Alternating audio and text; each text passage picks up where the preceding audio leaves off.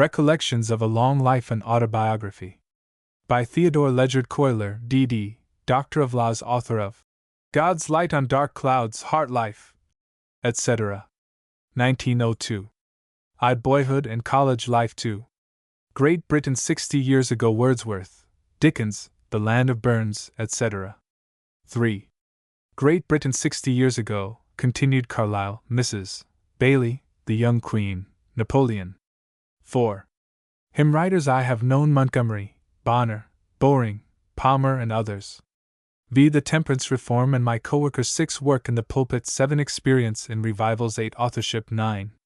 Some famous people abroad: Gladstone, Dr. Brown, Dean Stanley, Shaftesbury, etc. X. Some famous people at home: Irving, Whittier, Webster, Greeley, etc. 11. The Civil War and Abraham Lincoln. 12. Pastoral work. 13. Some famous preachers in Britain: Binney, Hamilton, Guthrie, Hall, Spurgeon, Duff, and others. 14. Some famous American preachers: the Alexanders, Dr. Ting, Dr. Cox, Dr. Adams, Dr. Storrs, Mr. Beecher, Mr. Finney, and Dr. B.M. Palmer. 15. Summering at Saratoga and Mohonk, Bishop Haven, Dr. Schaff, President McCook. 16. A retrospect. 17. A retrospect, continued. 18. Home life. 19. Life at home and friends abroad. XX. The joys of the Christian ministry. A valedictory discourse delivered to the Lafayette Avenue Church, April 6, 1890. Theodore Ledyard Cuyler. Dr. Cuyler, when pastor of the Market St. Church, Dr. Cuyler at 50, Lafayette Avenue Church Drive. Cuyler at 80. Recollections of a Long Life. Chapter 1. My Boyhood and College Life. Washington Irving has somewhere said that it is a happy thing to have been born near some noble mountain or attractive river or lake, which should be a landmark through all the journey of life, and to which we could tether our memory. I have always been thankful that the place of my nativity was the beautiful village of Aurora, on the shores of the Cayuga Lake in western New York. My great-grandfather, General Benjamin Ledyard, was one of its first settlers, and came there in 1794. He was a native of New London County, CT, a nephew of Colonel William Ledyard, the heroic martyr of Fort Griswold, and the cousin of John Ledyard, the celebrated traveler, whose biography was written by Jared Sparks. When General Ledyard came to Aurora, some of the Cayuga tribe of Indians were still lingering along the lakeside, and an Indian chief said to my great-grandfather, "General Ledyard, I see that your daughters are very pretty squaws." The eldest of these comely daughters, Mary Foreman Ledyard, was married to my grandfather, Glenn Cuyler, who was the principal lawyer of the village, and their eldest son was my father, Benjamin Ledyard Cuyler. He became a student of Hamilton College, excelled in elocution, and was a roommate of the Hon. Gerrit Smith, afterward eminent as the champion of anti-slavery. On a certain Sabbath, the student just home from college was called upon to read a sermon in the village church of Aurora, in the absence of the pastor, and his handsome visage and graceful delivery won the admiration of a young lady of 16, who was on a visit to Aurora. 3 years afterward they were married. My mother, Louisa Frances Morell, was a native of Morristown, New Jersey, and her ancestors were among the founders of that beautiful town. Her maternal great-grandfather was the Rev. Dr. Timothy Johns, the pastor of the Presbyterian Church, who administered the sacrament of the Lord's Supper to General Washington.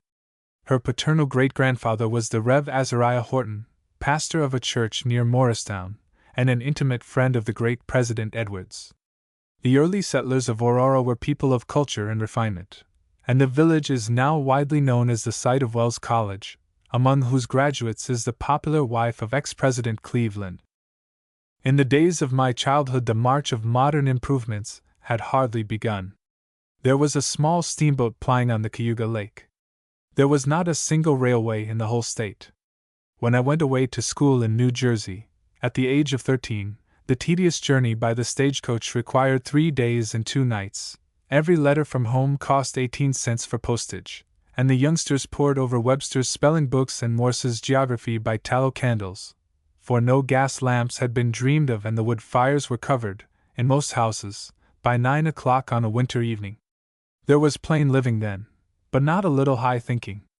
If books were not so superabundant as in these days, they were more thoroughly appreciated and digested. My father, who was just winning a brilliant position at the Cayuga County Bar, died in June, 1826, at the early age of 28, when I was but 4½ years old. The only distinct recollections that I have of him are his leading me to school in the morning, and that he once punished me for using a profane word that I had heard from some rough boys. That wholesome bit of discipline kept me from ever breaking the third commandment again. After his death, I passed entirely into the care of one of the best mothers that God ever gave to an only son. She was more to me than school, pastor, or church, or all combined. God made mothers before he made ministers.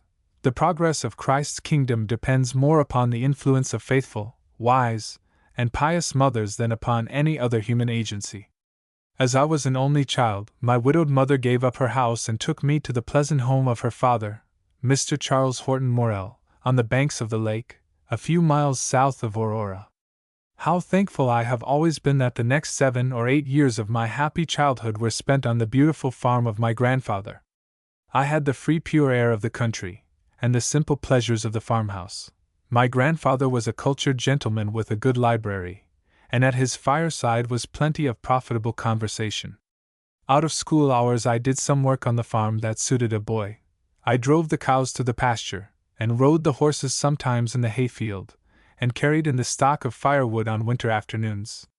My intimate friends were the house dog, the chickens, the kittens, and a few pet sheep in my grandfather's flocks.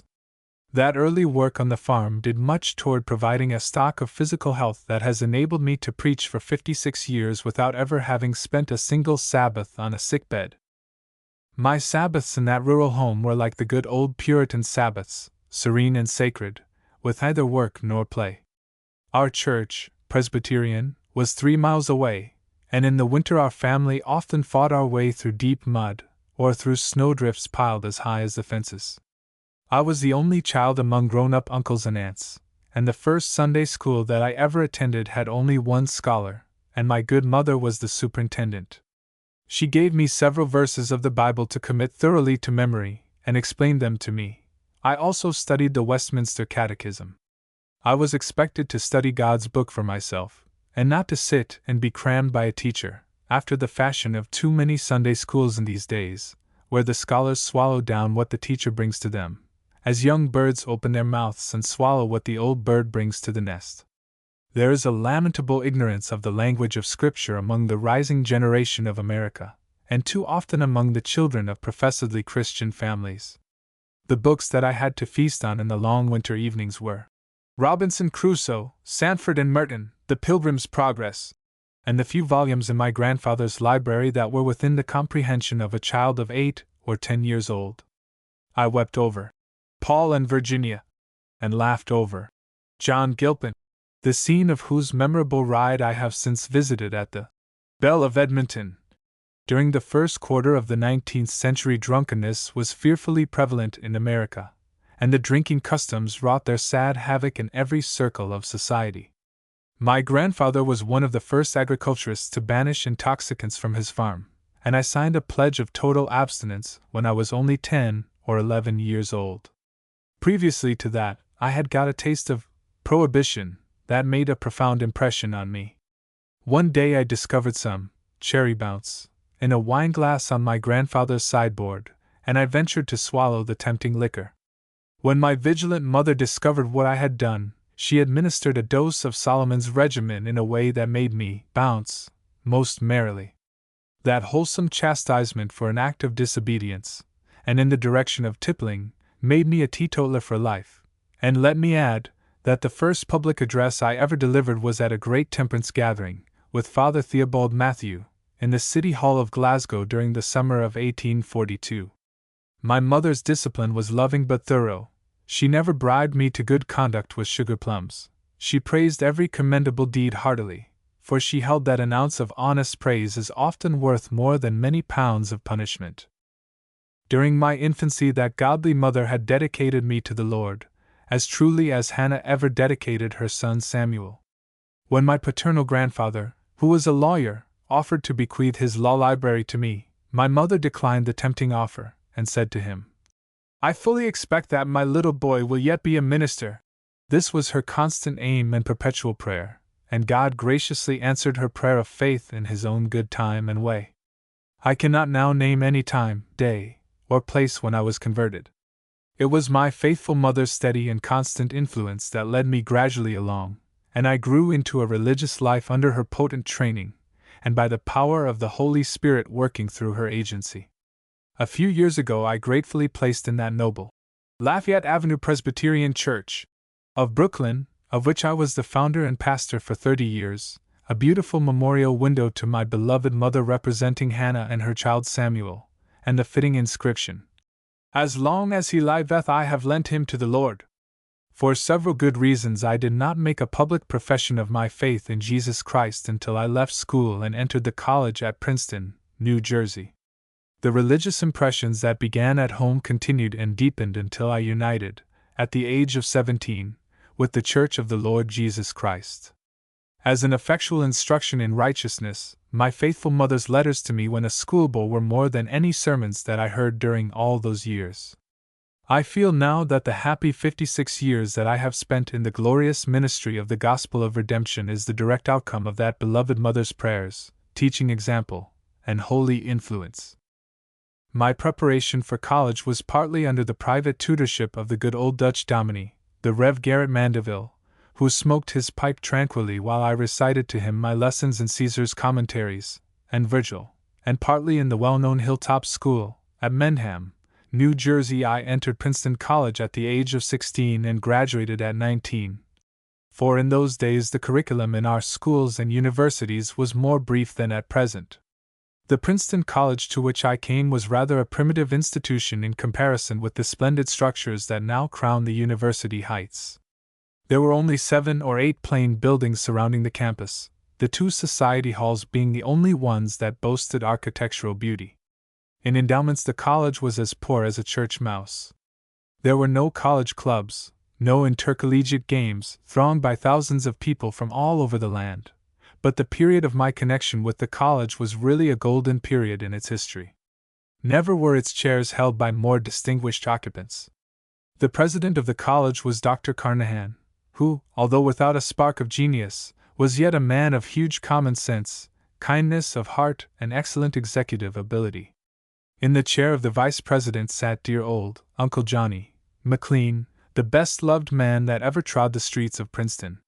He was the policeman of the faculty, and his astuteness in detecting the pranks of the students was only equaled by his anxiety to befriend them after they were detected. The polished culture of Dr. James W. Alexander then adorned the chair of the Latin language and English literature. Dr. John Torrey held the chemical professorship. He was engaged with Dr. Gray in preparing the history of American flora. Stephen Alexander's modest eye had watched Orion and the 7 stars through the telescope of the astronomer. The flashing wit and silvery voice of Albert B. Dod, then in his splendid prime, threw a magnetic charm over the higher mathematics. And in that old laboratory, with Negro Sam as his assistant, reigned Joseph Henry, the acknowledged king of American scientists. When, soon after, he gave me a note of introduction to Sir Michael Faraday, Faraday said to me, "By far the greatest man of science your country has produced since Benjamin Franklin is Professor Henry." With Professor Henry I formed a very intimate friendship, and after he became the head of the Smithsonian Institution I found a home with him whenever I went to Washington. Our class, which graduated in 1841, contained several members who have since made a deep mark in church and commonwealth. Professor Archibald Alexander Hodge was one of us. He inherited the name and much of the power of his distinguished father. Also General Francis P. Blair, who rendered heroic service on the battlefield. John T. Nixon brought to the bench of the United States Court, and Edward W. Scudder brought to the Supreme Court bench of New Jersey, legal learning and Christian consciences. Richard W. Walker became a distinguished man in the Southern Confederacy. Our class sent 4 men to professors' chairs in Princeton. My best beloved classmate was John T. Duffield, who, after a half-century of service as professor of mathematics in the university, closed his noble and beneficent career on the 10th of April, 1901. I delivered the memorial tribute to him soon afterward in the Second Presbyterian Church in the presence of the authorities of the university. Another intimate friend was the Hon.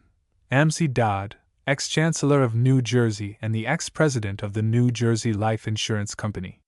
He is still a resident of that state. During the past 60 years it has been my privilege to deliver between 60 and 70 sermons or addresses in Princeton, either to the students of the university or of the theological seminary, or to the residents of the town. The place has become inexpressibly dear to me as a magnificent stronghold of Christian culture and orthodox faith, on the walls of whose institutions the smile of God gleams like the light of the morning.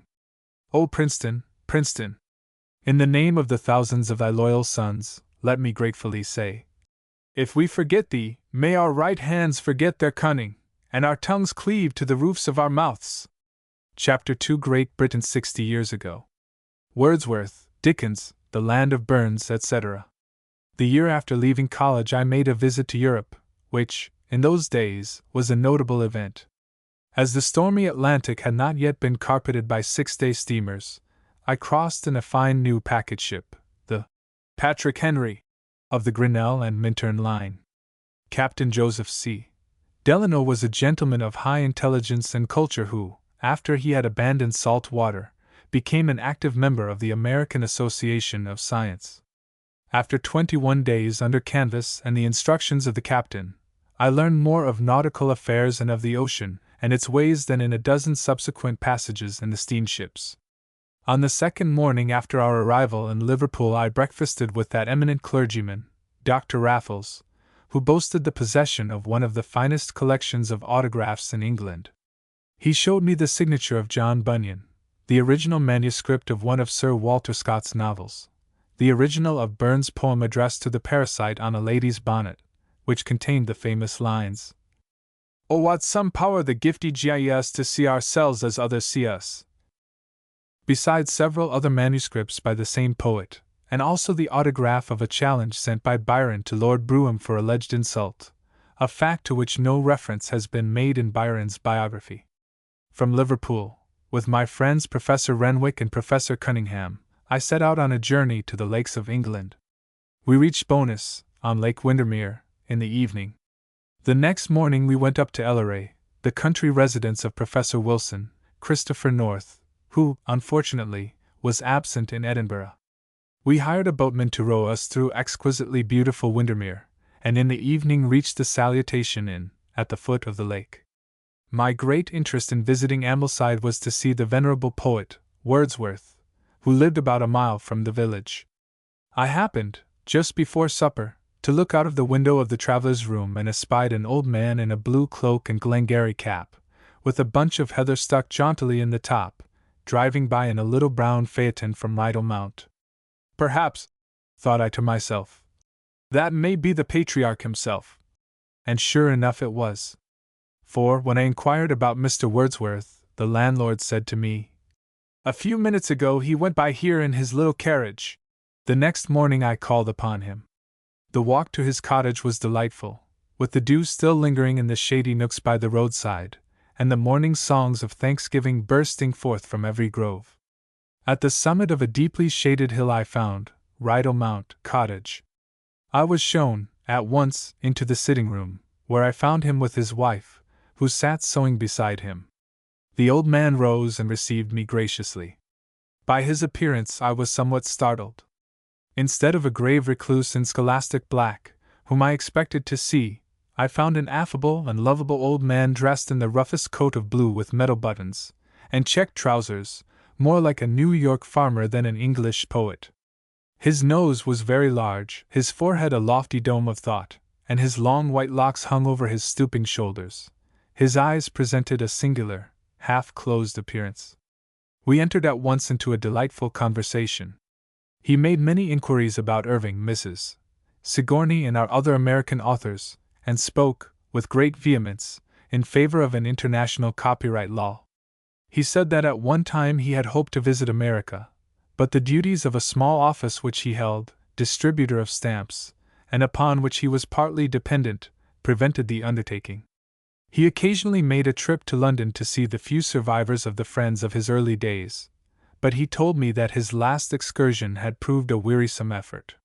His library was small but select. He took down an American edition of his works, edited by Professor Reed, and told me that London had never produced an edition equal to it. When I was about to leave, the good old poet got his broad slouched hat and put on his double purple glasses to protect his eyes, and we went out to enjoy the neighboring views. We walked about from one point to another and kept up a lively conversation. He displayed such a winning familiarity that, in the language of his own poem, we seemed a pair of friends, though I was young and he was 74.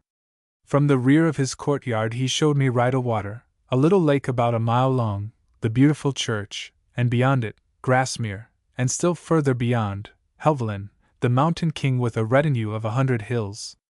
I might have spent the whole day in delightful intercourse with the old man, but my fellow travelers were going, and I could make no longer inroads upon their time. When we returned to the door of his cottage, he gave me a parting blessing. He picked a small yellow flower and handed it to me, and I still preserve it in my edition of his works, as a relic of the most profound and the most sublime poet that England has produced during the 19th century. I know of but one other living American who has ever visited Wordsworth at Rydal Mount. After passing through Keswick, where the venerable poet Southey was still lingering in sadly failing intelligence, we reached Carlisle the same evening.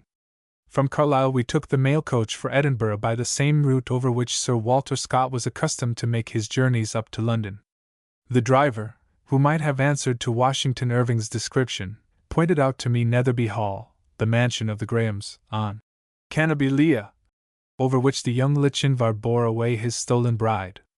We passed also Branksome Tower, the scene of the Lay of the Last Minstrel, and reached Selkirk in the early evening. The next day I spent at Abbotsford. The great magician had been dead only 10 years, and his family still occupied the house with some of his old employees who figure in Lockhart's biography. I sat in the great armchair where Sir Walter Scott wrote many of his novels, and looked out of the window of his bedchamber, through which came the rippling murmurs of the Tweed, that consoled his dying hours. I heartily subscribed to the opinion, expressed by Tennyson, that Sir Walter Scott was the most extraordinary man in British literature since the days of Shakespeare. After reaching Glasgow I made a brief trip into the land of Burns. At the town of Ayr I found an omnibus waiting to take me down to the birthplace of the poet. At that time the number of visitors to these regions was comparatively few, and the birthplace of the poet had not been transformed, as now, into a crowded museum. On reaching a slight elevation, since consecrated by the muse of Burns, there broke upon the view his monument, his native cottage, Alloway Kirk, the scene of the inimitable Tam O'Shanter, and behind them all the banks and braes of Bonnie Doon. I went first to the monument, within which on a centre table are the 2 volumes of the Bible given by Burns to Highland Mary when they lived one day of parting love, beneath the hawthorn of Coyle Field. One of the volumes contains, in Burns' handwriting, "Thou shalt not forswear thyself, but shalt perform unto the Lord thy vows," and a lock of Mary's hair, of a light brown color, given at the time, is preserved in the treasured volumes. A few steps away is Alloway Kirk. The old sexton was standing by the grave of Burns' father, and described to me the route of Tam O'Shanter. He showed me the chinks in the sides through which the kirk seemed all in a blaze, and he pointed out the identical place on the wall where old Nick was presiding over the midnight revels of the beldams when louder and louder the piper blew, swifter and swifter the dancers flew. After the old man had finished his recital, I asked him whether he had ever seen the poet. "Only aince," he replied. "That was one day when he was ridin' on a road near here. I met a friend who told me to hurry up, for Rabbi Burns was just ahead. I whipped up my horse, and came up to a roughly dressed man, ridin' slowly along, with his blue bonnet pulled down over his forehead, and his eyes turned toward the ground. 'Didn't you speak to him?' I said. 'Nay, nay,' replied the man, in a tone of deep reverence. 'He was Rabbi Burns. I dare not speak to him. If he had been any other man I would have said good morrow to ye.' Beautiful and eloquent tribute, paid by an unlettered peasant, not to rank or to wealth, but to a soul, a mighty soul though clad in hodden grey, like himself. The most interesting object was yet to be visited, the cottage of his birth. I entered it with reverence, and a well-dressed, but very old, woman welcomed me in. "This is the room," she said. I looked around on the rough stone walls and could not believe that it ever contained such a soul, for the cottage, with all its subsequent repairs, was hardly equal to the generality of our early log cabins. The old lady was very affable. In her early life she had been connected with an inn at Mauchline, and had seen the poet often. "Rabbie was a funny fellow," she said. "I kenned him weel, and he stopped at our hoose on his way up to Edinburgh to see the lairds." I asked her if he was not always humorous. "Nay, nay," she replied. "He used to come in and sit down wi' his hands in his lap like a bashful country lad, very glum, till he got a drap o' whusky, or heard a good story, and then he was aff. He was very poorly in his latter days." Those closing days in Dumfries, steeped in poverty to the lips, forms one of the most tragic chapters in literary history, and I know scarcely anything in our language more pathetic than the letter which he wrote describing his wretched bondage to the dominion of strong drink. An old lady of Kilmarnock told my friend, the late Dr. Taylor of New York, that when a young woman she had gone to Burns' house to assist in preparations for his funeral, and stated that there was not enough decent linen in the house to lay out the most splendid genius in all Scotland. When I was at Ayr, a sister of Burns, Mrs. Begg, was still living, and I am always regretting that I did not call upon her. His widow, Jean Armour, had died but a few years before, and when a certain pert American who called upon the old lady had the audacity to ask her, "Can you show me any relics of the poet?" answered with majestic dignity, "Sir, I am the only relic of Robert Burns." I went abroad on this first visit to Europe keen for lion hunting, and with an eager desire to see some of the men who had been my literary benefactors. On my arrival in London, having a letter of introduction to Charles Dickens, which a mutual friend had given to me, I resolved to present it. Charles Dickens was an idol of my college days, and I had spent a few minutes with him in Philadelphia during his recent visit to the United States. He had returned from his triumphal tour about a month before I landed in Liverpool. I called at his house, but he was not at home. The next day he did me the honor to call on me at Morley's Hotel, and not finding me in, invited me up to his house near York Gate, Regent's Park. It was a dingy, brick house surrounded by a high wall, but cheerful and cozy within. I found him in his sanctum, a singularly shaped room, with statuettes of Sam Weller and others of his creations on the mantelpiece. A portrait of his beautiful wife was upon the wall, that wife, the separation from whom threw a strange, sad shadow over his home. How handsome he was then! With his deep, dark, lustrous eyes that you saw yourself in, and the merry mouth wreathed with laughter, and the luxuriant mass of dark hair that he wore in a sort of stack over his lofty forehead. He had a slight lisp in his pleasant voice, and ran on in rapid talk for an hour, with a shy reluctance to talk about his own works, but with the most superabounding vivacity I have ever met with in any man. His two daughters, one of whom afterward married the younger Collins, a brother novelist, were then schoolgirls of 8 and 10 years, came in, with books in their hands, to give their father a good morning kiss. After parting with him, when I had reached his gate, he called after me in a very loud voice, "If you see Mrs. Lucretia Mott, tell her that I have not forgotten the slave." His American Notes appeared the next week. There were some things in that hasty and faulty volume for which I sent him a cordial note of thanks, and I speedily received the following characteristic reply, which I still prize as a precious relic of the man. I Devonshire Terrace, Regent's Park, October 26, 1842.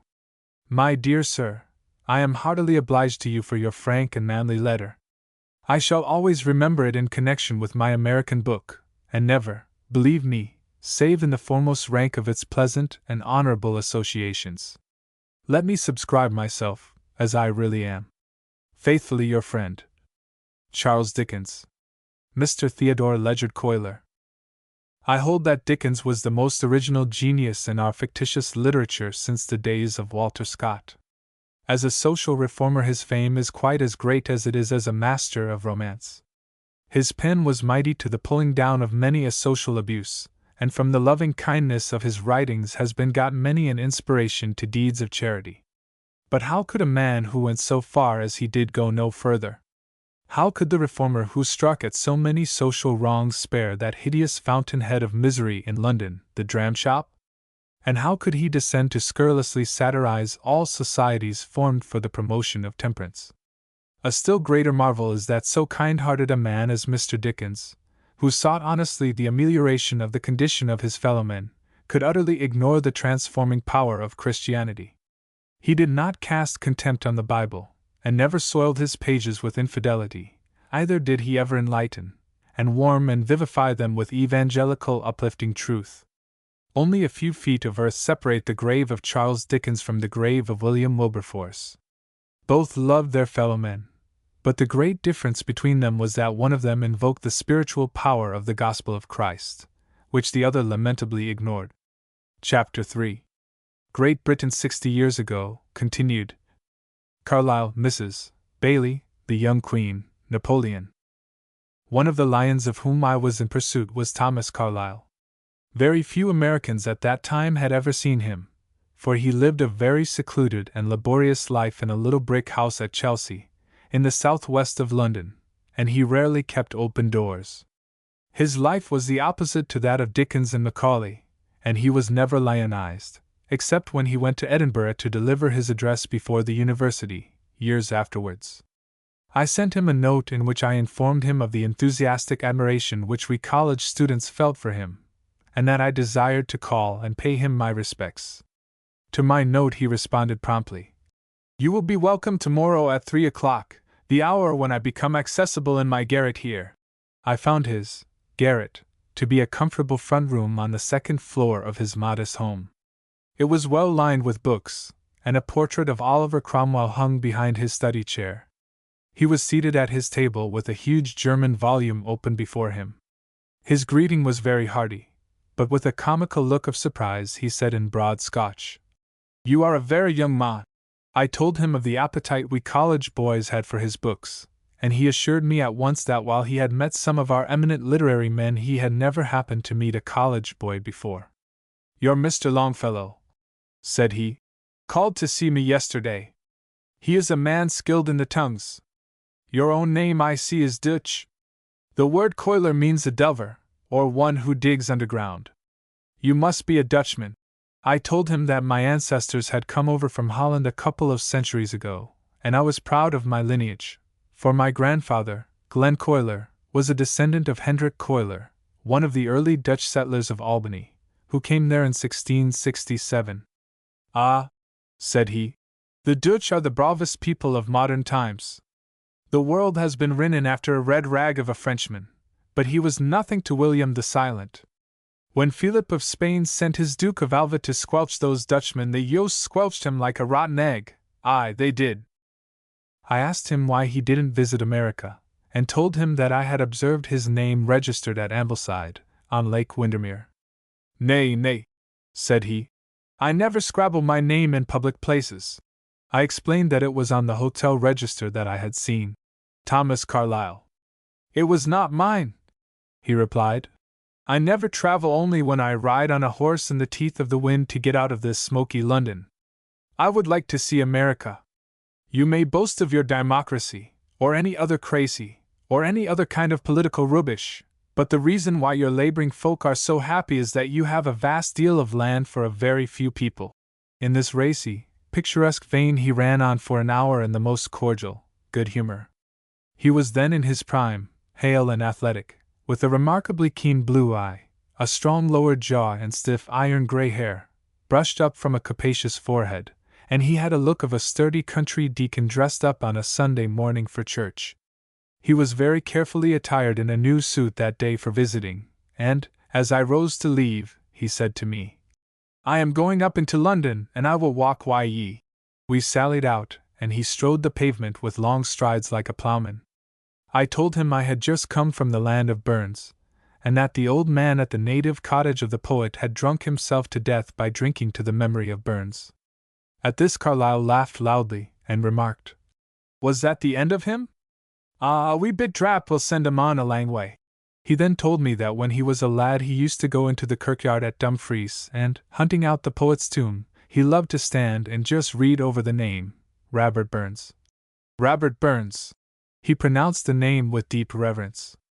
That picture of the country lad in his earliest act of hero worship at the grave of Burns would have been a good subject for the pencil of Millais or of Holman Hunt. At the corner of Hyde Park I parted from Mr. Carlyle, and watched him striding away, as if, like the Dial in Tam O'Shanter, he had business on his hand. 30 years afterwards, in June, 1872, I felt an irrepressible desire to see the grand old man once more, and I accordingly addressed him a note requesting the favor of a few minutes' interview. His reply was, perhaps, the briefest letter ever written.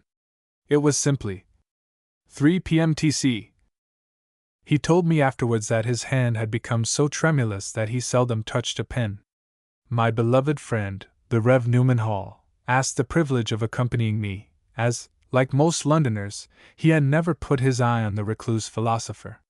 We found the same old brick house, No. 5 Cheyne Row, Chelsea, without the slightest change outside or in. But during those 30 years the gifted wife had departed, and a sad change had come over the once hale, stalwart man. After we had waited some time, a feeble, stooping figure, attired in a long blue flannel gown, moved slowly into the room. His gray hair was unkempt, his blue eyes were still keen and piercing, and a bright hectic spot of red appeared on each of his hollow cheeks. His hands were tremulous, and his voice deep and husky. After a few personal inquiries the old man launched out into a most extraordinary and characteristic harangue on the wretched degeneracy of these evil days. The prophet, Jeremiah, was cheerfulness itself in comparison with him. Many of the raciest things he regaled us with were entirely too personal for publication. He amused us with a description of half a night's debate with John Bright on political economy, while he said, "Bright theed and thowed with me for hours, while his Quaker wife sat up hearin' us baith. I tell ye, John Bright got as good as he gie that night. And I have no doubt that he did." Most of his extraordinary harangue was like an eruption of Vesuvius, but the laugh he occasionally gave showed that he was talking about as much for his own amusement as for ours.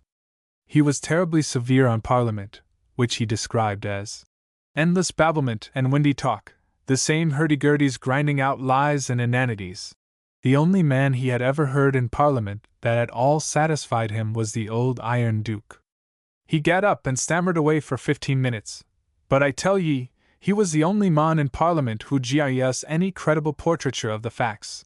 He looked up at the portrait of Oliver Cromwell behind him, and exclaimed with great vehemence, "I ha' gone doon to the vera bottom of Oliver's speeches, and naething in Demosthenes or in any other man will compare why Cromwell in penetrating into the veritable core of the fact.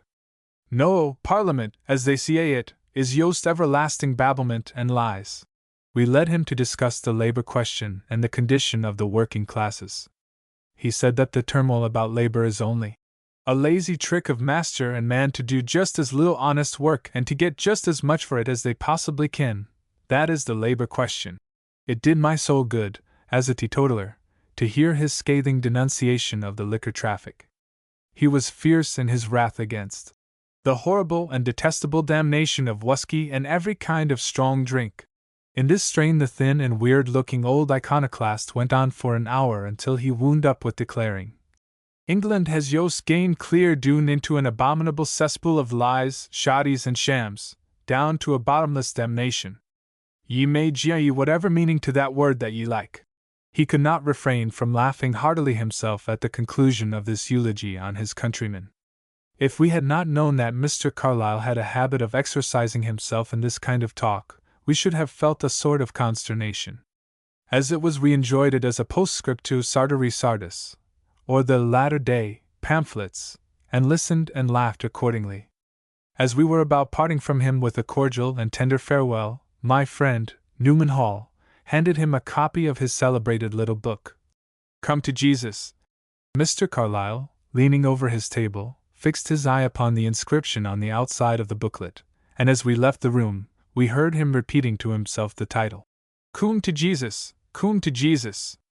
About Carlyle's voluminous works, his glorious eulogies of Luther, Knox, and Cromwell, his vivid histories, his pessimistic utterances, his hatred of falsehood, and his true, pure, and laborious life, I have no time or space to write.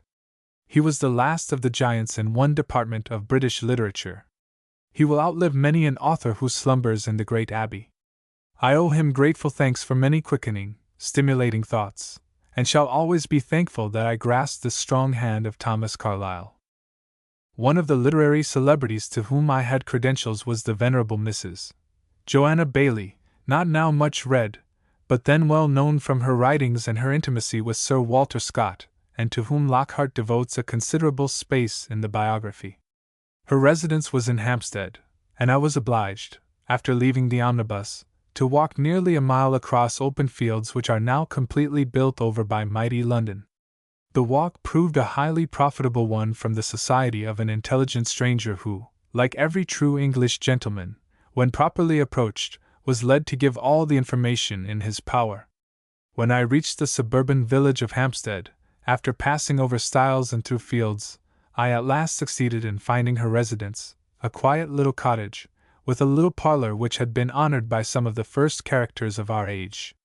The female Shakespeare, as she was sometimes called in those days, was at home and tripped into the room with the elastic step of a girl, although she was considerably over 70. She was very petite and fair, with a sweet benignant countenance that inspired at once admiration and affection. Almost her first words to me were, "What a pity you did not come 10 minutes sooner, for if you had you would have seen Mr. Thomas Campbell, who has just gone away." I was exceedingly sorry to have missed a sight of the author of Hohenlinden and the incomparable Battle of the Baltic, but was quite surprised that he was still seeking much society, for in those days he was lamentably addicted to intoxicants. On more than one public occasion he was the worse for his cups, and when, after his death, a subscription was started to place his statue in Westminster Abbey, Samuel Rogers, the poet, cynically said, "Yes, I will gladly give £20 any day to see dear old Tom Campbell stand steady on his legs." It is a matter of congratulation that the most eminent men of the Victorian era have not fallen into some of the unhappy habits of their predecessors at the beginning of the last century. Mrs. Baillie entertained me with lively descriptions of Sir Walter Scott, and of her old friend, Mr. Wordsworth, who was her guest whenever he came up to London. She expressed the warmest admiration for the moral and political, though not all of the religious, writings of our Dr. Channing, whom she pronounced the finest essayist of the time. She also felt a curious interest, which I discovered in many other notable people in England, to learn what she could in regard to our American Indians, and expressed much admiration when I gave her some quotations from the picturesque eloquence of our Sons of the Forest. Every American who visited London in those days felt a laudable curiosity to see the young Queen, who had been crowned but 4 years before. I went up to Windsor Castle, and after inspecting it, joined a little group of people who were standing at the gateway which leads out to the long drive in Virginia Water. They were waiting to get a look at the young Queen, who always drove out at 4 o'clock. Presently the gate opened and a low carriage, preceded by 3 horsemen, passed through. It contained a plump baby, nearly 2 years of age, wrapped in a buff cloak and held up in the arms of its nurse. That baby became the Empress Dowager of Germany, the mother of the present Kaiser and of Prince Henry, who has lately been our guest. In a few minutes afterwards a pony phaeton, with 2 horses, passed through the gate, and we all doffed our hats. It was driven by handsome young Prince Albert, dressed in a grey overcoat and silk hat. To this day I think of him as about the most captivating young husband that I have ever seen. By his side sat his young wife, dressed in a small white bonnet with pink feather and wrapped in a white shawl. Her complexion was exceedingly fresh and fair. Her light brown hair was dressed in the Grecian style, and as she bowed gracefully I observed the peculiarity of her smile, that she showed her teeth very distinctly. This resulted from the shortness of her upper lip. "A pretty girl she is too," was the remark I heard from the visitors as the carriage went on down the drive. That was my first glimpse of royalty, and I little dreamed that she was to be the longest-lived sovereign that ever sat on the British throne, and the most popular woman in all modern times. 30 years rolled away and I saw the good Queen again. The Albert Memorial, erected to the handsome prince consort, whom she idolized, had just been completed, and one morning the Queen came incognito to make her first private inspection of the memorial. Through the intimation of a friend I hurried at once to the park, and found a small company of people gathered there. Her Majesty had just come, accompanied by Prince Arthur, the Princess Louise and the young Princess Beatrice, and they were examining the gorgeous new structure. The Queen wore a plain black silk dress and her children were very plainly attired, so that they looked like a group of good, honest republicans. The only evidence of royalty was that the company of gentlemen who were pointing out to the Queen the various beauties of the monument just completed were careful not to turn their backs upon Her Majesty. I observed that when her children bade her good morning, they kneeled and kissed her hand. She remained sitting in her carriage for some time, chatting and laughing with her daughter Beatrice. Her countenance had become very florid and her figure very stout. The last time that I saw her driving in the park, her full, rubicund face made her look not only like the venerable grandmother of a host of descendants, but of the whole vast empire on which the sun never sets. Last year the most beloved sovereign that has ever occupied the British throne was laid in the gorgeous mausoleum at Frogmore beside the husband of her youth, and the sharer of 22 years of happy and holy wedlock. All Christendom was a mourner beside that royal tomb. From London I went on a very brief visit to Paris, at the time when Louis Philippe was at the height of his power and apparently securely seated on his throne. Within half a dozen years from that time he was a refugee in disguise, and the Kingdom of France was followed by the Republic of Lamartine. My brief visit to Paris was made more agreeable by the fact that my kinsman, the Hon. Henry Ledyard, was then in charge of the American embassy, in the absence of his father-in-law, General Louis Cass, our ambassador, who had returned to America for a visit. The one memorable incident of that brief sojourn in Paris that I shall recall was a visit to the tomb of Napoleon, whose remains had been brought home the year before from the island of St. Helena. Passing through the Place de la Concorde and crossing the Seine, a 10 minutes' walk brought me to the Hospital des Invalides. I reached it in the morning when the court in front was filled with about 300 veterans on an early parade. Many of them were the shattered relics of Napoleon's grand army, glorious old fellows in cocked hats and long blue coats, and weather-beaten as the walls around them. After a few moments I hurried into the rotunda, which is nearly 100 feet in height, surrounded by 6 small recesses, or alcoves. "Where is Napoleon?" said I to one of the sentinels. "There," said he, pointing to a recess, or small chapel, hung with dark purple velvet and lighted by one glimmering lamp. I approached the iron railing and, there before me, almost within arm's length, in the marble coffin covered by his grey riding coat of Marengo, lay all that was mortal of the great emperor. At his feet was a small urn containing his heart, and upon it lay his sword and the military cap worn at the Battle of Eylau. Beside the coffin was gathered a group of tattered banners captured by him in many a victorious fight. 3 gray-haired veterans, whose breasts were covered with medals, were pacing slowly on guard in front of the alcove. I said to them in French, "Were you at Austerlitz?" "Oui, oui," they said. "Were you at Jena?" "Oui, oui." "At Wagram?" "Oui, oui," they replied. I lingered long at the spot, listening to the inspiring strains of the soldiery without, and recalling to my mind the stirring days when the lifeless clay beside me was dashing forward at the head of those very troops through the passes of the Alps and over the bridge at Lodi. It seemed to me as a dream, and I could scarcely realize that I stood within a few feet of the actual body of that colossal wonder-worker whose extraordinary combination of military and civil genius surpassed that of any other man in modern history. And yet, when all shall be summoned at last before the great tribunal, a Wilberforce, a Shaftesbury, or an Abraham Lincoln will never desire to change places with him.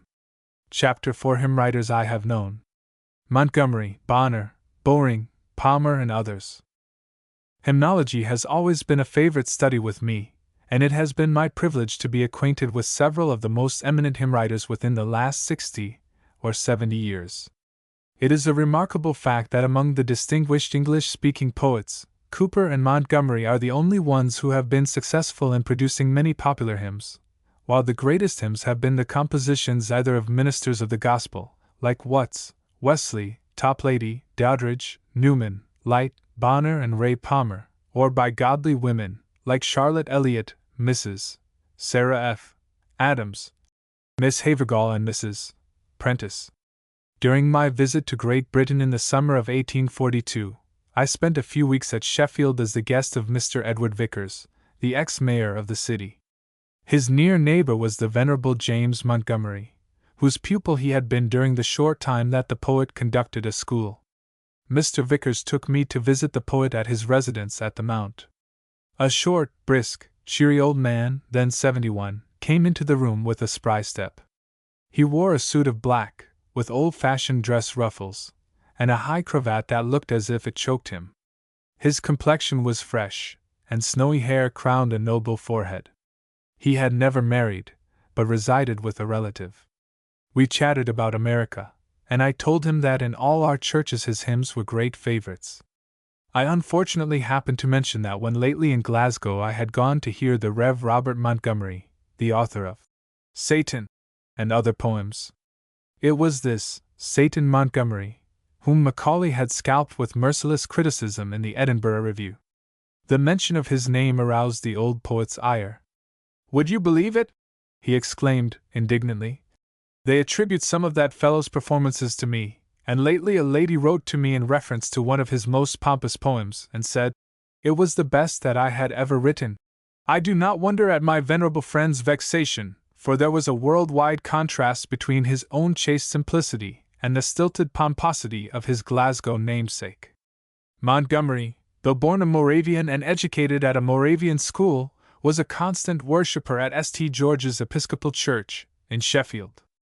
The people of the town were very proud of their celebrated townsman, and after his death gave him a public funeral, and erected a bronze statue to his memory. While he was the author of several volumes of poetry, his enduring fame rests on his hymns, some of which will be sung in all lands through coming generations. 400 own his parentage, and 100 at least are in common use throughout Christendom. He produced a single verse that has hardly been surpassed in all hymnology. Here in the body pen absent from him I roam, yet nightly pitch my moving tent, a day's march nearer home.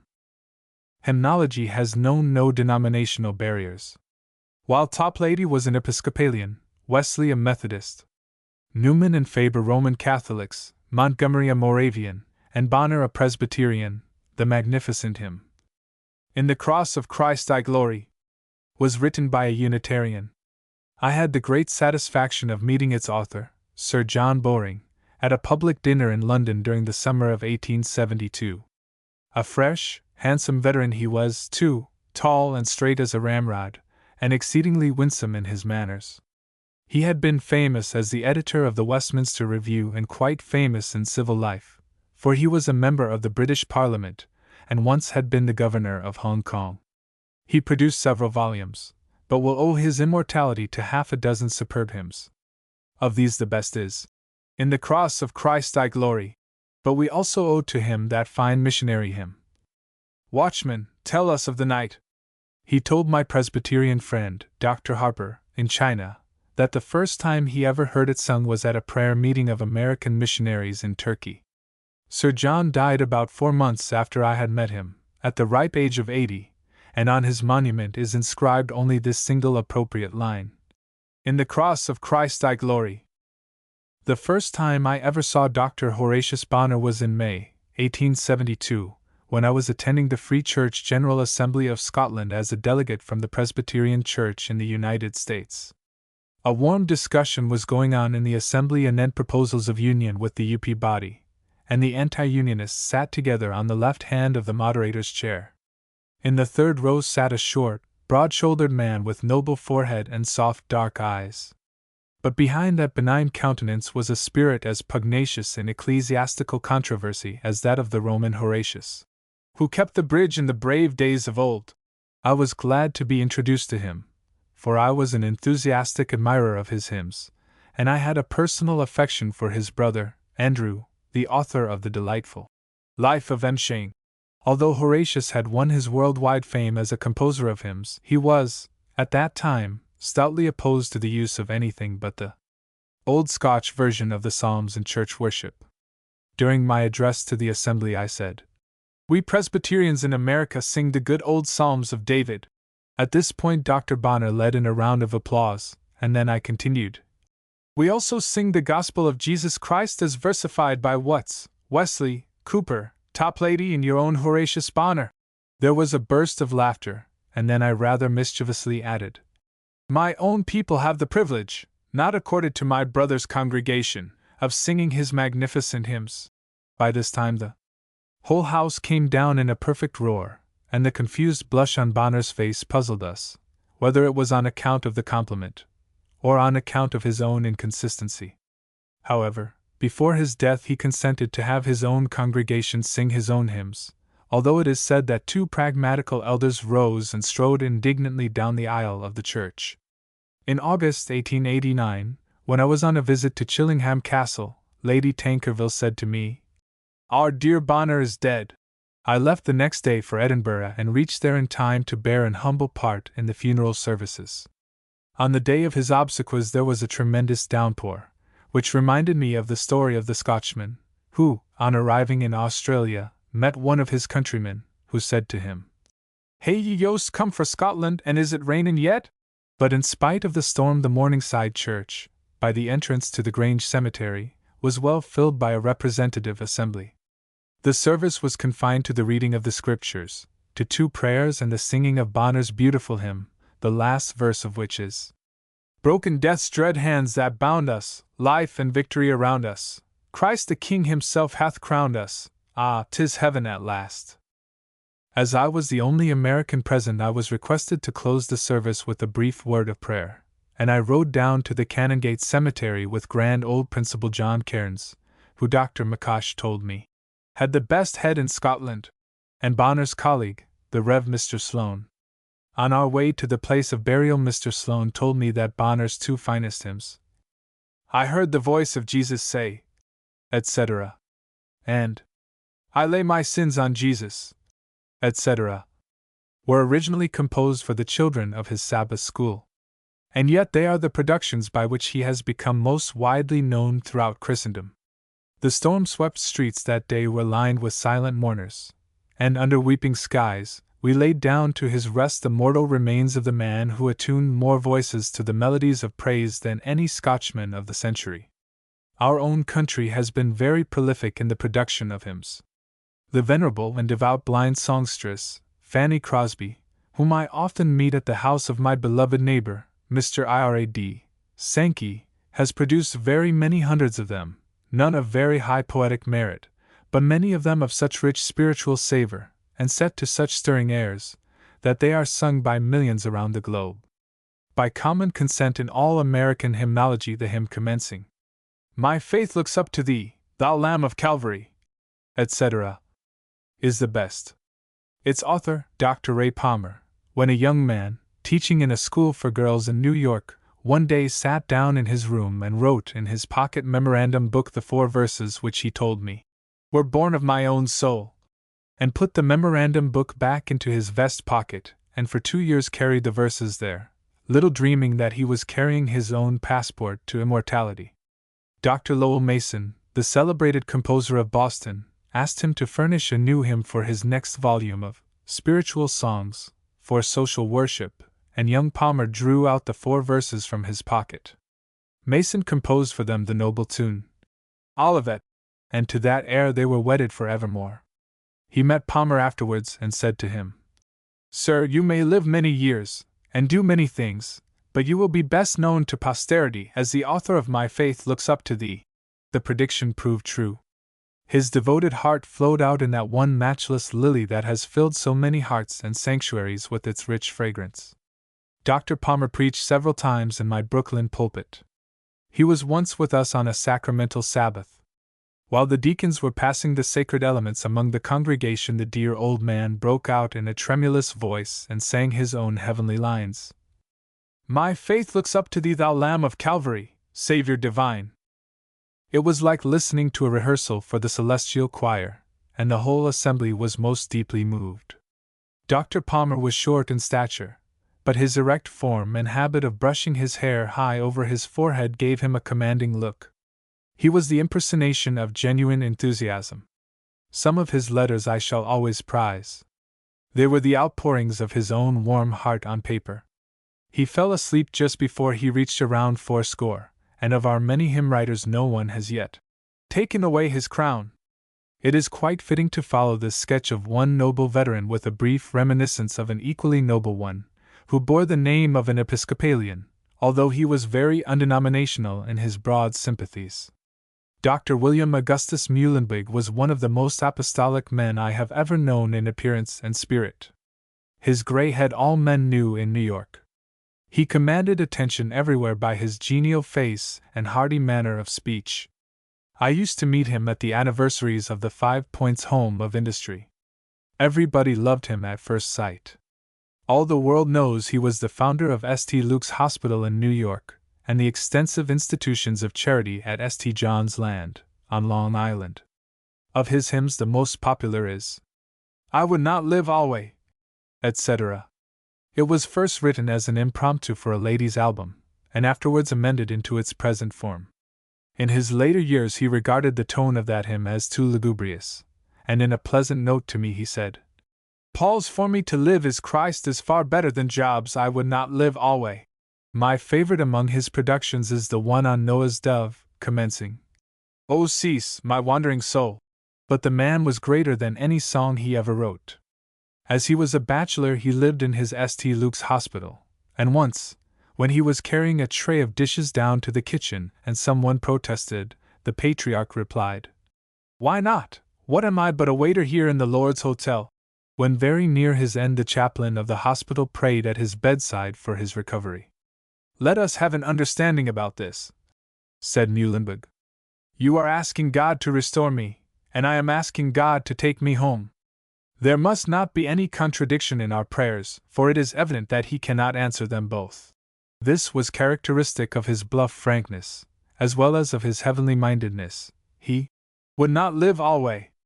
In July 1881, I was visiting Stockholm, and was invited to go on an excursion to the University of UPS with Dr. Samuel F. Smith.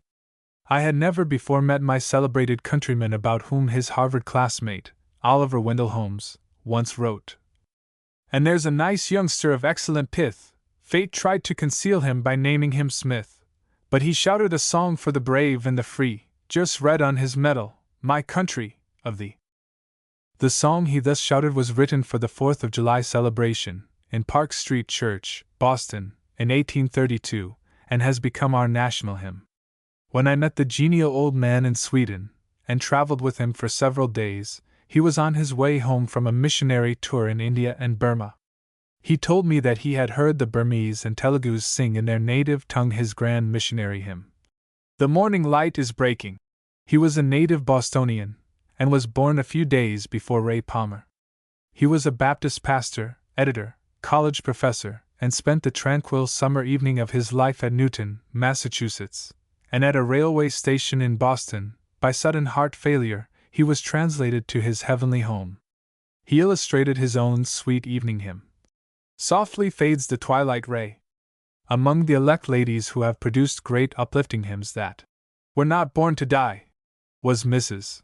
Elizabeth Payson Prentice, the daughter of the saintly Dr. Edward Payson, of Portland, Maine.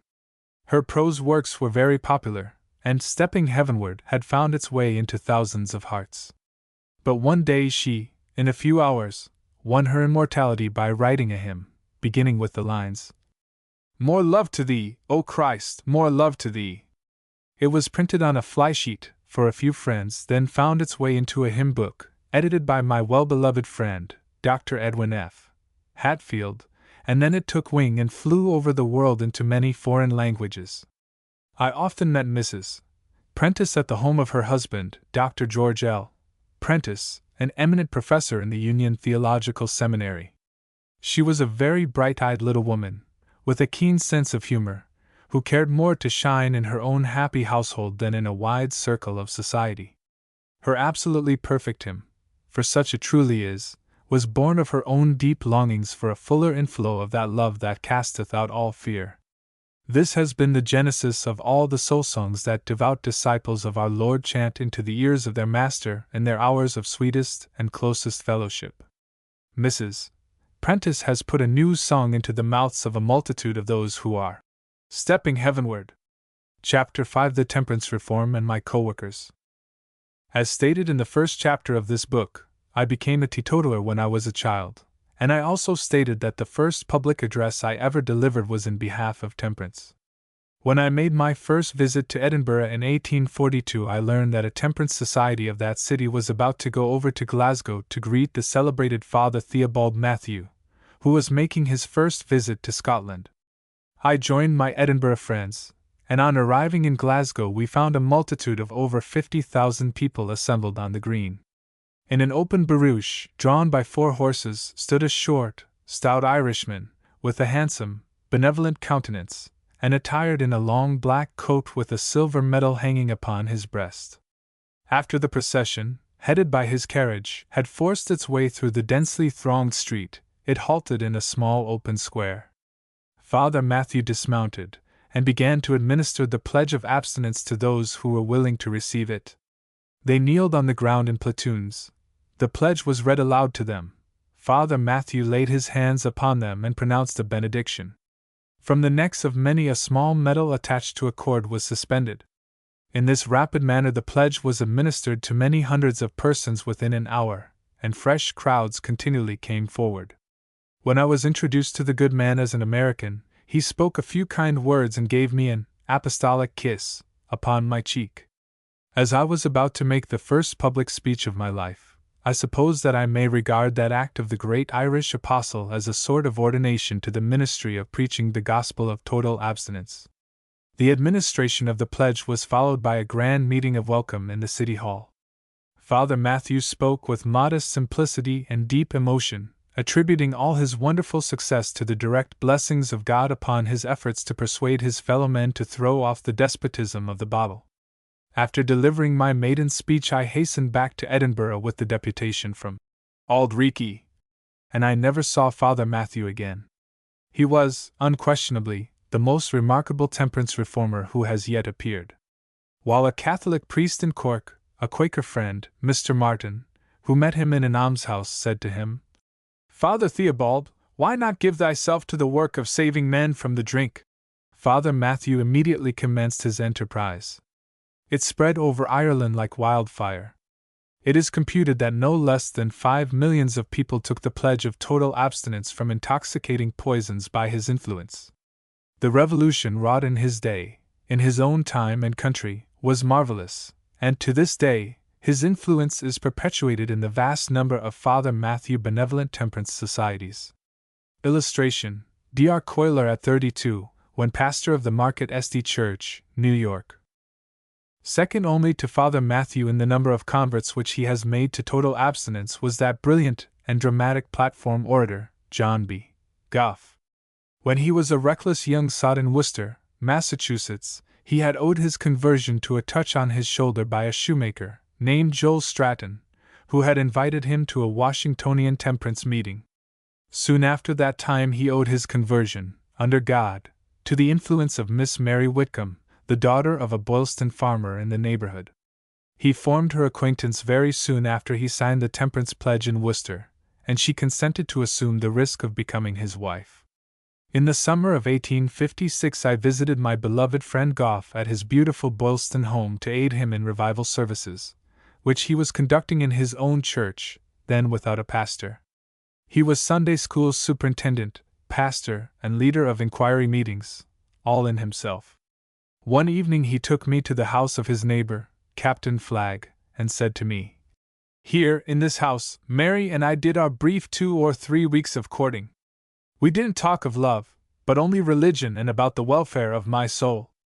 We prayed together every time we met, and it was such serious business that I do not think I even kissed her until we were married. She took me on trust, with $3 in my pocket, and has been to me the best wife God ever made." When they went to Boston, Dr. Edward N. Kirk received Mr. Gough into the Mt. Vernon Street Church, just as many years afterwards he received Mr. Moody to the same communion table. Of Mr. Gough's extraordinary platform powers I need not speak while there are so many now living that sat under the enchantment of his eloquence. A man who could crowd an opera house in London to listen to so unpopular a theme as temperance while a score or more of coronet carriages were waiting about the door must have been no ordinary master of oratory. As an actor he might have been a second Garrick.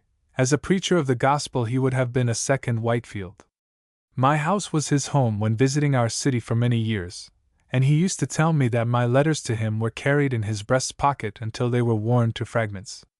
His last speech, delivered in Philadelphia, displayed much of his early power, and the last sentence, "Young man, keep a clean record," rung out as he fell stricken with apoplexy, and the eloquent voice was silent forever. God's messenger met him where every true warrior may well desire to be met, in the heat of the battle, and with the harness on. My acquaintance with Neal Dow began in the early winter of 1852. He had been chosen mayor of Portland in the spring of the year, and then he struck the bold stroke which was heard round the world, and made him famous as the father of Prohibition. He had drafted a bill for the suppression of tippling houses and placed in it a claim of the right of the civil authorities to search all premises where it was suspected that intoxicating liquors were kept for sale, and to seize and confiscate them on the spot. It was this sharp scimitar of search and seizure which gave the original Maine law its deadly power. He took his bill to the seat of government, and it was promptly passed by the legislature. He brought it home in triumph, and in less than 3 months there was not an open dram shop or distillery in Portland. He invited me to visit him, and drove me over the city, whose pure air was not polluted with the faintest smell of alcohol. It seemed like the first whiff of a temperance millennium. An invitation was extended to him to a magnificent public meeting in Tripler Hall, New York. At that meeting a large array of distinguished speakers, including General Houston, of Texas, the Hon. Horace Mann, of Massachusetts, Henry Ward Beecher, Dr. Chapin, and several other celebrities, appeared. On that evening I delivered my first public address in New York, and have been told that it was the occasion of my call to be a pastor in that city 2 years afterwards. A gold medal was presented to Neal Dow that evening. He went home with me to Trenton, and from that time our intimacy was so great and our correspondence so constant that if I had preserved all his letters they would make a history of the Prohibition movement from 1851 to 1857, the years of its widest successes. With him I addressed the legislature of New York, who passed a law of prohibition very soon afterwards. A forceful, magnetic man was General Dow, thoroughly honest and courageous, with a womanly tenderness in his sympathies. I have been permitted to know intimately many of the leaders in great moral reforms on both sides of the ocean, but a braver, sounder heart was not to be found than that which throbbed in the breast of Neal Dow. On his 90th birthday the hale veteran sent my wife his photograph. She placed his white locks alongside of the photograph which Gladstone gave her, and she calls them her duet of grand old men. The closing years of General Dow's life, like the closing years of Martin Luther, were clouded with anxiety. He saw the great movement which he had championed checked by many difficulties and suffering some disastrous reverses. Some states which had enacted total prohibition 40 years before had repealed the law. In the 5 states which retained it on their statute books its salutary enforcement was dependent on the moral sentiments in the various localities. In his own beloved Maine, his own beloved law had been trampled down in some places, in others made the football of designing politicians. These reverses sat in the old hero's heart, and he sent to the public meeting in Portland which celebrated his 93rd birthday this message. That the purpose of my life work will be fully accomplished at some time I do not doubt, and my hope and expectation is that the obstacles which now obstruct us will not long block the way. The name of Neal Dow will be always memorable as one of the truest, bravest, and purest philanthropists of the 19th century. The most important organization for the promotion of temperance in our country is the National Temperance Society and Publication House, which was founded in 1865. I prepared its constitution, and the committee which organized it met in the counting room of that eminent Christian merchant, the late Hon. William E. Dodge. I once introduced him to the Earl of Shaftesbury at a Lord Mayor's reception in London in these words: "My lord, let me introduce you to William E. Dodge, the Shaftesbury of America. To this day he is remembered as an ideal Christian merchant and philanthropist. With him conscience ruled everything, and God ruled conscience. He was one of the founders of a great railway, and cut the first sod for its construction. Long afterwards the board of directors of the road proposed to drive their trains and traffic through the Lord's day. Mr. Dodge said to his fellow directors, "Then, gentlemen, put a flag on every locomotive with these words inscribed on it: 'We break God's law for a dividend. As for me, I go out.'" He did go out, and disposed of his stock. Within a few years the road went into the hands of a receiver, and the stock sank to 30 cents on the dollar. During the Civil War, General Dix and his military staff gave Mr. Dodge a complimentary dinner at Fortress Monroe. General Dix rapped on the table and said to his brother officers, "Gentlemen, you are aware that our honored guest is a water drinker. I propose that today we join him in his favorite beverage." Forthwith every wine glass was turned upside down as a silent tribute to the Christian conscience of their guest. When the whole Christian community of America shall imitate the wise example of that great philanthropist, it will exert a tremendous influence for the banishment of all intoxicants from the public and private hospitalities of society. Mr. Dodge was elected the first president of the National Temperance Society, and served it for 18 years and bestowed upon it his liberal donations. He closed his useful and beneficent life in February, 1883, and he was succeeded in the presidency of the Society by Dr. Mark Hopkins of Williams College, by the writer of this book, by General O. Howard, and by Joshua L. Bailey, who is at present the head of the organization. The Society has done a vast and benevolent work, receiving and expending $1.5 million, publishing many hundreds of valuable volumes, and widely circulated tracts. The limits of this chapter will not allow me to pay my tribute to the Venerable Dr. Charles Jewett, Dr. Cheever, Albert Barnes, Dr. Ting, and the great Christian statesmen, Theodore Frelinghuysen, Miss Frances Willard, Lady Henry Somerset, Joseph Cook, and many others who have been prominent in the promotion of this great Christian reform. It has been my privilege to labor for it through my whole public life. I have prepared 30 or 40 tracts, written a great number of articles, and delivered hundreds of addresses in behalf of it, and preached many a discourse from my own pulpit. I have always held that every church is as much bound to have a temperance wheel in its machinery as to have a Sabbath school or a missionary organization. It is of vital importance that the young should be saved, and therefore I have urged temperance lessons in the Sunday school and the early adoption of a total abstinence pledge. The temperance reform movement made its greatest progress when churches and Sunday schools laid hold of it, and when the total abstinence pledge was widely and wisely used. The social drink customs are coming back again, and a fresh education of the American people as to the deadly drink evil is the necessity of the hour, and that must be given in the home, in the schools, and from the pulpit and from the public press. I have become convinced from long labor in this reform that the ordinary license system is only a poultice to the dram seller's conscience, and for restraining intemperance it is a ghastly failure. Institutions and patent medicines to cure drinkers have only had a partial success. The only sure cure for drunkenness is to stop before you begin. Entire legal suppression of the dram shop is successful where a stiff, righteous, public sentiment thoroughly enforces it.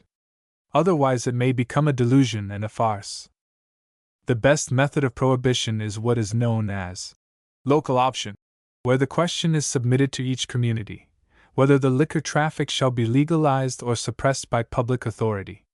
Of late years friends of our cause have fallen into the sad mistake of directing their main assaults upon liquor selling instead of keeping up also their fire upon the use of intoxicants. Legal enactments are right, but to attempt to dam up a torrent and neglect the fountainhead is surely insanity.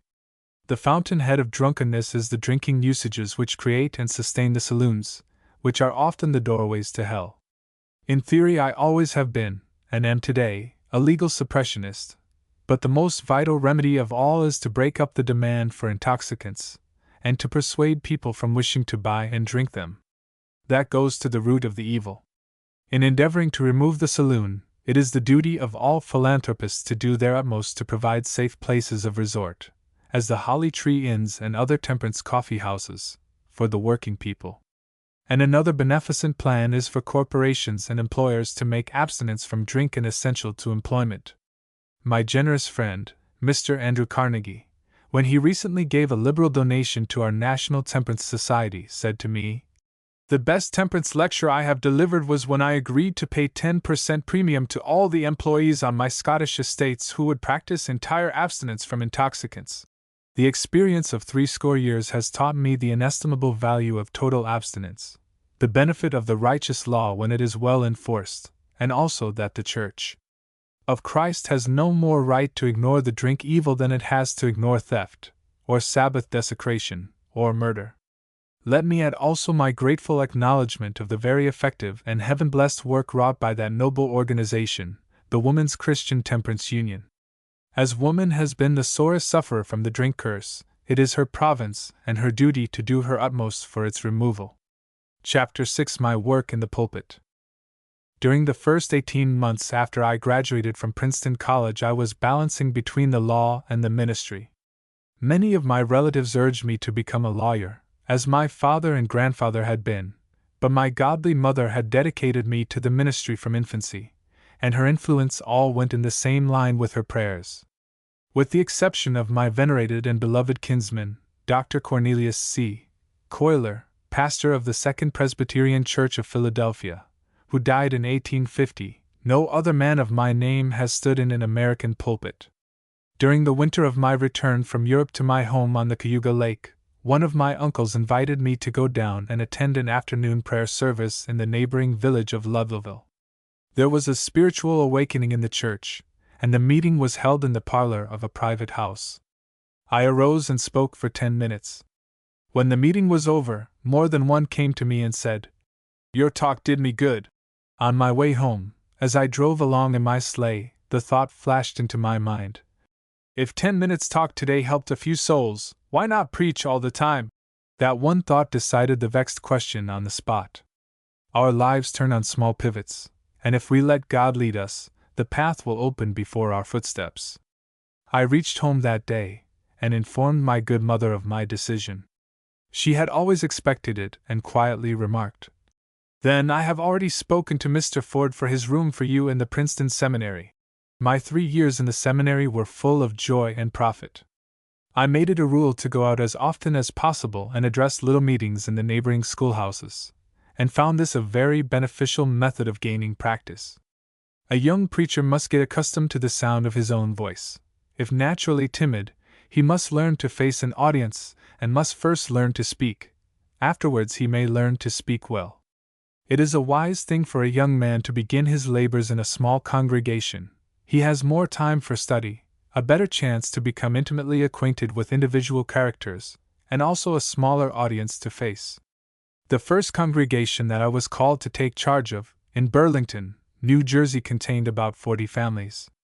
3 or 4 of these were wealthy and cultivated, the rest were plain mechanics, with a few gardeners and coachmen. I made my sermons to suit the comprehension of the gardeners and coachmen at the end of the house, leaving the cultivated portion to gain what they could from the sermon on its way. One of the wealthy attendants was Mr. Charles Chauncey, a distinguished Philadelphia lawyer, who spent the summer months in Burlington. Once after I had delivered a very simple and earnest sermon on the worth of the soul, I went home and said to myself, "Lawyer Chauncey must have thought that was only a camp meeting exhortation." He met me during the week, and to my astonishment he said to me, "My young friend, I thank you for that sermon last Sunday. It had the 2 best qualities of preaching, simplicity and downright earnestness." If I had a student in my law office who was not more in earnest to win his first $10 suit before a justice of the peace than some men seem to be in trying to save souls, I would kick such a student out of my office. That eminent lawyer's remark did me more service than any month's study in the seminary. It taught me that cultivated audiences relish plain, simple scriptural truths as much as did the illiterate, and that downright earnestness to save souls hides a multitude of sins in raw young preachers. Another instance that occurred in my early ministry did me a world of good. I was invited to preach in the Presbyterian Church at Saratoga Springs about 2 years after I was licensed. My topics were trusting Jesus Christ in the morning and the day of judgment at the evening service. The next day, When I was buying my ticket at the railway station to leave the town, a plain man, who was a baker in the village, said to me, "Are you not the young man who spoke yesterday in our meeting house?" I told him that I was. "Well," said he, "I never felt more sorry for anyone in my life." "Why so?" I asked. His answer was, "I said to myself, there is a youth just out of the seminary, and he does not know that a Saratoga audience is made up of highly educated people from all parts of the land. But I have noticed that if a minister, during his first 10 minutes, can convince the people that he is only trying to save their souls, he kills all the critics in the house." I have never ceased to thank God for the remark of that shrewd Saratoga baker, who, I was told, had come there from New Haven, Connecticut, and was a man of remarkable sagacity. That was one of the profoundest bits of sound philosophy on the art of preaching that I have ever encountered, and I have quoted it in every theological seminary that I have ever addressed. If we ministers pour the living truths of the gospel red hot into the ears and consciences of our audiences, they will have enough to do to look out for themselves and will have no time to level criticisms at us or our mode of preaching. Cowards, also, are never more pitiable than when in the pulpit. I will not enter here into the endless controversy about the comparative merits of written or extemporized sermons. My own observation and experience has been that no rule is the best rule. Every man must find out by practice which method he can use to the best advantage, and then pursue it. No man ever fails who understands his forte, and no man succeeds who does not. Some men cannot extemporize effectively if they try ever so hard. There are others who, like Gladstone, can think best when they are on their legs and are inspired by an audience. During the first few years of my ministry, I wrote out nearly all of my sermons. The advantage of doing that is that it enables a young beginner to form his own style at the outset by careful and systematic writing. Spurgeon, often when a youth, read some of his sermons, although afterwards he never premeditated a single sentence for the pulpit. Dr. Richard S. Storrs was a most fluent extemporaneous speaker, but for 20 years he carefully wrote all his discourses. My own habit, after a time, was to write a portion of the sermon and turn away from my notes to interject thoughts that came in the heat of the moment, and then turn to my manuscript. This was generally the habit of Henry Ward Beecher. After 30 years in the ministry, I discarded writing sermons entirely and adopted the plan of preparing a few heads on a bit of notepaper and tacking it into a Bagster's Bible. Dr. John Hall wrote carefully, leaving his manuscript at home, and so does Dr. Alexander Maclaren, of Manchester, who is today by far the most superb sermonizer in Great Britain. The eloquent Guthrie, of Scotland, committed his discourses to memory, and delivered them in a torrent of godly emotion. In preparing my sermons, my custom was, after taking some rest on Monday, to get into my study early on Tuesday morning. To every student, the best hours of the day are those before the sun has reached the meridian. Then the mind is the most clear and vigorous. I have never in my life prepared sermons a dozen times after my supper. Severe mental work in the evening is apt to destroy sound sleep. Thousands of brain workers are wrecked by insomnia. To secure freedom from needless interruption, I pinned on my study door, "Very busy." This had the wholesome effect of shutting out all time killers, and of shortening necessary calls of those who had some important errand. Instead of leaving the selection of my topic to the risk of any contingency, I usually chose my text on Tuesday morning, and laid the keel of the sermon. I kept a large notebook in which I could enter any passage of Scripture that would furnish a good theme for pulpit consumption. I also found it a good practice to jot down thoughts that occurred to me on any important topic that I could use when I came to prepare my sermons. By this method I had a treasury of texts from which I could draw every week. Let my readers be careful to notice that word, text. I have known men to prepare an elaborate essay, theological, ethical, or sociological, and then to perch a text from the Bible on top of it. Preach my word does not signify the clapping of a few syllables as a figurehead on a long treatise spun out of a preacher's brain. The best discourses are not manufactured, they are a growth. God's inspired and infallible book must furnish the text. The connection between every good sermon and its text is just as vital as the connection between a peach tree and its root. Sometimes an indolent minister tries to palm off an old sermon for a pretended new one by changing the text. But this shallow device ought to expose itself as if he should decapitate a dog and undertake to clap on the head of some other animal. Intelligent audiences see through such tricks and despise them. Be sure your sin will find you out. When a passage from the Holy Scripture has been planted as a root and well watered with prayer, the sermon should spring naturally from it. The central thought of the text being the central thought of the sermon, and all argument, all instruction and exhortation are only the boughs branching off from the central trunk, giving unity, vigor, and spiritual beauty to the whole organic production. The unity and spiritual power of a discourse usually depend upon the adherence to the great divine truth contained in the inspired book. The Bible text is God's part of our sermon, and the more thoroughly we get the text into our own souls, the more will we get it into the sermon, and into the consciences of our hearers. To keep out of a rut, I studied the infinite variety of sacred Scripture, its narratives and matchless biographies, its jubilant psalms, its profound doctrines, its tender pathos, its rolling thunder of Sinai, and its sweet melodies of Calvary's redeeming love. I laid hold of the great themes, and I found a half-hour of earnest prayer was more helpful than 2 or 3 hours of study. It sometimes let a flash from the throne flame over the page I was writing. To me, when preparing my Sabbath messages, God's holy word was the sum of all knowledge, and "Thus saith the Lord" was my invariable guide. I found that in theology the true things were not new, and most of the new things were not true. I remember how a visitor in New Haven was looking for a certain house, and found himself in front of the residence of Professor Olmsted, the eminent astronomer, whose stoves were then very popular. The visitor inquired of an Irishman, who was working in front of the house, "Who lives here?"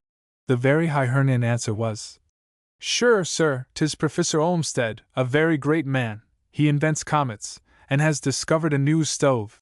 In searching the Scriptures I used the very best spiritual telescopes in my possession, and gladly availed myself of all discoveries of divine truths made by profounder intellects and keener visions than my own. But I leave this self-styled, advanced age to invent its own comets, and follow its own meteors. In one respect I have not followed the practice of many of my brethren, for I never have wasted a single moment in defending God's word in my pulpit. I have always held that the Bible is a self-evidencing book. God will take care of His word if we ministers only take care to preach it. We are no more called upon to defend the Bible than we are to defend the law of gravitation. My beloved friend, Dr. Maclaren, of Manchester, has well said that if ministers, instead of trying to prop the cross of Christ, would simply point men to that cross, more souls would be saved. The vast proportion of volumes of apologetic are a waste of ink and paper. If they could all be kindled into a huge bonfire, they would shed more light than they ever did before. It is not our business to answer every skeptic who shies a stone at the solid fortress of truth in which God places His ambassadors. If Tobiah and Sanballat are challenging us to come down into the plain, and meet them on their level, our answer must ever be, "I am God's messenger, preaching God's word and doing God's work. I cannot stop to go down and prove that your swords are made of lath." To my younger brethren I would say, "Preach the word, preach it with all your soul, preach it in the strength of Jehovah's Spirit, and He will give it the victory." I found the effectiveness of my sermons increased by the use of every good illustration I could get hold of, but I tried to be careful that they illustrated something. Where such are lugged into the sermon merely for the sake of ornament, they are as much out of place as a bouquet would be tied fast to a plow handle. The divine teacher set us the example of making vital truths intelligible by illustrations, when he spoke so often in parables, and sometimes recalled historical incidents.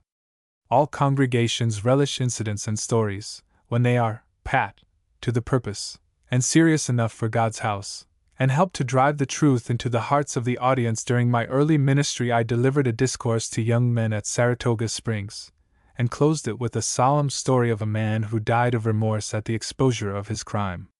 The Hon. John McLean, a judge of the United States Supreme Court and a prominent man in the Methodist Church, was in the congregation, and the next day I called at the United States Hotel to pay my respects to him. He said to me, My young friend, I was very much interested in that story last evening. It clinched the sermon. Our ministers in Cincinnati used to introduce illustrative anecdotes, but it seems to have gone out of fashion, and I am sorry for it. I replied to him. Well, Judge, I am glad to have the decision of the Supreme Court of the United States in favor of telling a story or a personal incident in the pulpit. There is one principle that covers all cases. It is this: whatever makes the gospel or Jesus Christ more clear to the understanding, more effective in arousing sinners, in converting souls, in edifying believers, and in promoting pure, honest living is never out of place in the pulpit. When we are preaching for souls, we may use any and every weapon of truth within our reach. Those who have sat before my pulpit will testify that I never spared my lungs or their ears in the delivery of my discourses. The preaching of the gospel is spiritual gunnery, and many a well-loaded cartridge has failed to reach its mark from lack of powder to propel it. The prime duty of God's ambassador is to arouse the attention of souls before his pulpit, to stir those who are indifferent, to awaken those who are impenitent, to cheer the sorrow-stricken, to strengthen the weak, and edify believers. An advocate in a criminal trial puts his grip on every juryman's ears, so must every herald of gospel truth demand and command a hearing, cost what it may. But that hearing he never will secure while he addresses an audience in a cold, formal, perfunctory manner. Certainly the great apostle at Ephesus aimed at the emotions and the conscience, as well as the reason of his hearers when he ceased not to warn them night and day with tears. I cannot impress it too strongly on every young minister that the delivery of his sermon is half the battle. Why load your gun at all if you cannot send your charge to the mark? Many a discourse containing much valuable thought has fallen dead on drowsy ears when it might have produced great effect if the preacher had only had inspiration and perspiration. A sermon that is but ordinary as a production may have an extraordinary effect by direct and fervid delivery. The minister who never warms himself will never warm up his congregation. I once asked Albert Barnes, of Philadelphia, "Who is the greatest preacher you have ever heard?" Mr. Barnes, who was a very clear-headed thinker, replied, "I cannot answer your question exactly, but the greatest specimen of preaching I ever heard was by the Rev. Edward N. Kirk before my congregation during a revival. It produced a tremendous effect. Those of us that knew Kirk knew that he was not a man of genius or profound scholarship, but he was a true orator with a superb voice and a sweet persuasiveness, and his whole soul was on fire with the love of Jesus and the love of souls. It is not easy to define what that subtle something is which we call pulpit magnetism. As near as I can come to a definition, I would say it is the quality or faculty in the speaker that arouses the attention and strengthens the interest of his auditors, and which, when aided by the Holy Spirit, produces conviction in their minds by the truth that is in Jesus. The heart in the speaker's voice sends that voice into the hearts of his hearers. It is an undoubted fact that pulpit fervor has been a characteristic of almost all the preachers of a soul-winning gospel. The fire was kindled in the pulpit that kindled the pews. The discourses of Frederick W. Robertson, of Brighton, were masterpieces of fresh thought, but the crowds were drawn to his church because they were delivered with a fiery glow. The king of living sermon makers is Dr. Maclaren, of Manchester. His vigorous thought is put into vigorous language and then vigorously spoken. He commits his grand sermons to memory, and then looks his audience in the eyes, and sends his strong voice to the furthest gallery. Last year, after I had thanked him for his powerful address on preaching to 1,000 ministers in London, he wrote to me. It was an effort, for I could not trust myself to do without a manuscript, and I am so unaccustomed to reading what I have to say that it was like dancing a hornpipe in fetters. Yet manuscripts are not always fetters, for Dr. Chalmers read every line of his sermons with thrilling and tremendous effect. So did Dr. Charles Wadsworth in Philadelphia, and so did Phillips Brooks in Boston. In my own experience, I have as often found spiritual results from the discourses partly or mainly written out as from those spoken extemporaneously. While much may depend upon the conditions in the congregation, and much aid may be drawn from the intercessory prayers of our people, the main thing is to have a baptism of fire in our own hearts. Sometimes a sermon may produce but little impression, yet the same sermon at another time and place may deeply move an audience and yield rich spiritual results. Physical condition may have some influence on a minister's delivery, But the chief element in the eloquence that awakens and converts sinners and strengthens Christians is the unction of the Holy Spirit. Our best power is the power from on high. I would say to young ministers, look at your auditors as bound to the judgment seat and see the light of eternity flash into their faces. Then the more fervor of soul you put into your preaching, the more souls you will win to your Lord and Savior Jesus Christ. As I look back over the last 60 years, I think I discover some very marked changes in the methods of the American pulpit since the days of my youth. In the first place, the average preacher in those days was more doctrinal than at the present time. The masters in Israel evidently held with Phillips Brooks that no exhortation to a good life that does not put behind it some great truth, as deep as eternity, can seize and hold the conscience. Therefore they pushed to the front such deep and mighty themes as the attributes of God, the divinity of Jesus Christ, the nature and desert of sin, the atonement, regeneration, faith, resurrection, and judgment to come, with heaven and hell as tremendous realities. They emphasized the heinousness and the desert of sin as a great argument for repentance and acceptance of Jesus Christ. A lapse from that style of preaching is to be deplored, for as Gladstone truly remarked, the decline or decay of a sense of sin against God is one of the most serious symptoms of these times. Charles G. Finney, who was at the zenith of his power 60 years ago, bombarded the consciences of sinners with a prodigious broadside of pulpit doctrine, and many acute lawyers and eminent merchants were converted under his discourses. No two finer examples of doctrinal preaching, once so prevalent, could be cited than Dr. Lyman Beecher and Dr. Horace Bushnell. The celebrated sermon by the former of these two giants on the moral government of God was characterized by Thomas H. Skinner as the mightiest discourse he had ever heard. Henry Ward Beecher hardly exaggerated when he once said to me, "Put all of his children together, and we do not equal my father at his best." Dr. Bushnell's masterly discourses, with all their exquisite poetry and insight into human hearts, were largely bottomed and built on a theological basis. To those two great doctrinal preachers I might add the names of my beloved instructors, Dr. Archibald Alexander and Dr. Charles Hodge, of Princeton, Albert Barnes and Professor Park, Dr. Thornwell, Dr. Bethune, Dr. John Todd, Dr. G.T. Bedell, Bishop Simpson and President Stephen Olin. Has the American pulpit grown in spiritual power since those days? Have the churches thriven whose pastors have become more invertebrate in their theology?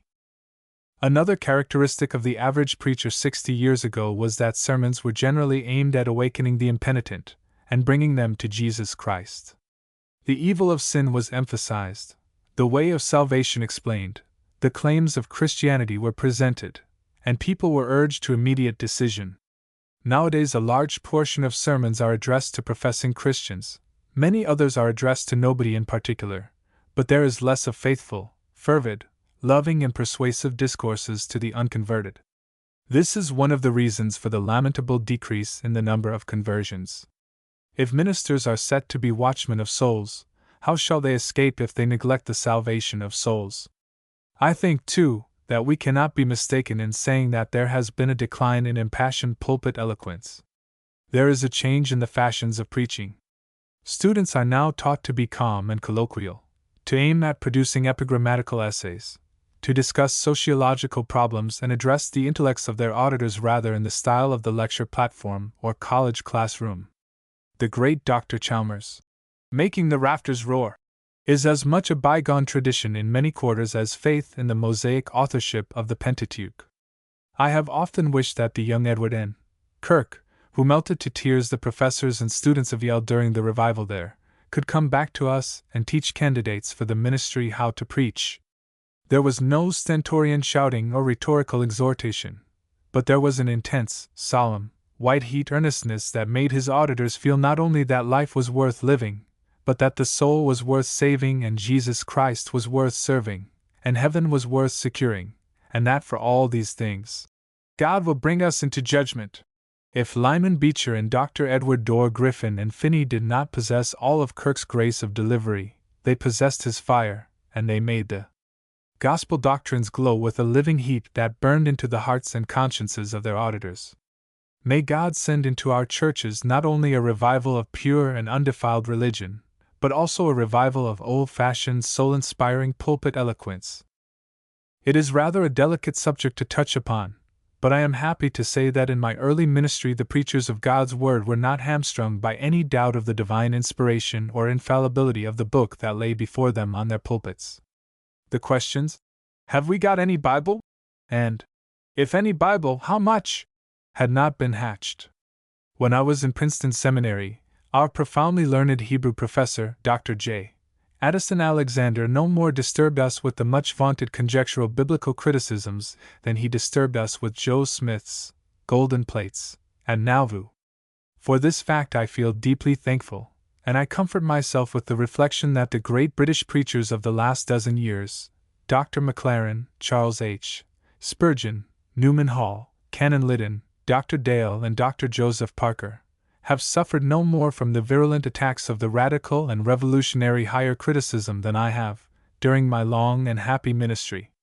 Ministers had some advantages 60 or 70 years ago over their successors of our day.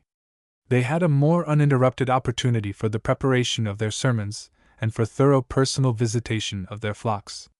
They were not importuned so often to serve on committees and to be participants in all sorts of social schemes of charity. Every pastor ought to keep abreast of reformatory movements as long as they do not trench upon the vital and imperative duties of his high calling. "This one thing I do," said single-hearted Paul, and if Paul were a pastor now in New York or Boston or Chicago, he would make short work of many an intrusive rap of a time-killer at his study door.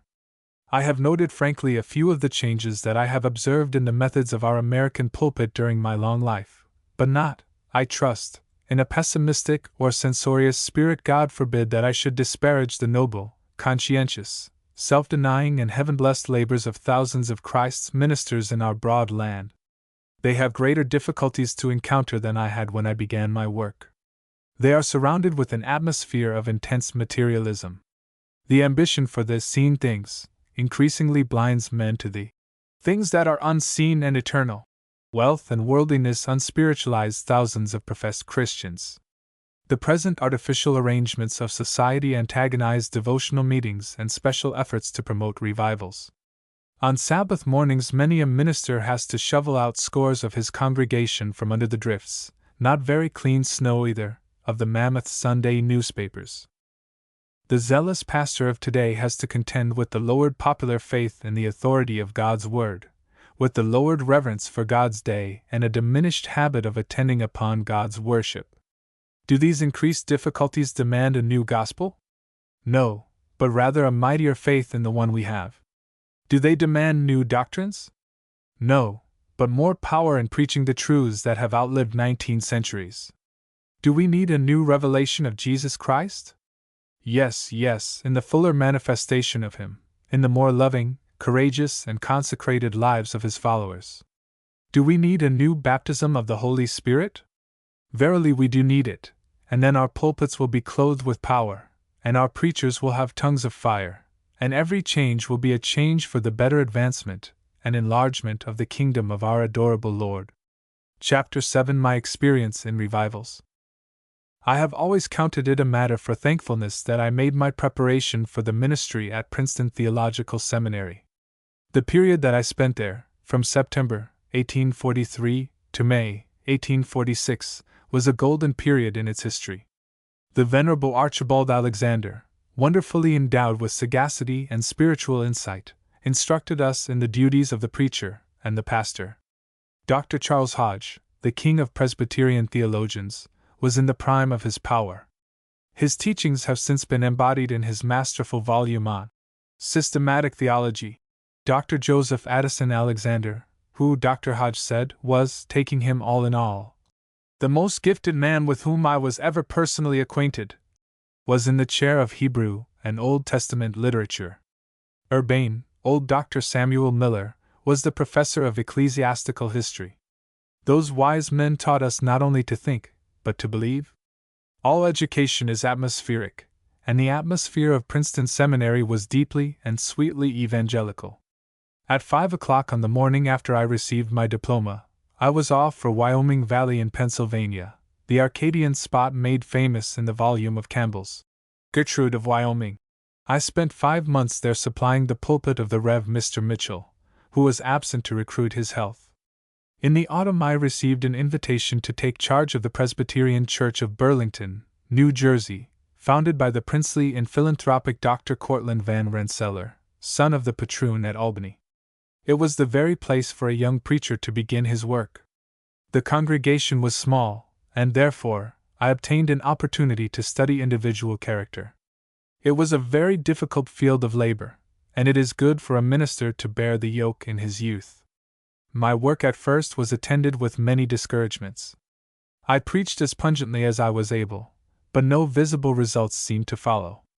One day the wife of one of my 2 church elders came to me in my study, and told me that her son had been awakened by the faithful talk of a young Christian girl, who had brought some work to her husband's shoe store. I said to the elder's wife, "The Holy Spirit is evidently working on one's soul. Let us have a prayer meeting at your house tonight." We spent the afternoon in gathering our small congregation together, and when I got to her house it was packed to the door. I have attended thousands of prayer meetings since then, but never one that had a more distinct resemblance to the Pentecostal gathering in the upper room at Jerusalem. The atmosphere seemed to be charged with a divine electricity that affected almost every one in the house. 3 times over I closed the meeting with a benediction, but it began again, and the people lingered until a very late hour, melted together by a baptism of fire. That wonderful meeting was followed by special services every night, and the Holy Spirit descended with great power. My little church was doubled in numbers, and I learned more practical theology in a month than any seminary could teach me in a year. That revival was an illustration of the truth that a good work of grace often begins with the personal effort of 1 or 2 individuals. The Burlington awakening began with the little girl and the elder's wife. We ministers must never despise or neglect the day of small things. Every pastor ought to be constantly on the watch, with open eye and ear, for the first signs of an especial manifestation of the Spirit's presence. Elijah, on Carmel, did not only pray, he kept his eyes open to see the rising cloud. The moment that there is a manifestation of the Spirit's presence, it must be followed up promptly. For example, during my pastorate in the Market Street Church, New York, from 1853 to 1860, I was out one afternoon making calls, and I discovered that in 2 or 3 families there were anxious seekers for salvation. I immediately called together the officers of the church, stated to them my observations, instituted a series of meetings for almost every evening, followed them with conversation with inquirers, and a large ingathering of souls rewarded our efforts and prayers. I have no doubt that very often a spark of divine influence is allowed to die for want of being fanned by prayer and prompt labors, whereas it is sometimes dashed out, as by a bucket of cold water thrown on by inconsistent or quarrelsome church members. It was to Christians that St. Paul sent the message, "Quench not the Spirit." In 1858 there began a marvelous work of grace, which extended not only throughout the churches in New York, but throughout the whole country. The flame was kindled at the beginning of the year in a noonday prayer meeting, instituted by that single-eyed servant of Christ, Jeremiah C. Lamphere, who had once been a singer in the choir of my church. The flame thus kindled in that meeting soon extended to my church in Market Street, and presently spread over the whole city. The special feature of the revival of 1858 was the noonday prayer meeting. It was my privilege to conduct the first noon meeting in Burton's old theater in Chambers Street, and in a few days after, a similar one in the Collegiate Church in 9th Street, and also the first prayer meeting in a warehouse at the lower end of Broadway. It is not too much to say that often there were not less than 8,000 to 10,000 of God's people, who came together at the noontide hour with the spirit of supplication and prayer. The flame, having spread over the city, then leaped to Philadelphia, and Jane's Hall, on Chestnut Street, was thronged by an immense number of people, led by George H. Stewart. And so it went on from town to town, and from city to city, over the length and breadth of our land. The revival crossed the ocean and extended to Ireland. On a visit to Belfast I saw handbills on the streets calling the people to noonday gatherings. I began my ministry in Lafayette Avenue Presbyterian Church, Brooklyn, as its first pastor, in April 1860. From the start I struck for souls, and when our new edifice was dedicated, we were under a refreshing shower of the Divine Spirit. 6 years after my installation as pastor, God blessed us with an extraordinary downpour. The first drops were followed by an abundance of rain. That revival began where revivals often begin, in the prayer meeting.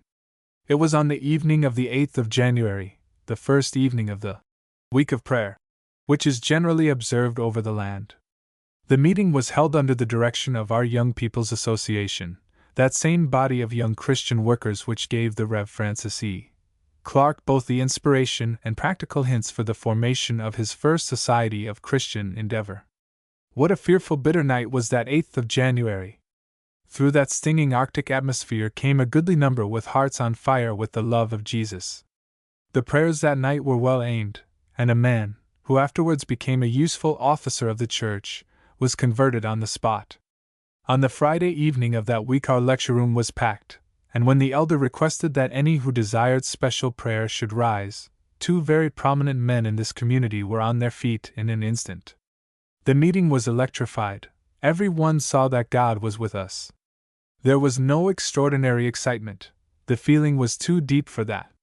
We felt as the ancient Hebrew prophet felt when he heard the still small voice from heaven, and went out ready for action. I felt at once that a great work for Christ had commenced. I called our officers together at once, and, to use the naval phrase, we cleared the decks for action. As the good work had begun in our own church, without any external assistance, we determined to carry on the work ourselves, and during the next 5 months, I never had any pulpit help except on 2 evenings during the week, when 2 fervid, discreet neighboring pastors preached for me. Commonly, every church should do its own spiritual harvesting, just as much as every pair of young lovers should do their own lovemaking, and wise parents their own family training. Looking outside is a temptation to shirk responsibility.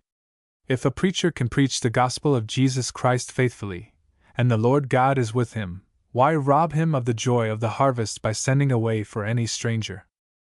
My plan of action was this. Twice on each Sabbath, and on 2 evenings in the week, I preached as clearly and pungently as I could, sometimes to awaken souls, sometimes to backsliders, sometimes to the impenitent, sometimes to souls who were seeking salvation. I spoke of the great central truths: personal guilt, Christ's atoning work, the offices of the Spirit, redemption, the claims of the Savior, the necessity of immediate repentance, immediate acceptance of Christ, and the joy and power of an useful Christian life. During a revival, sermons make themselves, they grow spontaneously. On the Monday evening of each week our young people had the field with their regular gatherings, and new converts were encouraged to narrate their experiences. On 3 other evenings of the week the whole church had a service for prayer and exhortation, conducted by our laymen. The praying women met on one afternoon, the girls by themselves on another afternoon, and the boys on another. During each week, from 11 to 12, different meetings were held, and in so large a congregation, these subdivisions were necessary. After every public service I held an inquiry meeting. I invited people to converse with me in the study during the day, and I made as much pastoral visitation from house to house as possible. So built we the walls, for the people had a mind to work. For 5 months that blessed work went forward, and as a result a very great number were added to the church, of whom about 100 were heads of families. Our sacramental Sabbaths were holy, joyous feasts, and the sheaves were brought in with singing. Some of the new converts banded themselves in a new organization, and to perpetuate the memory of that glorious spiritual outpouring, they called it the Memorial Presbyterian Church. It now worships in the beautiful edifice on 7th Avenue, and is one of the most flourishing churches in Brooklyn. The effect of that work of grace reached on into eternity. One of its first effects, on the writer of these lines, was to confirm him in the opinion that the living gospel, sent by the Holy Spirit, is the one only way to save sinners, that a church must back up a minister by its personal efforts, and when preacher and people work together only for God's glory, he is as sure to answer prayer as the morrow's sun is to rise in the heavens. It has not been my practice to invite the labors of an evangelist, but in January 1872, Mr. Dwight L. Moody, with whom I had as yet but a slight acquaintance, but whom I since have honored and loved with my whole heart, said to the superintendent of our mission chapel, "What a nice place this is to hold some meetings in." He was cordially invited, and at the end of a week about 20 persons had been mustered together on the sharp winter evenings. "This seems slow work," I said to him. "Very true," replied my sagacious brother. "It is slow, but if you want to kindle a fire, you collect a handful of sticks, light them with a match, and keep on blowing till they blaze. Then you may heap on the wood. I am working here with a handful of Christians, endeavoring to warm them up with love for Christ, and if they keep well kindled, a general revival will come, and outside sinners will be converted." He was right. The revival did come. It spread into the parent church, and over 100 converts made their public confession of Christ before our communion table. It was in those little chapel meetings that my beloved brother, Moody, prepared his first Bible readings, which afterward became so celebrated in this country and in Great Britain. A few months afterward I met Mr. Moody in London. Coming one day into my room, he said to me, "They wish me to come over here and preach in England." I urged him at once to do so. "For," I said, "these English people are the best people to preach to in the world." Moody then said, "I will go home, secure somebody to sing, and come over and make the experiment." He did come home. He secured my neighbor, Mr. Sankey, returned to England, and commenced the most extraordinary revival campaign that had been known in Great Britain since the days of Whitefield. I cannot dismiss this heaven-honored name without a word of honest, loving tribute to the man and his magnificent work. D. L. Moody was by far the most extraordinary proclaimer of the gospel that America has produced during the last century, as Spurgeon was the most extraordinary in Great Britain. Those two heralds of salvation led the column. They reached millions by their eloquent tongues, and their printed words went out to the ends of the earth.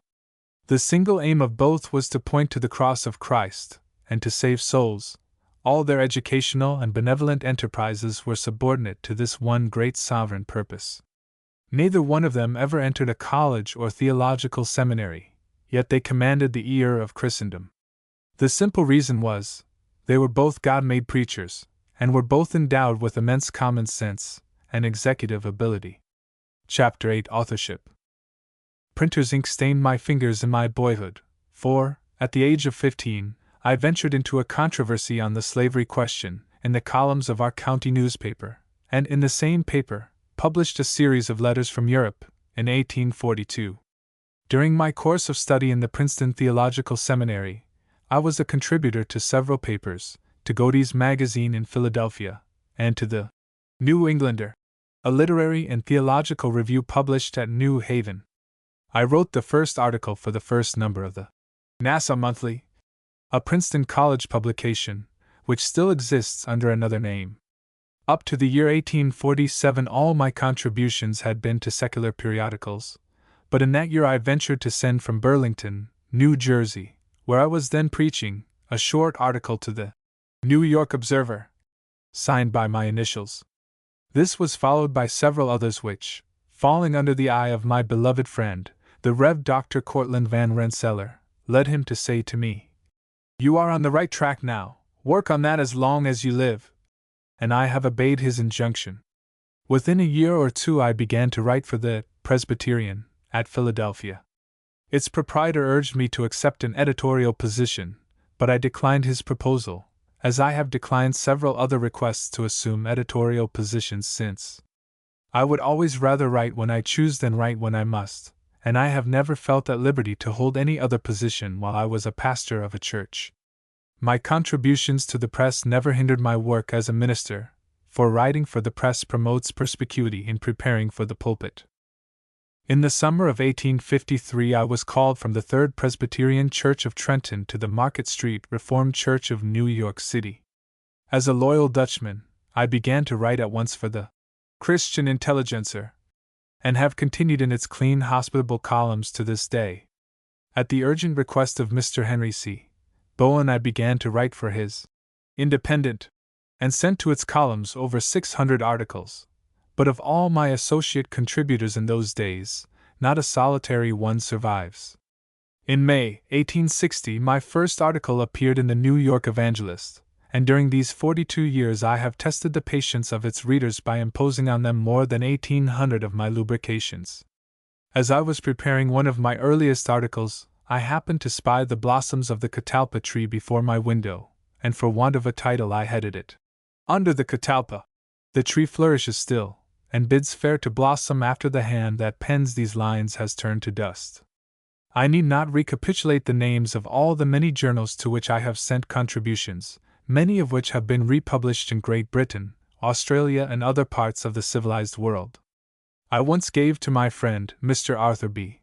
Cook, the eminent stenographer, some statistics of the number of my articles, and the various journals in which they had appeared in this and other countries.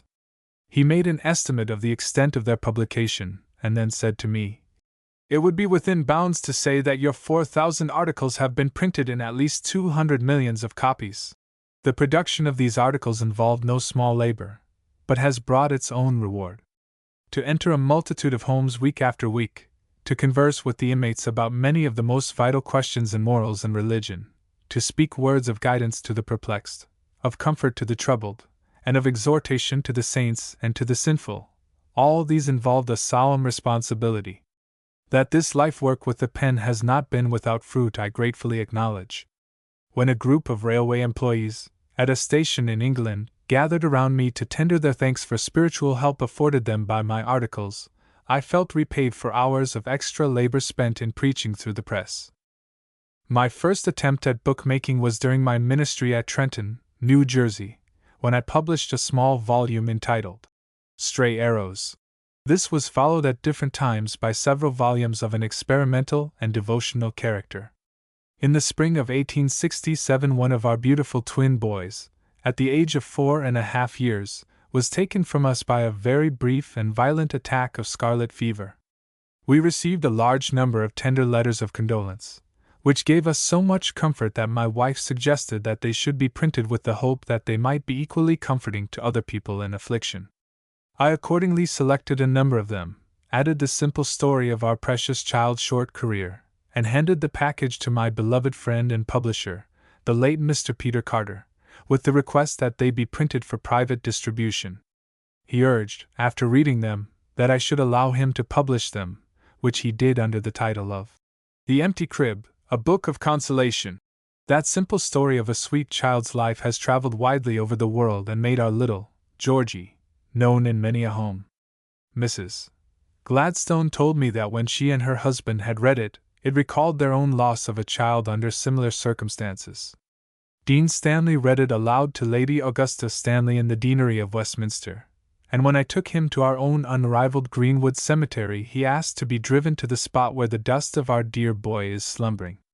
Many thousands have visited that grave and gazed with tender admiration on the exquisite marble medallion of the child face, by the sculptor, Charles Calverley, which adorns the monument.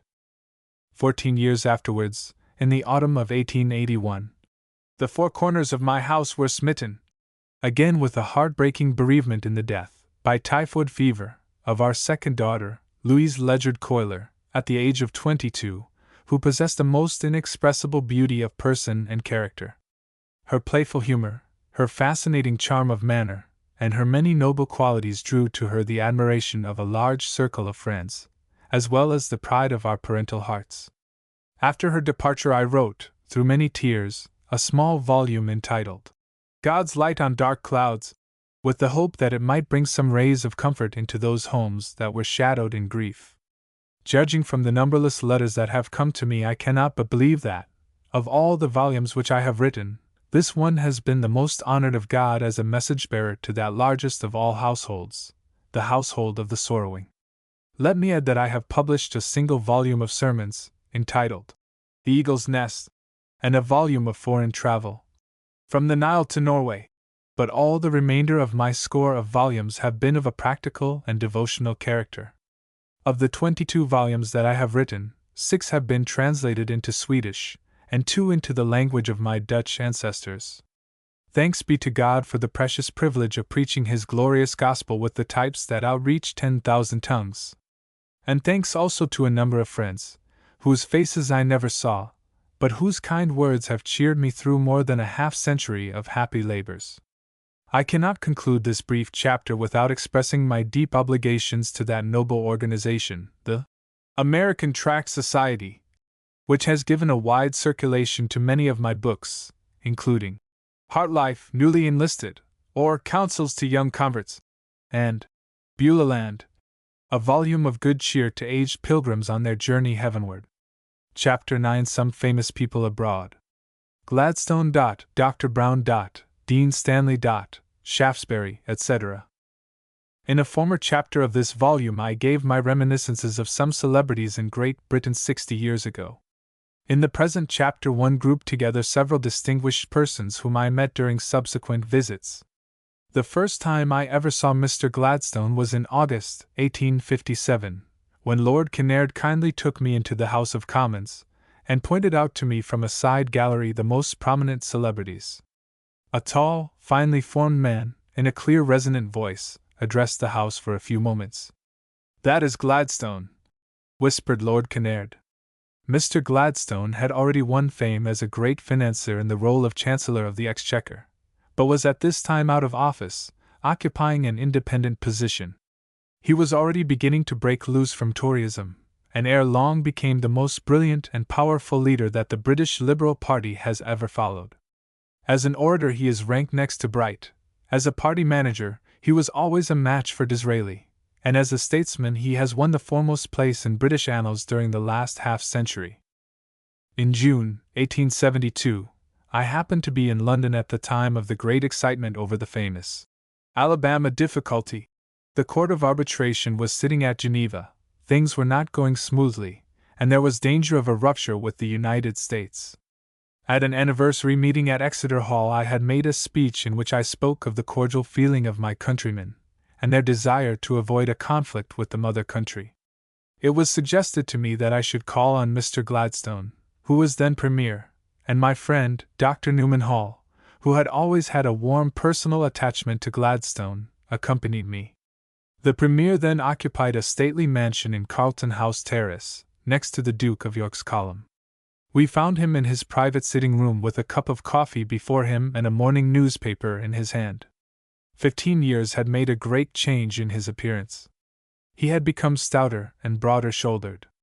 His thin hair was turned gray, and his large eyes and magnificent brow reminded me of Daniel Webster. He received me cordially, and we spent half an hour in conversation about the difficulties that seemed to be obstructing an amicable settlement of the Alabama controversy. Mr. Gladstone appeared to be puzzled about a recent belligerent speech delivered by Mr. Charles Sumner in our Senate chamber, and I was glad to give him a hint or two in regard to some of our eloquent senators' idiosyncrasies. What impressed me most in Gladstone's free, earnest talk was its solemn and thoroughly Christian tone. He was longing for peace on principle. On my telling him playfully that the time which belonged to the British Empire was too precious for further talk, he said, "Come and breakfast with me tomorrow morning, and we will finish our conversation." The next morning Dr. Hall and myself presented ourselves at 10 o'clock in Mr. Gladstone's parlor. We had a very pleasant chat with Mrs. Gladstone, a tall, slender lady, whose only claim to beauty was her benevolent countenance, about the schemes of charity in which she was deeply interested. At the breakfast table opposite to us were the Venerable Dean Ramsay, of Edinburgh, and Professor Talbot, of Oxford University.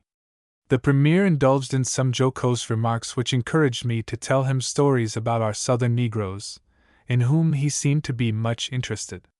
He laughed over the story of the eloquent colored brother who, when asked how he came to preach so well, said, "Well, boss, I takes the text fust, I splains it, den I spounds it, and den I puts in de rousements."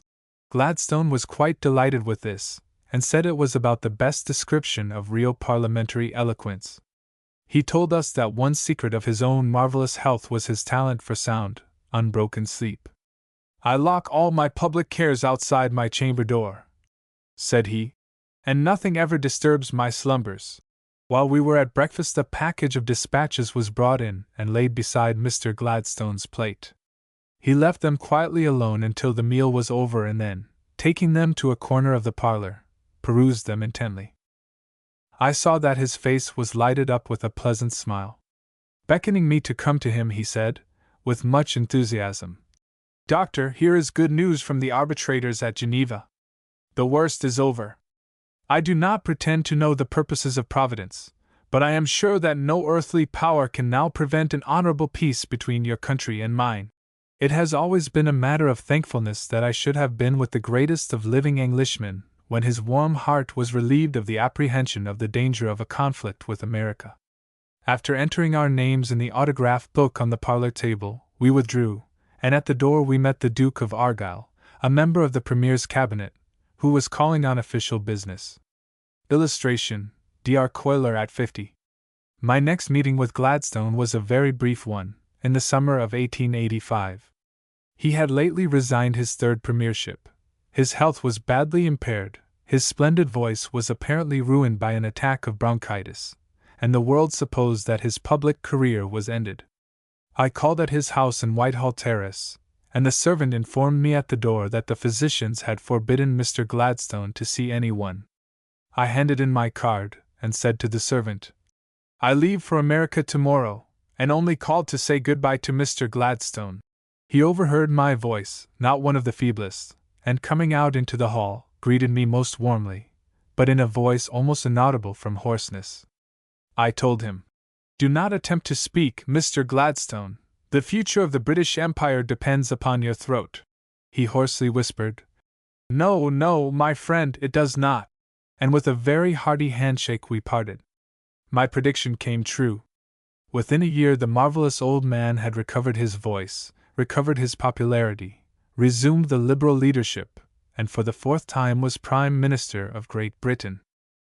I supposed that I should never see the veteran statesman again, but 4 years afterward, in July, 1889, he kindly invited me to come and see him, and to bring my wife. It was the week before the celebration of his golden wedding. He was occupying, temporarily, a house near Buckingham Palace. Mrs.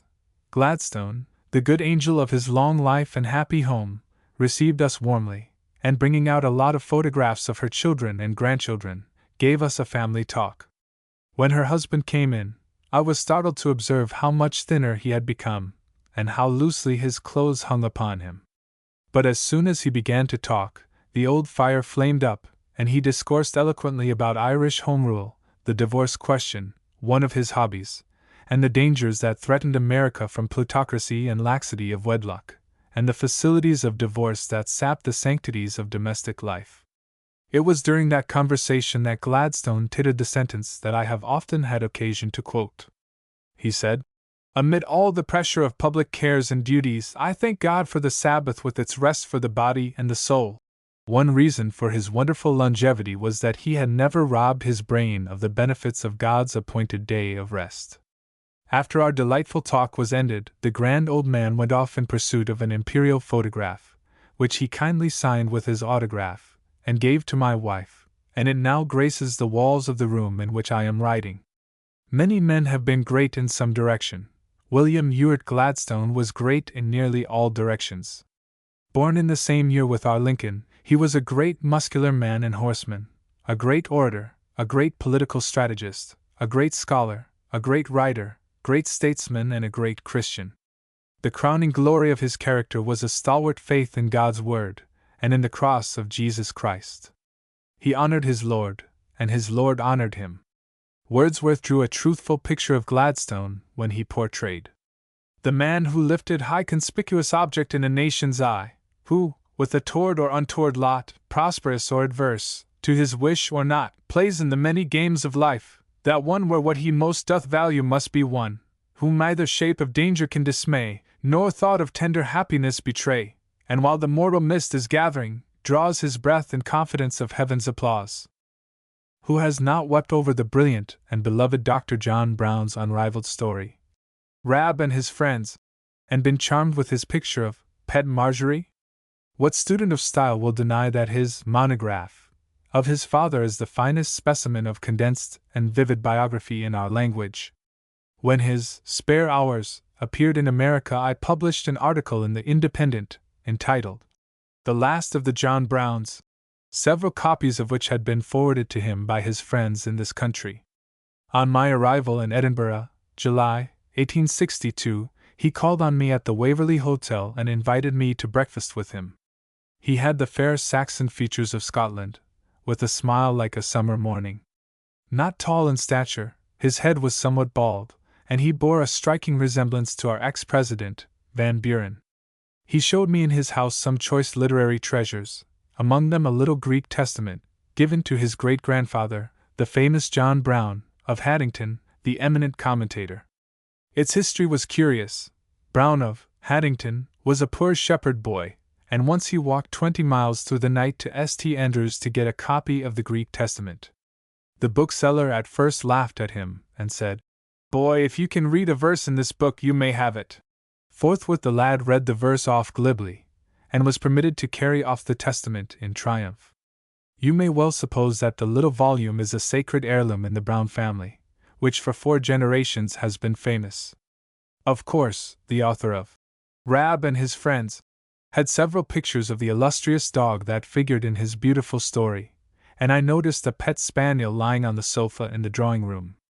A day or 2 after, Dr. Brown called on me, and kindly took me on a drive with him through Edinburgh, and it was pleasant to see how the people on the sidewalk had cheery salutes for the author of Rab as he rode by. We went up to Calton Hill and made a call on Sir George Harvey, the famous artist, whom we found in his studio, with brush in hand, and working on an Highland landscape. Sir George was a hearty old fellow, and the 2 friends had a merry crack together. When I asked Harvey if he had seen any of our best American paintings, he replied, "No, I have not. The best American productions I have ever seen have been some of your missionaries. I met some of them. They were noble characters."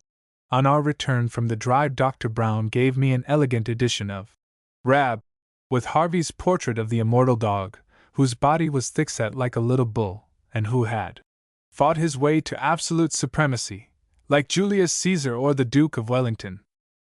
When in Edinburgh 10 years afterwards, as a delegate to the General Assemblies, I was so constantly occupied that I was able to see but little of my genial friend, Dr. Brown. I sent him a copy of the little book, The Empty Crib, which had been recently published, and received from him the following characteristic reply: 25 Rutland Street, Edinburgh, May 25, 1872. My dear Dr. Cuyler, very many thanks for your kind note, and the little book. It will be my own fault if I am not the better for reading it. I have seen nothing lovelier or more touching than the pictures of those twin heads, like unto the angels. Even their Georgie looks nearer the better world than his brother. There is something perilous about his eyes with their wistful beauty. With him, it is far better. Now, and may it be meet for Theodore to be long with you here. I hope to leave with you a book of my father's on the same subject, entitled Comfortable Words, but it is out of print. If I can get a copy, I will send it you. There are some letters of Bengal's which, if you do not know, you will enjoy. I send you a note of introduction to John Ruskin, and I hope to hear you tomorrow in Mr. Canlish's church. With much regret and best thanks, yours very truly, John Brown. P.S. I was in Glengarry the other week, and quite felt that look of nakedness, and as if it just came from the maker's hand. It was very impressive. During the closing years of the doctor's life he was often shadowed by fits of deep melancholy. One day he was walking with a lady, who was also subject to depression of spirits, and he said to her, "Tell me why I am like a Jew." She could not answer, and he replied, "Because I am sad, you see." Tears and mirth dwelled very closely together in his keen, fervid, sensitive spirit. It is remarkable that one who devoted himself so assiduously to his exacting profession should have been able to master such an immense amount of miscellaneous reading, and to have won such a splendid name in literature. It is the attribute of true genius that it can do great things easily, and can accomplish its feats in an incredibly short time. He affirms that the immortal story of Rab was written in a few hours. The precious relics of my friend that I now possess are portraits of his father and of Dr. Chalmers, and of Hugh Miller, which he presented to me, and which now adorn my study walls. While I have always dissented from some of his theological views and utterances, I have always had an intense admiration for Dean Stanley, in whose character was blended the gentleness of a sweet girl with occasional display of the courage of a lion. Froude once said to me, "I wish that Stanley was a little better hater." My reply was, "It is not in Stanley to hate anybody but the devil." My acquaintance with the Dean of Westminster dates from the summer of 1872. The Rev. Samuel Minton, a very broad Church of England clergyman, was in the habit of inviting ministers of the established church and nonconformists to meet at lunch parties with a view of bringing them to a better understanding. One day I was invited by Mr. Minton to attend one of these lunch parties, and I found that day at his table Dr. Donald Fraser, Dr. Newman Hall, Dr. Joseph Parker, Dean Stanley, and Dr. Howard Wilkinson, afterwards Bishop of Truro. Stanley felt perfectly at home among these dissenters, and asked me to give the company some account of a remarkable discourse, which, he was told, Bishop McIlvaine, of Ohio, had recently delivered in my Lafayette Presbyterian Church, Brooklyn, on Christian unity. In the discourse, Bishop McIlvaine had said, "The only difference between the Presbyterian denomination and Episcopal denomination is their difference as to the orders of the ministry." The dean was delighted with my account, and said, "Just imagine the Bishop of London preaching such a sermon in Newman Hall's or Spurgeon's pulpit. It would rock the old dome of St. Paul's." In all of his intercourse with his dissenting brethren, the dean never put on any airs of patronage, for though a loyal Episcopalian, he recognized their equally divine ordination as ministers of Jesus Christ. A few days afterwards I went up to get a look at Holly Lodge, the residence of Lord Macaulay, in a side street just off Campden Hill. I met the dean just coming out of the gate. He had been attending a garden party given by Lord Airlie, who then occupied the lodge. It was a pleasant coincidence to meet the most brilliant ecclesiastical historian at the door of the most brilliant civil historian of England. The dean stopped and chatted about Macaulay, of whom he was very fond, and then said, "Just beyond is Holland House." We went a few paces and got a glimpse of the famous mansion in which Lord Holland had entertained the celebrities of America and Europe. One of the best hours I ever spent with Stanley was at his own table in the deanery. He was the most delightful of hosts. Lady Augusta Stanley, daughter of the Earl of Elgin, had been a favorite maid of honor to the Queen, and the dean had accompanied the Prince of Wales on his tour to the Orient. The Queen quite frequently slipped away from the palace for a quiet chat at the deanery with this pair whom she so loved. A marble bust of Victoria, by her daughter, the Princess Louise, stood in the parlor, a gift of the Queen. If the dean was very broad in his theology, his cultured wife was as decidedly evangelical in hers, and her religious influence was very tonic in all respects. After lunch that day the dean very kindly took me into the famous Jerusalem chamber, and showed me where the Westminster Assembly had sat for 6 years to give birth to our Presbyterian Confession of Faith and Catechism. I was surprised at the small size of the room that had held 70 or 80 commissioners. As I was very desirous of hearing the dean preach in the abbey, he sent me a very kind invitation to come on the next Sabbath to the deanery before the service, and on account of my deafness Lady Augusta would take me into a seat close to his pulpit. Accordingly she stowed me in a small box pew, which was close against the pulpit, and within arm's length of the dean. His sermon was a beautiful essay on Solomon and great men, and in the course of it he said, "Such was the greatness of our Lord Jesus Christ." I felt so pained by what he did not say that I ventured to write him a most frank and loving note, in which I expressed my deep regret that when he referred to the greatness of our Savior he had so entirely ignored what was infinitely his most sublime work, that of our human redemption by his atoning death on Calvary. The dear dean, instead of taking offense, accepted the frank letter in the same spirit in which it was written. A day or two after he sent me a characteristic note, whose peculiar hieroglyphics, after much labor, I was able to decipher, for it has been often said that the only reason why he was never made a bishop was that no clergyman in his diocese would ever have been able to read his letters. The Deanery of Westminster, July 22, 1872. Dear Doctor, pray accept my sincere thanks for your very kind note. I quite appreciate your candor in mentioning what you thought a defect in my sermon. It arose from a fixed conviction which I have long formed, that the only chance there is of my sermons doing any good is by taking one topic at a time. The effect and the nature of the death of Jesus Christ, I quite agree with you in thinking to be a most important part of the Christian doctrine and Christian history. But as my sermon was on a different subject, that of the right use of greatness, I felt that I could not speak, even by way of allusion, to the other great doctrine on which I had often preached before. I sincerely wish that I could come to America. Every year that passes increases the number of my kind friends in the New World, and my desire to see the United States. Farewell, and may all the blessings of our state and church follow you westward. Yours faithfully, A.P. Stanley. When Dean Stanley visited America in the autumn of 1878, I met him several times, and he was especially cordial, and all the more so because of my outspoken letter. The first time I met him was at the meeting of ministers of New York to give him a reception, and hear him deliver a discourse on Dr. Robinson, the Oriental geographer.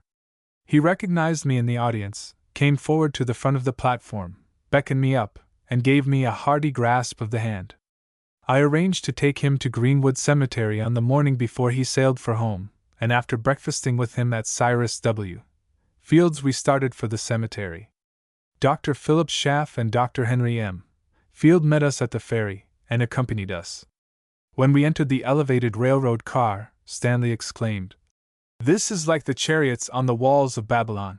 With his keen interest in history he inquired when we reached the lower part of the Bowery, near the junction of Chatham Square, "Was it not near here that Nathan Hale, the martyr, was executed?"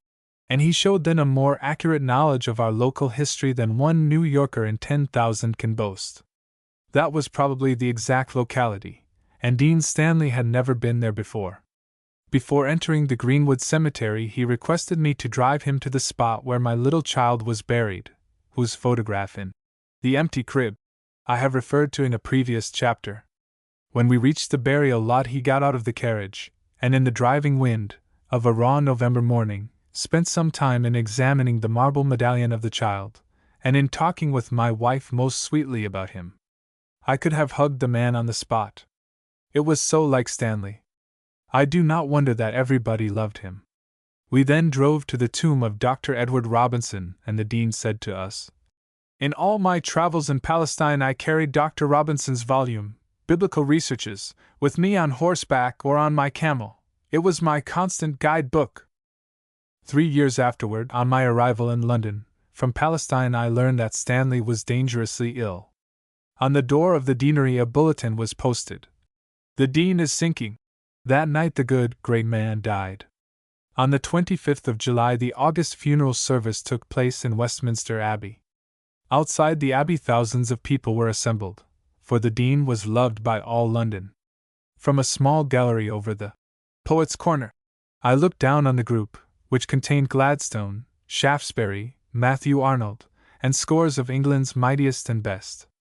After the Dead March began a long procession headed by Stanley's lifelong friend, Archbishop Tate, of Canterbury, and the Prince of Wales, his pupil, and followed by Browning, Tyndall, and a long line of bishops, and poets and scholars moved slowly along under the lofty arches to the tomb in Henry VII's chapel. A fresh wreath of flowers from the Queen was laid on the coffin. Many a tear was shed on that sad day beside the tomb in which the Church of England laid her most fearless, and yet her best beloved son. I never have visited the Abbey since, without halting for a few moments beside the chapel in which the Dean and his beloved wife are slumbering. Greater than all his books or literary achievements was Arthur Penrhyn Stanley, the modest, true-hearted, unselfish, childlike, Christian man.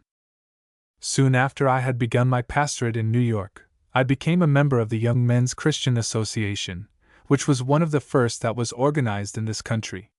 Since that time I have delivered more than 100 addresses, in behalf of this institution, in my own country and abroad.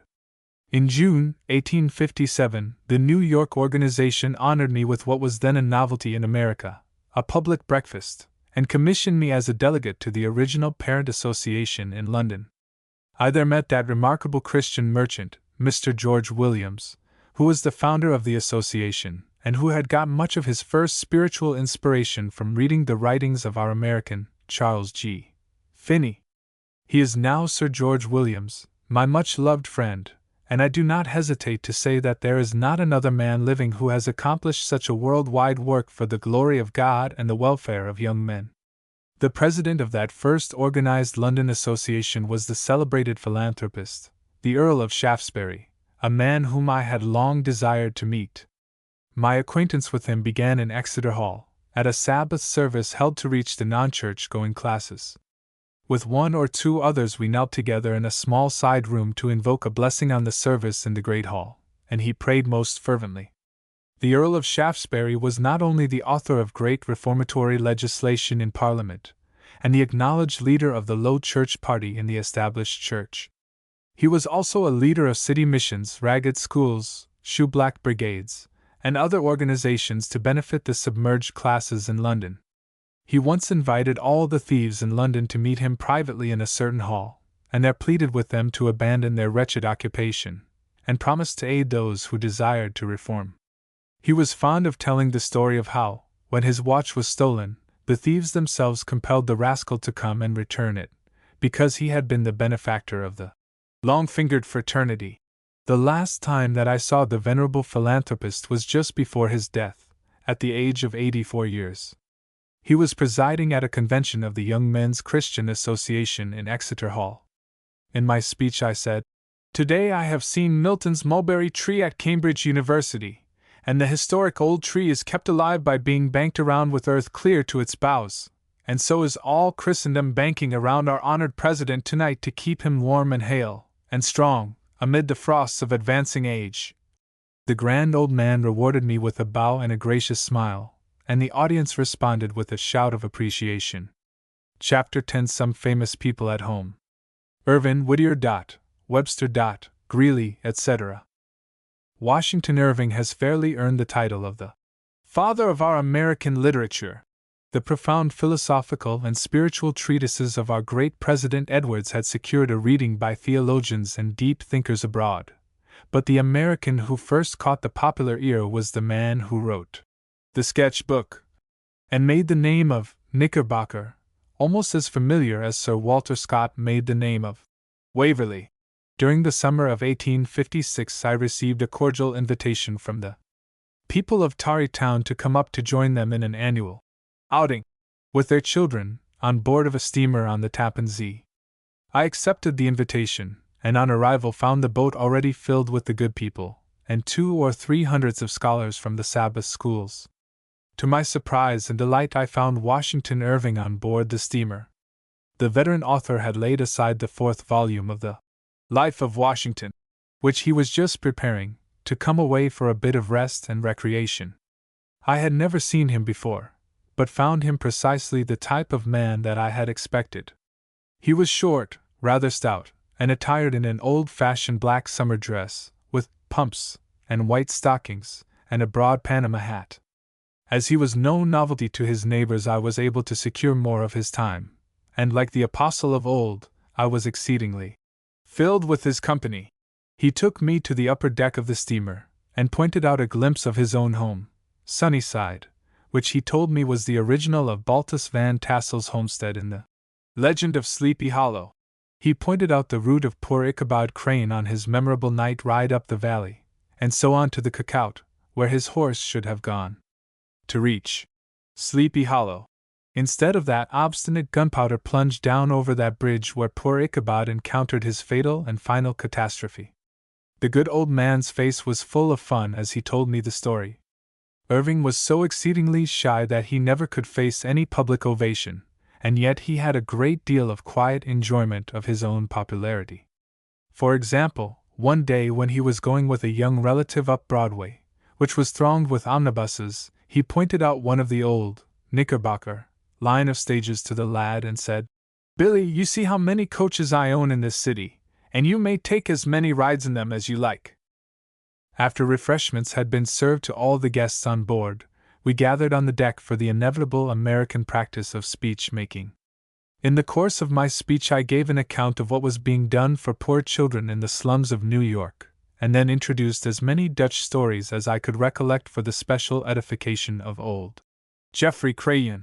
As I watched his countenance, and heard his hearty laughter and saw sometimes the peculiar quizzical expression of his mouth, I fancied that I knew precisely how he looked when he drew the inimitable pictures of Ichabod Crane and Rip Van Winkle.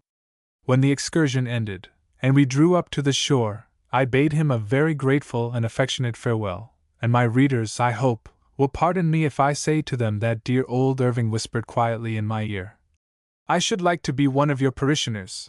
3 years afterwards, Irving was borne by his neighbors at Tarrytown to his final resting place in the old Dutch churchyard at the entrance of Sleepy Hollow. 20 years afterwards, my dear friend, Mr. William E. Dodge, drove me up from his summer house at Tarrytown to see the simple tomb of the good old Geoffrey Crayon, whose genius has gladdened innumerable admirers, and whose writings are as pure as the rivulet which now flows by his resting place. The pleasant little town of Burlington, New Jersey, in which I spent my earliest ministry, was the headquarters of Orthodox Quakers. I was thrown much into the society of their most eminent people, and very delightful society I found it. The Venerable Stephen Grellet, their apostle, who had held many interviews with the crowned heads of Europe, resided a little way from me up the street, and I saw the good old man with broad-brimmed hat and straight coat pass my window every day. Richard Mott lived but a little way from the town, and on the other side resided the widow of the celebrated Joseph John Gurney. The wittiest Quaker in the town was my neighbor, William J. Allinson, the editor of the Friends Review, and an intimate friend of John G. Whittier. One afternoon he ran over to my room and said, "Friend Theodore, John G. Whittier is at my house, and wants to see thee. He leaves early in the morning." I hastened across the street, and in the modest parlor of friend Allinson, I saw, standing before the fire, a tall, slender man in Quaker dress, with a very lofty brow, and the finest eye I have ever seen in any American, unless it were the deep ox-like eye of Abraham Lincoln. We had a pleasant chat about the anti-slavery, temperance, and other moral reforms, and I went home with something of the feeling that Walter Scott says he had after seeing Rabbi Burns. Whittier was a retiring, home-keeping man. He never crossed the ocean and seldom went even outside of his native home in Massachusetts. During the summer of 1870 he ventured down to Brooklyn on a visit to his friend, Colonel Julian Allen. On coming home one day, my servant said to me, "There was a tall Quaker gentleman called here, and left his name on this piece of paper." I was quite dumbfounded to read the name of John G. Whittier, and I lost no time in making my way up to the house where he was staying. When I inquired how he had come to do me the honor of a call, he said, "Well, yesterday, when I arrived and my friend Allen drove me up here, we passed a meeting house with a tall steeple, and when I heard it was thine, I determined to run down to thy house and see thee, as I was to have the Chi Alpha, the oldest and the most celebrated clerical association of New York, at my house the next afternoon. I invited him to come and sup with them. He cordially consented, and it may be supposed that the Chi Alpha was very glad to put aside for that evening all other matters, and listen to the fresh, racy, and humorous talk of the great poet. Underneath his grave and shy sobriety flowed a most gentle humor. He could tell a good story, and when he was describing the usages of the Quakers in regard to speaking in meetings, he told us that sometimes the voluntary remarks were not quite to the edification of the meeting. It once happened that a certain George C. grew rather wearisome in his exhortations, and his prudent brethren, after solemn consultation, passed the following resolution: "It is the sense of this meeting that George C. be advised to remain silent, until such time as the Lord shall speak through him more to our satisfaction and profit." A resolution of that kind would not be out of place in some ecclesiastical assemblies, nor in certain prayer gatherings that I would have. After the circle broke up, I told him that in addition to the kind and characteristic letters he had written to me, I wanted a scrap of his poetry to add to those which Bryant and others had contributed to my collection of autographs. "What shall it be?" he said. I told him that, while some of his hymns and devoutly spiritual pieces, like "My Soul and I," were very dear to me, and while "Snowbound" was his acknowledged masterpiece, yet none of his verses did I oftener quote than this one. In his poem on Massachusetts, he smiled at the selection, and accordingly sat down and wrote: "She heeds no skeptic's puny hands, while near the school the church spire stands, nor fears the bigot's blinded rule, while near the church spire stands the school.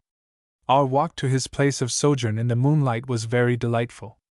On the way I told him that not long before, when I quoted a verse of Bryant's to Horace Greeley, Mr. Greeley replied, "Bryant is all very well, but by far the greatest poet this country has produced is John Greenleaf Whittier." "Did our friend Horace say that?" meekly inquired Whittier, and a smile of satisfaction flowed over his Quaker countenance.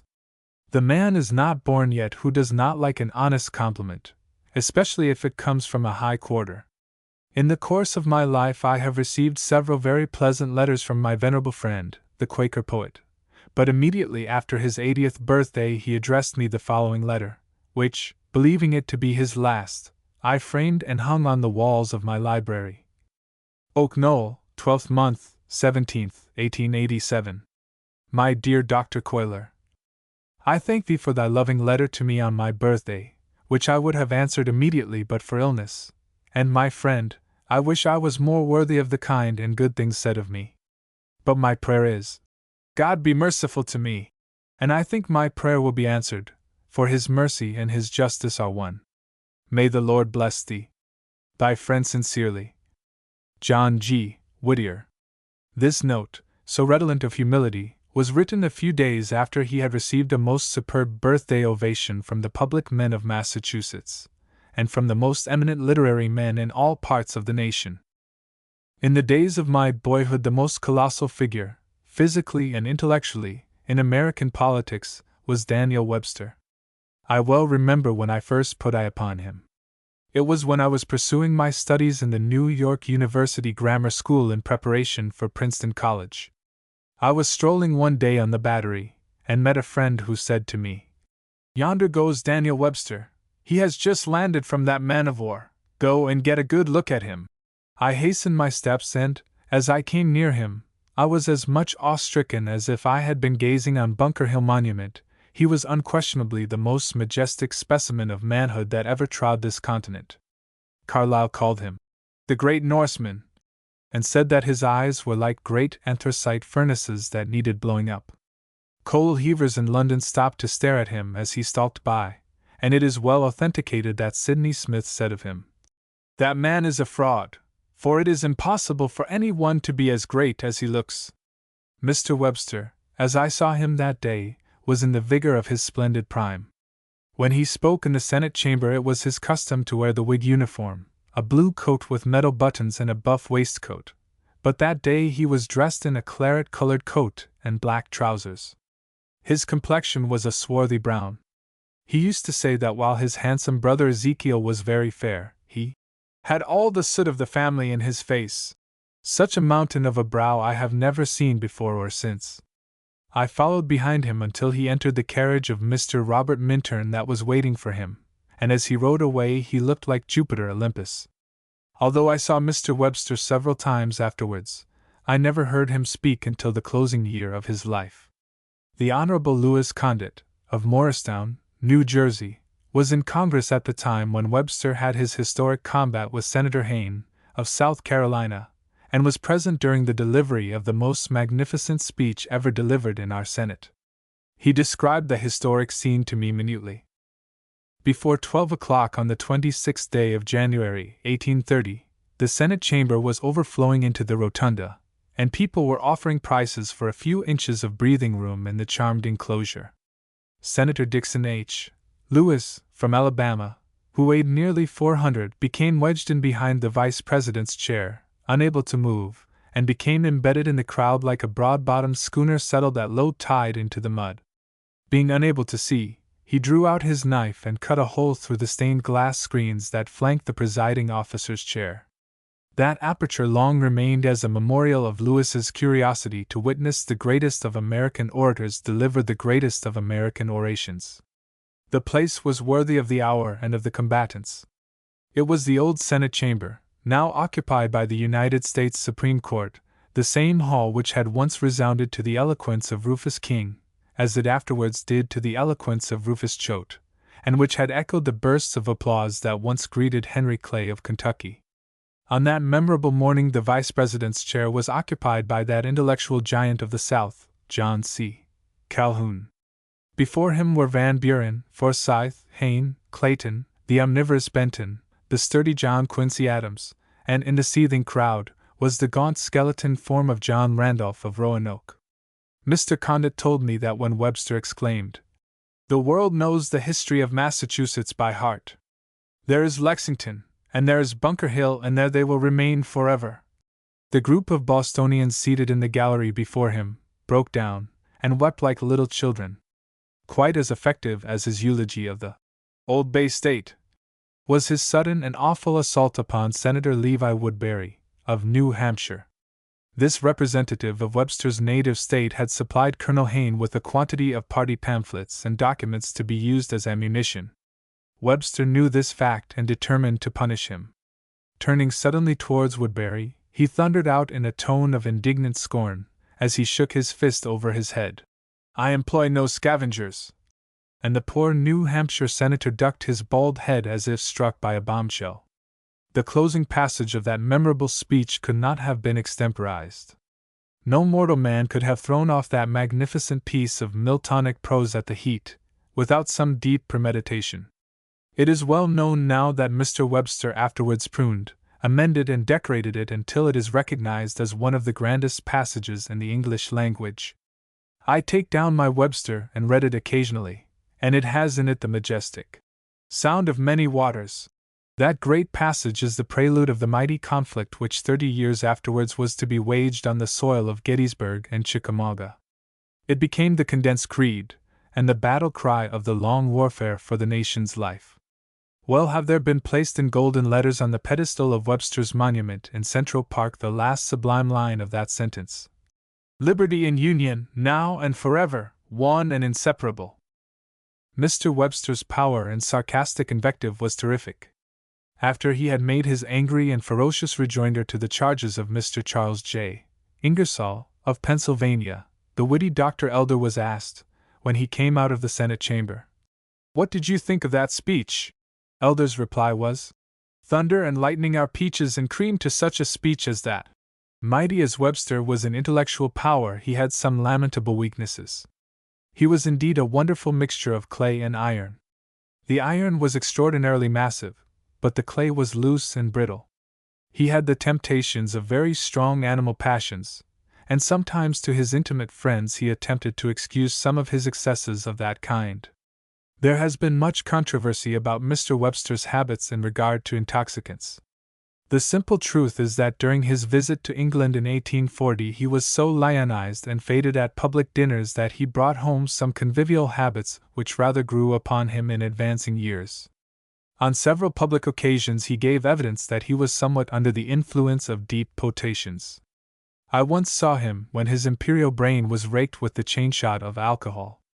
The sight moved me to tears, and made me hate more than ever the accursed drink that, like death, is no respecter of persons.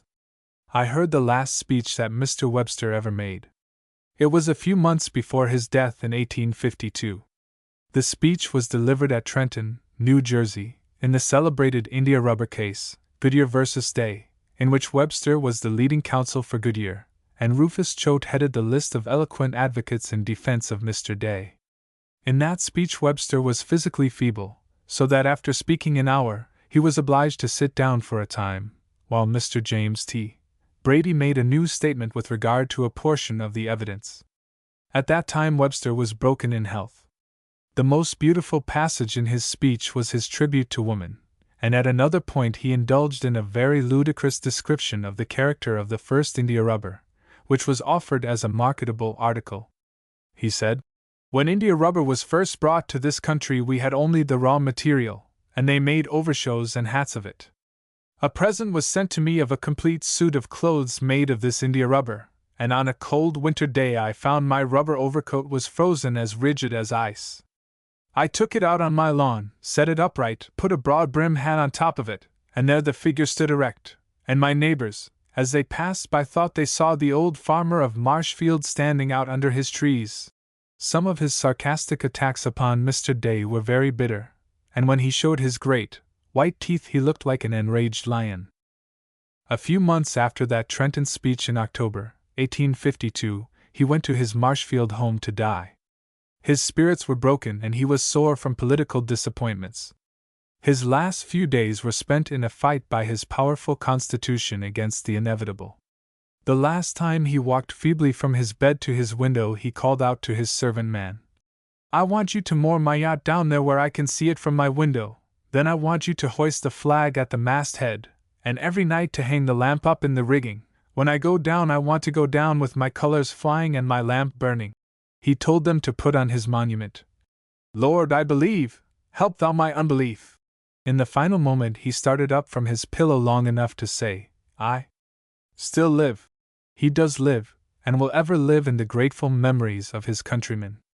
While no one can deplore more than the writer the weaknesses and mistakes of Daniel Webster, yet when I remember his intellectual prowess and his magnificent services in defense of the Constitution and the integrity of our national union, I am ready to say, let us to all his failings and faults be charitably kind and only remember the glorious services he wrought to the country he loved. During the summer of 1840, when I was a college student at Princeton, I went with a friend to the office of the Log Cabin, a Whig campaign newspaper then published in Nassau Street, New York. It was during the famous Tippecanoe campaign, which resulted in the election of General Harrison. I was introduced to a singular-looking man in rustic dress. He was writing an editorial. His face had a peculiar infantile smoothness, and his long flaxen hair fell down over his shoulders. I little dreamed then that that uncouth man in toed trousers was yet to be the foremost editor in America, and a candidate, unwisely, for President of the United States. Horace Greeley, for it was he, who sat before me, has been often described as a man with the face of an angel and the walk of a clodhopper. 10 years later I became well acquainted with him, and from that time a most cordial friendship existed until his dying day. He visited me as a speaker at our state convention in Trenton, and why I had him at my house at supper when my mother asked him if he would take coffee. His droll reply was, "I hope to drink coffee, madam, in heaven, but I cannot stand it in this world." After supper I informed my guest that it was customary for my good mother and myself, for I was not yet married, to have family worship immediately at the close of that meal, and asked him whether he would not join us. He cordially replied that he would be most happy to do so, and it is quite probable that I may be one of the few, perhaps the only, clergyman in this land who ever had Horace Greeley kneeling beside him in prayer. He attired himself in the famous old white coat, and shambled along with my mother to the place of meeting. He quite captivated her with a most pathetic account of his idolized boy, Picky, who had died a short time before. Mr. Greeley was one of the most simple-hearted, great men whom I have ever met. Without a spark of ordinary vanity, he was intensely affectionate in his sympathies and loved a genuine kind word that came from the heart. He relished more a quiet talk with an old friend in his home at Chappaqua than all the glare of public notoriety. "Come up," he often said to me, "and spend a Saturday at the farm. The good boys do come and see me up there sometimes." Probably no man lived a purer life than Horace Greeley. He was the most devoted of husbands to one of the most eccentric of wives. His defenses of the spiritual sanctity of marriage in reply to Dale Owen are among the most powerful productions of his ever-powerful pen. It were well that they should be reproduced now at a time when the laxity of wedlock and the wicked facilities for divorce are working such peril to our domestic life. John Bright once said, "Horace Greeley is the greatest of living editors." He once told me that he had written editorials for a dozen papers at one time. He also told me that while he was preparing his history of the American conflict, he was in the habit of writing 3 columns of editorials every day. His articles were freighted with great power, for he was one of the strongest writers of the English language on this continent. They were always brimful of thought, for Mr. Greeley seldom wrote on any subject which he had not thoroughly mastered. Speaking of a certain popular orator, who afterwards went as our minister to China, he said to me, "Mr. B. is a pretty man, a very pretty man, but he does not study, and no man ever can have permanent power in this country unless he studies." Mr. Greeley prided himself upon his accuracy as an editor, but one day, when writing an editorial, in which he denounced some political misdemeanor in the county of Chautauqua, by a slip of his pen he wrote the name of the adjoining county Cattaraugus. The next morning, when he saw it in the paper, he went up into the composing room in a perfect rage and called out, "Who put that catalogus?" The printers all gathered around him, amused at his anger, until one of them, pulling down from the hook the original editorials, showed him the word catalogus. Uncle Horace, when he saw the word, with a most inexpressible meekness, drawled out, "Will someone please to kick me down those stairs?" He abominated mendicancy, and, although his native goodness of heart often led him to give to the hundreds who came to him for pecuniary aid, he one day said to me, "Since I have lived in New York I have given away money enough to set up a merchant in business, and I sometimes doubt whether I have done more good or harm by the operation. I am continually beset by various clubs and societies all over the land to donate to them the Tribune. I always tell them if it is worth reading it is worth paying for. The curse of this country is the deadhead. I pay for my own Tribune every morning." From my old friend's theology I strongly dissented, but in practical philanthropy he gave me many a lesson and still better stimulant of his own unselfish example. He was always ready to work in the cause of reform without pay and without applause. When temperance meetings were held in my church he very gladly lent his effective services, refusing any compensation, and there was no man in the city whose evening hours were worth more in solid gold than his. It is said that he was once called upon, in the absence of his minister, in a Universalist church, to go into the pulpit. He did so, and delivered a very pungent sermon on the text, "The fool hath said in his heart there is no God." The strongest points made by Mr. Greeley in the best of his printed essays are those which emphasize the authority of God. A letter in his characteristic hieroglyphics, the last one he ever wrote to me, and which now lies before me, was in reply to one of mine, criticizing the Tribune for speaking of Dr. Ting's as a church, and of Dr. Adams's house of worship as a meeting house. I told him if one was a church, then the other was equally so. He replied, "I am of Puritan stock, on one side, in America since 1640, and on the other since 1720. My people worship God in a meeting house. They gave it the name, not I, and they called the body of believers who met there in a church. Episcopalians speak otherwise. It is a bad sign that we do not seem disposed to hold fast the form of sound words. I am not aware of any scriptural authority for calling a steepled house a church." The last evening I ever spent with him was at a temperance meeting of plain working people, to which he came several miles through a snowstorm. He spoke with great power, and when I told him afterwards it was one of the finest addresses I had ever heard from him, he said to me, "I would rather tell some truths to help such plain people as we had tonight than address thousands of the cultured in the Academy of Music." As he bade me good night at yonder corner of Fulton Street, I said to him, "Uncle Horace, will you not come and spend the night with me?" He said, "No, I have much work to do before morning. I am coming over soon to spend a week in Brooklyn with my brother-in-law, and I will come and have a night with you." Alas, it was not long before he came to spend a night in Brooklyn, that night that knows no morning. On a chilly November day, towards twilight, I was one of the crowd that followed him to his resting place in Greenwood, and I always, when on my way to my own plot, stopped to gaze on the monument that bears the inscription, "Founder of the New York Tribune." Chapter 11: The Civil War and Abraham Lincoln. An enormous quantity of books, historic and reminiscent, have been written about our Civil War, which, both in regard to the number of combatants engaged, and the magnitude of the interests involved, and its far-reaching consequences, was the most colossal conflict of modern times. Before presenting a few of my own personal recollections of the struggle, let me say that when the struggle was over, no one was more eager than myself to bury the tomahawk, and to offer the calumet of peace to our Southern fellow countrymen and fellow Christians. Whenever I have visited them, their cordial greeting has warmed the cockles of my heart. I thank God that the great gash has been so thoroughly healed, and that I have lived to see the day when the people of the North feel a national pride in the splendid prowess of Lee, and the heroic Christian character of Stonewall Jackson, and when some of the noblest tributes to Abraham Lincoln have been spoken by such representative Southerners as Mr. Grady, of Georgia, and Mr. Watterson, of Kentucky.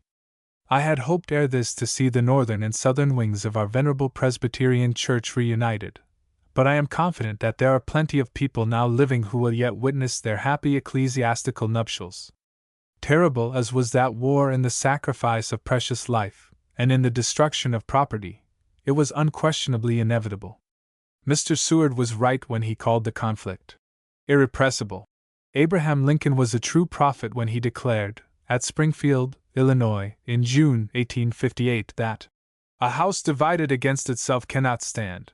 I believe this government cannot endure permanently half slave and half free. When in my early life I spoke to my good mother about some anti-slavery addresses that had been delivered, she said to me, with wonderful foresight, "These speeches will avail but little. Slavery will go down in blood. That it has gone down even at the cost of so much blood and treasure is today as much a matter for congratulation in the South as it is in the North." My first glimpse of the long-predicted conflict was the sight of the 7th Regiment, composed of the flower of New York, swinging down Broadway in April, 1861, on its way to the protection of Washington, amid the thundering cheers of the bystanders. Before long I offered my services to the Christian Commission, which had been organized by that noble and godly-minded patriot, George H. Stuart, of Philadelphia, and I went on to Washington to preach to our soldiers. I found Washington a huge military encampment. The hills around were white with tents, and Pennsylvania Avenue was filled almost every day with troops of horsemen, or with trains of artillery. While I was in Washington I lodged with my beloved college professor, that eminent Christian philosopher, Joseph Henry, in the Smithsonian Institution, of which he was the head.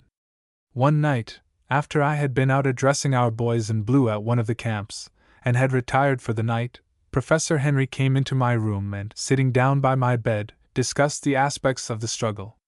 His mental eye was as sharp in reading the signs of the times as it had been when at Albany, 30 years before, he made his splendid discovery in electromagnetism.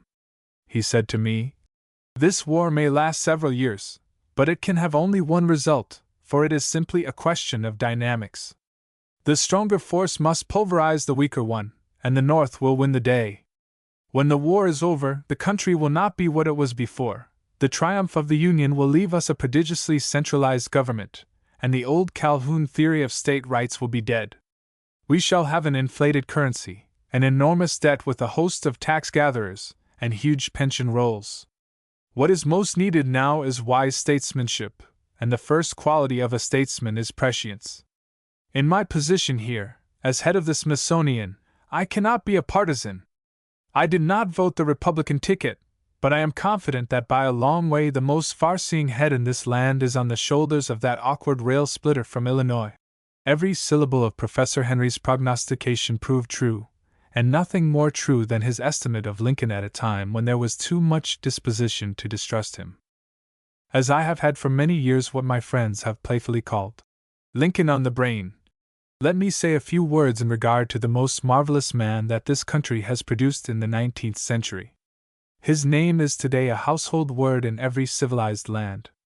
Dr. Newman Hall, of London, has told me that when he had addressed a listless audience, he found that nothing was so certain to arouse them as to introduce the name of Abraham Lincoln. Certainly no other name has such electric power over every true heart from Maine to Mexico. The first time I ever saw the man whom we used to call, familiarly and affectionately, Uncle Abe, was at the Tremont House in Chicago, a few days after his election to the presidency. His room was very near my own. I sent in my card, and he greeted me with a characteristic grasp of the hand, and his first sentence rather touched my soft spot when he said, "I have kept up with you nearly every week in the New York Independent."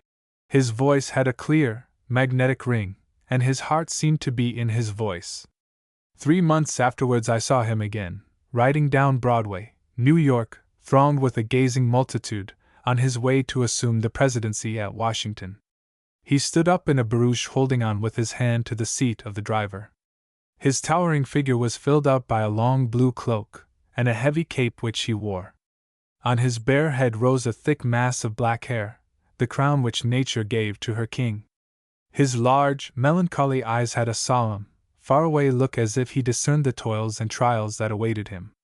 The great patriot president, moving slowly on toward the conflict, the glory and the martyrdom, that were reserved for him, still remains in my memory, as the most august and majestic figure that my eyes have ever beheld. He never passed through New York again until he was borne through tears and broken hearts on his last journey to his western tomb. I did not see Lincoln again until 2 years afterwards, when I was in Washington on duty for the Christian Commission. It was one of his public levee nights, and as soon as I came up to him, his first words were, "Doctor, I have not seen you since we met in the Tremont House in Chicago." I mention this as an illustration of his marvelous memory. He never forgot a face or a name or the slightest incident. My mother was with me at the Smithsonian, and as she was extremely desirous to see the President, I took her over to the White House late on the following afternoon. In those war times, when Washington was a camp, the White House looked more like an army barracks than the presidential mansion. In the entrance hall that day were piles of express boxes, among which was a little lad playing and tumbling them about. "Will you go and find somebody to take our cards?" said my mother to the child. He ran off and brought the Irishman, whose duty it was to receive callers at the door. That was the same Irishman who, when the poor soldier's wife was going in to plead for her husband's pardon of a capital offense he had committed, said to her, "Be sure to take your baby in with you." When she came out smiling and happy, Patrick said to her, "Ah, ma'am, 'twas the baby that did it." The shockingly careless appearance of the White House proved that whatever may have been Mrs. Lincoln's other good qualities, she hadn't earned the compliment which the Yankee farmer paid to his wife when he said, "Yef, my wife hain't got an ear fair music, she's got an eye fair dirt." When we reached the room of the President's private secretary, my old friend, the Rev. Mr. Neal, of St. Paul's, told me that it was military court day, when the President had to decide upon cases of army discipline. That came before him, and when he received no calls. I told Neal that my mother could never die happy if she had not seen Lincoln. He took in our names to the President, who told him to bring us in.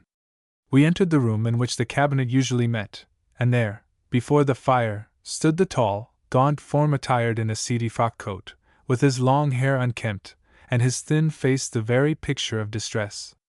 "How is Mrs. Lincoln?" inquired my mother.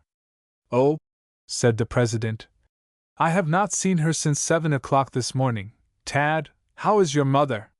"She is pretty well," replied the little fellow, who was coiled up then in an armchair, the same lad we had seen playing down in the entrance hall. We spent but a few moments with Mr. Lincoln, and when we came out my mother exclaimed, "Oh, what a cruelty to keep that man here! Did you ever see such a sad face in your life?" I never had, and I have given this account of my call on him in order that my readers may not only understand what democratic customs then prevailed in the White House, but may get some faint idea of the terribly trying life that Mr. Lincoln led. Dr. Bellows, the president of the Sanitary Commission, once said to him, "Mr. President, I am here at almost every hour of the day or night, and I never saw you at the table. Do you ever eat?" "I try to," replied the President. "I manage to browse about pretty much as I can get it." After the long wearing, nerve-taxing days were over in which he was glad to relieve himself occasionally with a good story or a merry laugh, came the nights of anxiety when sleep was often banished from his pillow. He frequently wrapped himself in his Scotch shawl, and at midnight stole across to the War Office, and listened to the click of the telegraph instruments, which brought sometimes good news, and sometimes terrible tales of defeat. On the day after he heard of the awful slaughter at Fredericksburg, he remarked at the War Office, "If any of the lost in hell suffered worse than I did last night, I pity them." Nothing but iron nerves and a dependence on the divine arm bore him through.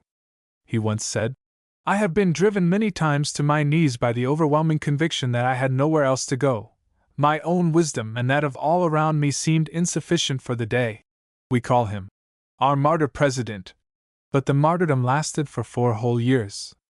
The darkest crisis of the whole war was in the summer of 1862. I slipped away for a few weeks of relaxation to Europe, sailing on the Cunard to China, the first screw steamer ever built by that company. She was under the command of Captain James Anderson, who was afterwards knighted by Queen Victoria for his services in laying the Atlantic cable, and is better known as Sir James Anderson. There was no Atlantic cable in those days, and our steamer carried out the news of the 7 days' battles before Richmond, which terminated in the retreat of General McClellan. We had a 4th of July dinner on board, but between seasickness and heart sickness it was the toughest experience of making a spread-eagle speech I ever had. After landing at Queenstown I went to Belfast and thence to Edinburgh. I found the people of Edinburgh intensely excited over our war and the current of popular sentiment running against us like a mill race. For instance, I was recognized by my soft hat on the street. A shoemaker put his head out of the door and shouted as I passed, "I say, when are you going to be done with your butchering over there?" The Scotsman was hostile to the Union cause, and the Old Caledonian Mercury was the only paper that stood by us, but it did so manfully. On the day of my arrival a bulletin was posted in the newspaper offices and on 'Change that McClellan and the Union Army had surrendered. The baleful report was received with no little exultation by all who were engaged in the cotton trade. I sat up until midnight with the editor of the Mercury, helping him to squelch the rumor, and the next morning exposed the falsity of the news in his columns. Dr. John Brown, the immortal author of Rab and His Friends, had called on me at the Waverley Hotel, and that morning I breakfasted with him.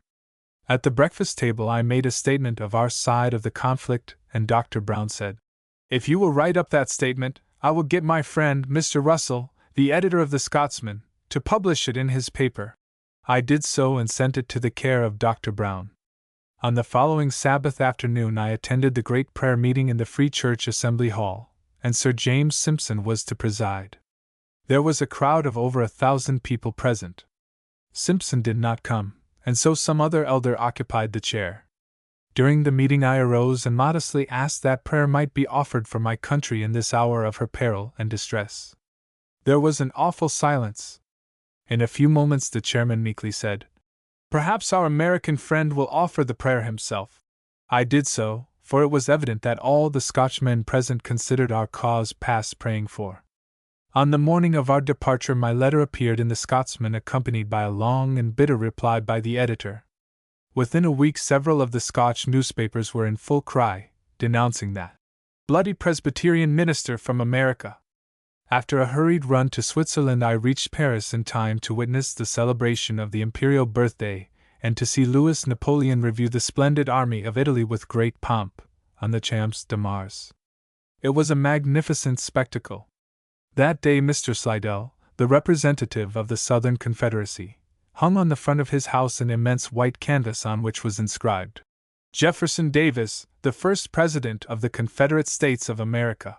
Our ambassador, Hon. William L. Dayton, was a relative of mine, and I had several conversations with him about the perilous situation of affairs at home. Dayton said, "Our prospects are dark enough. All the monarchs and aristocracies are against us. All the cotton and commercial interests are against us. Emperor Louis Napoleon is a sphinx, but he would like to help to acknowledge the Southern Confederacy. If he does so, Belgium and other powers will join him. They will break the blockade. They will supply the Confederates with arms, and then we must fight Europe as well as the Southern States. Our only real friends are men like John Bright, and those who believe that we are fighting for freedom as well as for our national union. Mr. Lincoln must declare for emancipation, and unless he does it within 30 days, I have written to Mr. Seward that our cause is lost." I returned to London with a heavy heart. All of our friends there with whom I conversed echoed the sentiments of Mr. Dayton.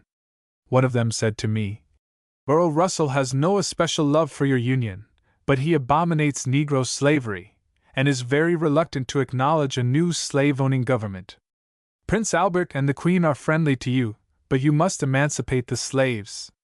My return passage from Liverpool was on board the Asia, and Captain Anderson commanded her for that voyage. When we reached Boston, we heard the distressing news of the Second Battle of Bull Run, and our prospects were black as midnight. Captain Anderson remarked to me, in a compassionate tone, "Well, Mr. Cuyler, you Yankees had better give it up now." "Never, never," I replied to him. "You will live to see the Union restored and slavery extinguished." He laughed at me and bid me goodbye. A few years afterwards, I laughed back again when I met him in New York.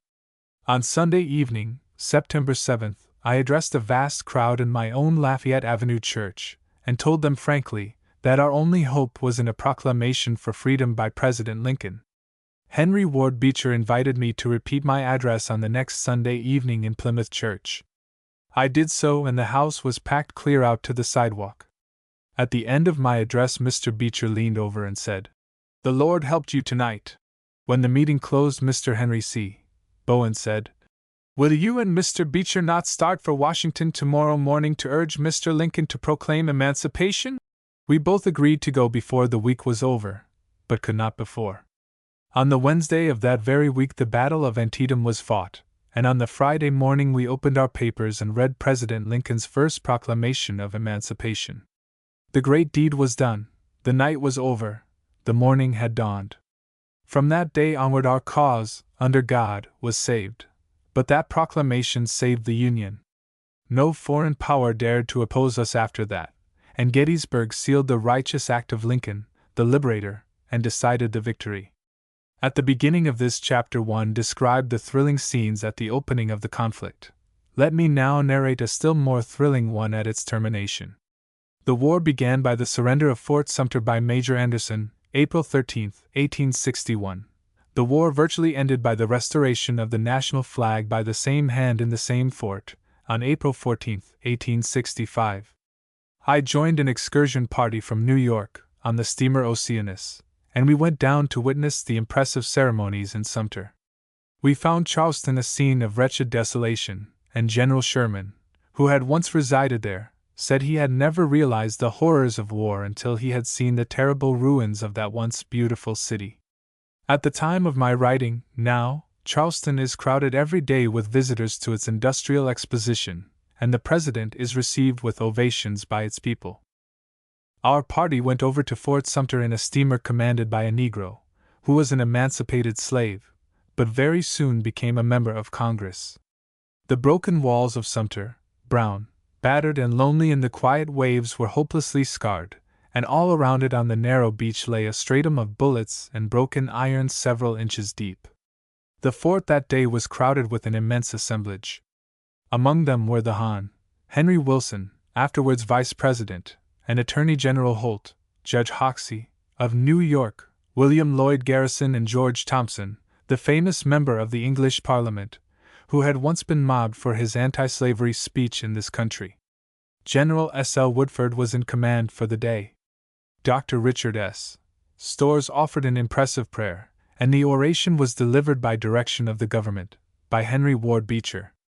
When the speech was completed, Major Anderson drew out from a mail bag the identical bunting that he had lowered 4 years before, and attached the flag to the halyards, and when it began to ascend, General Gilmore grasped the rope behind him, and, as it came along to our part of the platform, several of us grasped it also.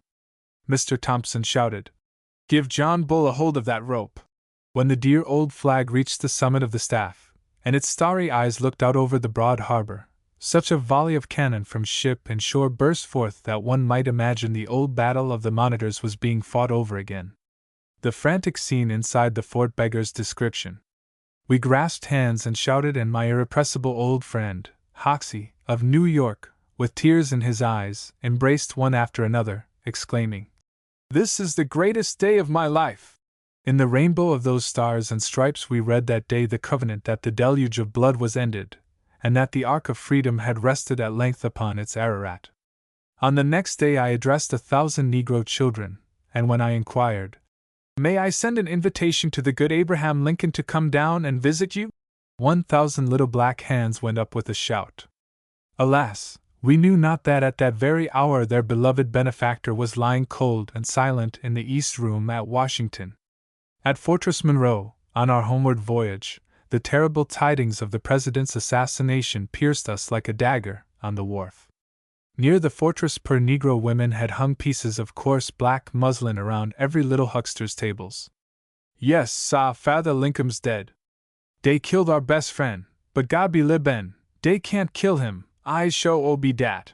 Her simple childlike faith seemed to reach up and grasp the everlasting arm which had led Lincoln while leading her race out of the house of bondage. Upon our arrival in New York, we found the city draped in black, and the mourners going about the streets. When the remains of the murdered president reached New York, they were laid in state in the City Hall for one day and night, and during that whole night the procession passed the coffin, never ceasing for a moment. Between 3 and 4 o'clock in the morning I took my family there, that they might see the face of our beloved martyr, and we had to take our place in a line as far away as Park Row. It is impossible to give any adequate description of the funeral, whose like was never seen before or since, when eminent authors, clergymen, judges, and distinguished civilians walked on foot through streets, shrouded in black to the housetops. The whole journey to Springfield, Illinois, was one constant manifestation of poignant grief. The people rose in the night, simply to see the funeral train pass by. I do not wonder that when Emperor Alexander of Russia, who was himself afterwards assassinated, heard the tidings of our president's death from an American ambassador, he leaped from his chair, and exclaimed, "Good God, can it be so? He was the noblest man alive." 37 years have passed away, and today, while our nation reveres the name of Washington as the father of his country, Abraham Lincoln is the best-loved man that ever trod this continent. The Almighty educated him in His own providence for his high mission. The plain people, as he called them, were his university. The Bible and John Bunyan were his earliest textbooks. Sometimes his familiarity with the Scriptures came out very amusingly, as when a deputation of bankers called on him to negotiate for a loan to the government, and one of them said to him, "You know, Mr. President, where the treasure is, there will the heart be also." "I should not wonder," replied Lincoln. "If another text would not fit the case better, where the carcass is, there will the eagles be gathered together." His innumerable jests contain more wisdom than many a philosopher's maxims, and underneath his plebeian simplicity, dress, and manners, this great child of nature possessed the most delicate instincts of the perfect gentleman. The only just scale by which to measure any man is the scale of actual achievement, and in Lincoln's case some of the most essential instruments had to be fabricated by himself. The first account in the measurement of the man is that with a sublime reliance on God, he conducted an immense nation through the most tremendous civil war ever waged, and never committed a single serious mistake. The Illinois backwoodsman did not possess Hamilton's brilliant genius, yet Hamilton never read the future more sagaciously. He made no pretension to Webster's magnificent oratory, yet Webster never put more truth in portable form for popular guidance. He possessed Benjamin Franklin's immense common sense, and gift of terse proverbial speech, but none of his lusts and skeptical infirmities. The immortal 20-line address at Gettysburg is the high water mark of sententious eloquence. With that speech should be placed the pathetic and equally perfect letter of condolence to Mrs. Bixby of Boston after her 5 sons had fallen in battle. With that speech also should be read that wonderful second inaugural address which even the hostile London Times pronounced to be the most sublime state paper of the century. This second address, his last great production, contains some of the best illustrations of his fondness for balanced antithesis and rhythmical measurement. There is one sentence which may be rendered into rhyme. "Fondly do we hope, fervently do we pray that this mighty scourge of war may soon pass away." Terrible as was the tragedy of that April night, 37 years ago, it may be still true that Lincoln died at the right time for his own imperishable fame.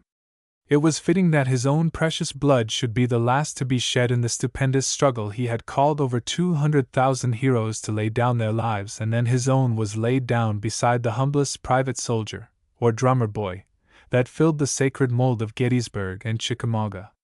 In an instant, as it were, his career crystallized into that pure white fame which belongs only to the martyr for justice, law, and liberty. For more than a generation his ashes have slumbered in his beloved home at Springfield, and as the hearts of millions of the liberated turn toward that tomb, they may well say to their liberator, "We were hungry, and thou gavest us the bread of sympathy. We were thirsty for liberty, and thou gavest us to drink. We were strangers, and thou didst take us in. We were sick with 2 centuries of sorrow, and thou didst visit us. We were in the oppressive house of bondage, and thou earnest unto us." And the response of Christendom is, "Well done, good and faithful servant, enter into the joy of the Lord." In closing this chapter of my reminiscences, I may be allowed to express my strong conviction that our Congress, impelled by generous feeling, and what they regarded as a democratic principle of government, committed a serious error in bestowing the right of suffrage indiscriminately upon the male Negro population of the South.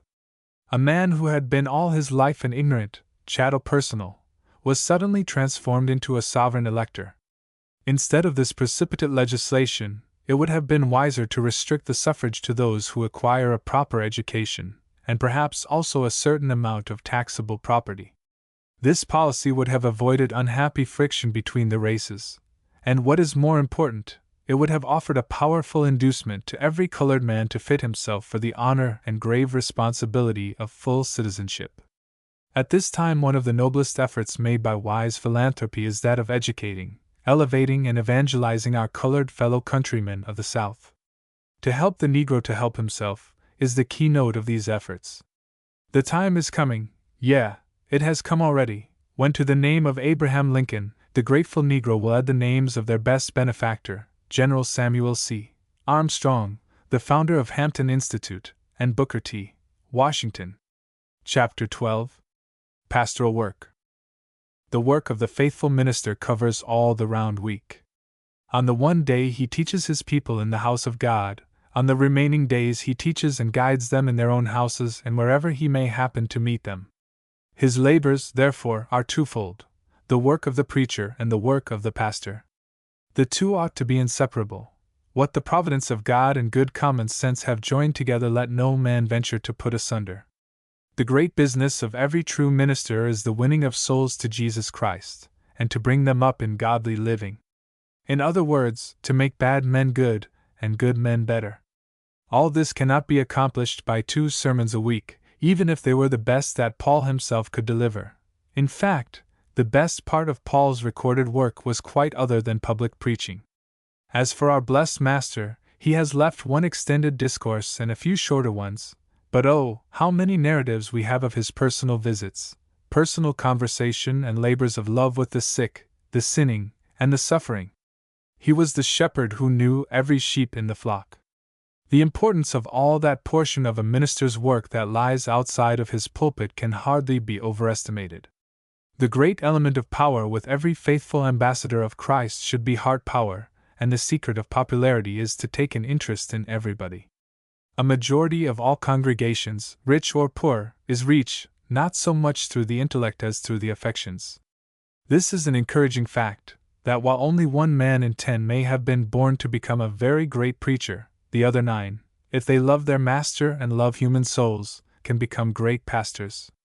Nothing gives a minister such heart power as personal acquaintance and personal attention to those whom he aims to influence. Especially his personal attention will be welcome in seasons of trial. Let the pastor make himself at home in everybody's home. Let him go often to visit their sick rooms and kneel beside their empty cribs, and comfort their broken hearts, and pray with them. Let him go to the business men of his congregation when they have suffered reverses, and give them a word of cheer. Let him be quick to recognize the poor and the children, and he will weave a cord around the hearts of his people that will stand a prodigious pressure. His inferior sermons, for every minister is guilty of such occasionally, will be kindly condoned, and he can launch the most pungent truths at his auditors, and they will not take offense. He will have won their hearts to himself, and that is a great step toward drawing them to the house of God and winning their souls to the Savior. A house-going minister, said Chalmers, makes a church-going people. There is still one other potent argument for close intercourse with his congregation that many ministers are in danger of ignoring or underestimating. James Russell Lowell has somewhere said that books are, at best, but dry fodder, and that we need to be vitalized by contact with living people. The best practical discourses often are those which a congregation help their minister to prepare. By constant and loving intercourse with the individuals of his church he becomes acquainted with their peculiarities, and this enlarges his knowledge of human nature. It is second only to a knowledge of God's Word. If a minister is a wise man, and neither God nor man has any use for fools, he will be made wiser by the lessons and suggestions which he can gain from constant and close intercourse with the immortal beings to whom he preaches. In Dundee, Scotland, I conversed with a grey-headed member of St. Peter's Presbyterian Church who, in his youth, listened to the sainted Robert Murray McCain. He spoke of him with the deepest reverence and love. But the one thing that he remembered after 46 years was that Mr. McCain, a few days before his death, met him on the street and, laying hand upon his shoulder, said to him kindly, "Jamie, I hope it is well with your soul. How is your sick sister? I am going to see her again shortly." That sentence or two had stuck to the old Christian for over 40 years. It had grappled his pastor to him, and this little narrative gave me a fresh insight into McCain's wonderful power. His ministry was most richly successful, and largely because he kept in touch with his people, and was a great pastor as well as a great preacher. I determined from the very start in my ministry that I would be a thorough pastor. A very celebrated preacher once said to me, "I envy you your love for pastoral work. I would not do it if I could not do it if I would, for a single hour with a family in trouble uses up more of my vitality than to prepare a sermon." My reply to him was, "That may be true, but after all, the business of a minister is to endure these strains upon his nervous system if he would be a comforter, as well as the teacher of his people." My practice was this: I devoted the forenoon of every day, except Monday, to the preparation of my discourses. My motto was, "Study God's Word in the morning, and door plates in the afternoon." I found the physical exercise in itself a benefit, and the spiritual benefits were tenfold more. I secured and kept a complete record of the whereabouts of all my congregation and requested from the pulpit that prompt information be given me of any change of residence, and also of any case of sickness or trouble of any kind. I encouraged my people to send me word when there was any case of religious interest in their families or any matter of importance to discuss with me. In short, I endeavored to treat my flock exactly as though they were my own family, and to be perfectly at home in their homes. I managed to visit every family at least once in each year, and as much oftener as circumstances required. As I had no loafing places, I easily got through my congregation, which, in Brooklyn, numbered several hundreds of families. Spurgeon had an assistant pastor for his immense flock, but he made it a rule to visit the sick or dying on as many occasions as possible. He once said from his pulpit, "I have been this week to visit 2 of my church members who were near eternity, and both of them were as happy as if they were going to a wedding. Oh, it makes me preach like a lion when I see how my people can die." It was always my custom to take a particular neighborhood, and to call upon every parishioner in that street, or district, but I seldom found it wise to send word in advance to any family, that I would visit them on a certain day or hour, for I might be prevented from going, and thus subject them to disappointment. Consequently, I had to run the risk of finding them at home. If they were out, I left my card, and tried again at another time. In calling on my people unawares, I found it depended upon myself to secure a cordial welcome, for I went in with a hearty salutation and asked them to allow me to sit down with them wherever they were, regardless of dress or ceremony, and soon I found myself perfectly at home with them. No one should be so welcome as a faithful pastor. I encouraged them to talk about the affairs of our church, about the Sabbath services, and the truths preached, and the influences that Sabbath messages were having upon them. In this way I have discovered whether or not the shots were striking, for the gunnery that hits no one is not worth the powder. Fishing for compliments is beneath any man of common sense, but it does cheer the pastor's heart to be told, "Your sermon last Sunday brought me a great blessing, it helped me all the week." Or better still, "Your sermon brought me to decide for Christ." In a careful and delicate way, I drew out our people in regard to their spiritual condition, and if I found that any member of the family was anxious about his or her soul, I managed to have a private and unreserved conversation with that person. It is well for every minister to be careful how he guards the confidence reposed in him. The family physician and the family pastor often have to know some things they do not like to know, but they never should allow anyone else to know them. This intimate, personal intercourse with my flock enabled me more than once to bring the undecided to a decision for Christ. In dealing with such cases, whether in the home or in the inquiry room, I aimed to discover just what hindrance was in the path of each awakened soul. It is a great point also for such a one to discover what it is that keeps him or her from surrendering to Christ. If it be some habit or some evil practice, that must be given up. If some heart sin, that we must yield. even if it be like plucking out an eye or lopping off a right hand.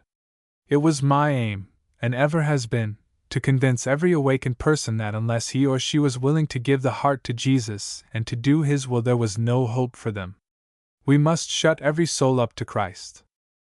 I requested my people to inform me promptly of every case of serious sickness, and I could never be too prompt in responding to such a call. However busy I might be in preparing sermons or any commendable occupation, everything else was laid aside. For a pastor should be as quick to respond to a call of sickness as an ambulance is to reach the scene of disaster. I sometimes found that a parishioner had been suddenly attacked with dangerous illness, and even my entrance in the sick room might agitate the patient. At such times I found it necessary to use all the tact and delicacy and discretion at my command. I would never needlessly endanger a sick person by efforts to guide or console an immortal spirit. I aimed to make my words few, calm, and tender, and make every syllable to point toward Jesus Christ. Whoever the sufferer may be, saint or sinner, his failing vision should be directed to no man save Jesus only. It is not commonly the office of the pastor to tell the patient that his or her disease is assuredly fatal, but if we know that death is near, in the name of the Master, let us be faithful as well as tender. There are many cases of extreme and critical illness when the presence of even the most loving pastor may be an unwise intrusion. An excellent Christian lady who had been twice apparently on the brink of death said to me, "Never enter the room of a person who is extremely low, unless the person urgently requests you to, or unless spiritual necessity absolutely compels it.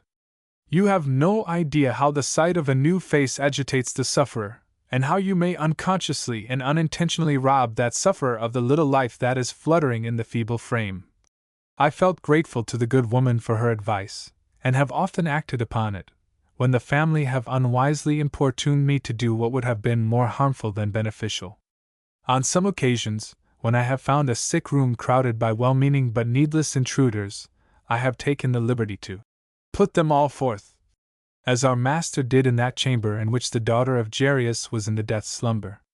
A great portion of the time and attention which I bestowed upon the sick was spent on chronic sufferers, who had been confined to their beds of weariness for months or years. I visited them as often as possible. Some of those bedridden sufferers were prisoners of Jesus Christ, who did me quite as much good as I could possibly do them. What eloquent sermons they preached to me on the beauty of submissive patience and on the supporting power of the everlasting arms! Such interviews strengthened my faith, softened my heart, and infused into it something of the spirit of Him who took our infirmities and bore our sicknesses. McCain of Dundee said that before preaching on the Sabbath he sometimes visited some parishioner, who might be lying extremely low, for he found it good to take a look over the verge. In my pastoral rounds I sometimes had an opportunity to do more execution in a single talk than in a score of sermons. I once spent an evening in a vain endeavor to bring a man to a decision for Christ. Before I left, he took me upstairs to the nursery, and showed me his beautiful children in their cribs. I said to him tenderly, "Do you mean that these sweet children shall never have any help from their father to get to heaven?" He was deeply moved, and in a month that man became an active member of my church. He was glued to me in affection for all the remainder of his useful life. On a cold winter evening I made a call on a wealthy merchant in New York. As I left his door, and the piercing gales swept in, I said, "What an awful night for the poor!" He went back, and bringing to me a roll of bank bills, he said, "Please hand these, for me, to the poorest people you know of." After a few days I wrote to him, sending him the grateful thanks of the poor whom his bounty had relieved, and added, "How is it that a man who is so kind to his fellow creatures has always been so unkind to his Savior as to refuse him his heart?" That sentence touched him in the core. He sent for me immediately to come and converse with him. He speedily gave his heart to Christ, united with, and became a most useful member of our church. But he told me I was the first person who had ever spoken to him about his spiritual welfare in nearly 20 years. In the case of this eminently effective and influential Christian, 1 hour of pastoral work did more than the pulpit efforts of almost a lifetime. Chapter 13. Some famous preachers in Britain. Binney. Hamilton, Guthrie. Hall. Spurgeon, Duff, and others. In attempting to recall my recollections of the eminent preachers whom I have known, I hardly know where to begin, or where to call a halt. I shall confine myself entirely to those who are no longer living, except as they may live in the memory of the service they wrought for their divine Master and their fellow men. When I first visited London, in early September, 1842, the two ministers most widely known to Americans were Henry Melville and Thomas Binney. Melville was the most popular preacher in the established church. His place of worship was out at Camberwell, and I found it so packed that I had to get a seat on one of the steps in the gallery.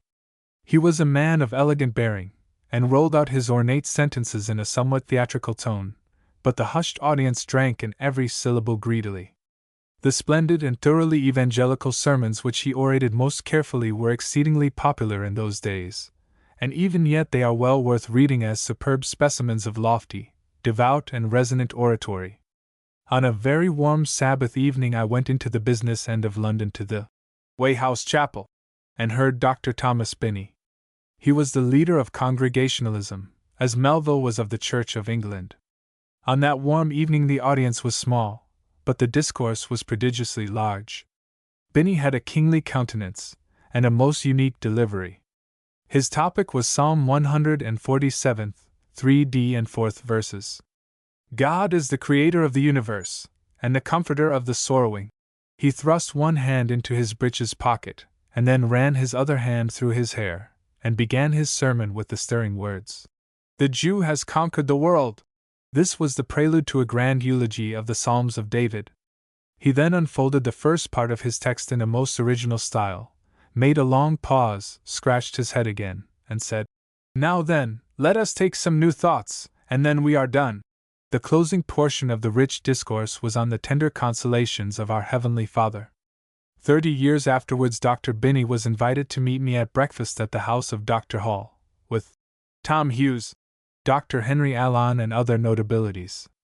The noble veteran chatted very serenely, and offered a most majestic prayer while he remained sitting in his armchair. His physical disabilities made it difficult for him to stand, and very soon afterwards the grand old man went up to his crown. When I was spending 2 delightful days with Dr. Maclaren, of Manchester, I described to him Binney's remarkable sermon. "Were you there that night?"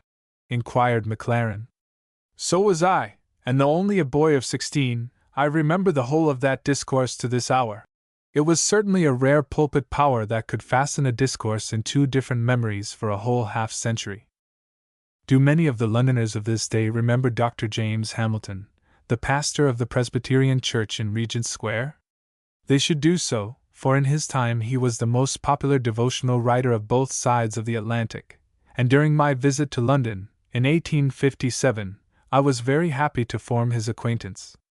He was a most cordial and charming man, slender, tall, with dark eyes and hair, and a beaming countenance.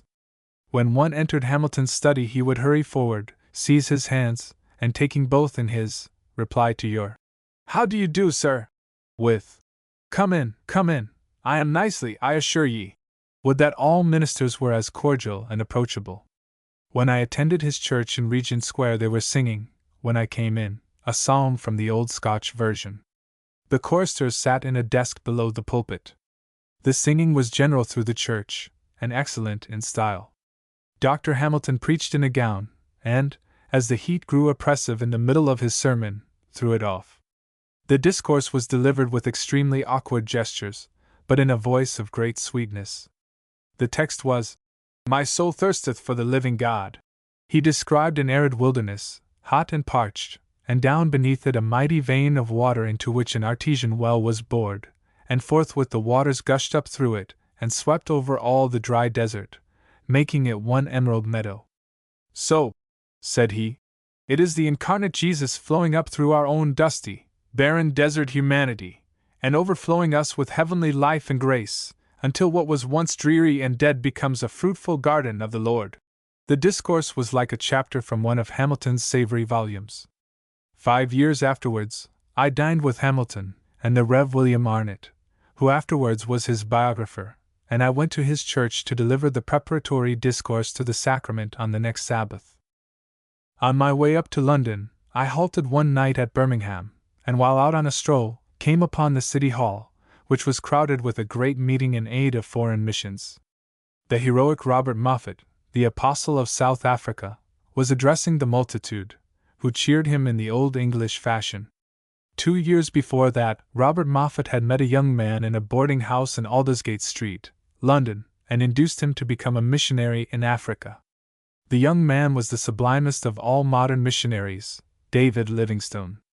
2 years after that evening, Livingstone married Miss Mary Moffat, daughter of the man to whom I was listening, in South Africa, and she became the sharer of his trials and explorations. After Moffat had concluded his speech, a broad-shouldered, merry-faced man, with thick gray hair rose on the platform. "Who is that?" I inquired of my next neighbor. With a look of surprise that I should ask such a question in Birmingham, he said, "It is John Angel James." He was the man whom Dr. Cox wittily described as an angel vinculated between two apostles. He spoke very forcibly, in a hearty, humorous vein, and I could hardly understand how such a jovial old gentleman could be the author of such a serious work as The Anxious Inquirer. But I have since discovered that many of the most solemn and impressive preachers were men of most cheery temperament who could laugh heartily themselves when they were not making other people weep. Mr. James looked like an old sea captain, but he was an admirable pilot of awakened souls, whom thousands will bless through all eternity.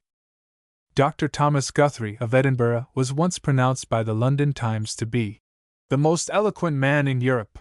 Ruskin, Thackeray, Macaulay, and other men of renown joined in the crowd that thronged St. John's Church when they were in Edinburgh, and a Highland drover was once so excited that in the middle of a powerful sermon he called out, "Na, sirs, heard ye ever the like o' that?"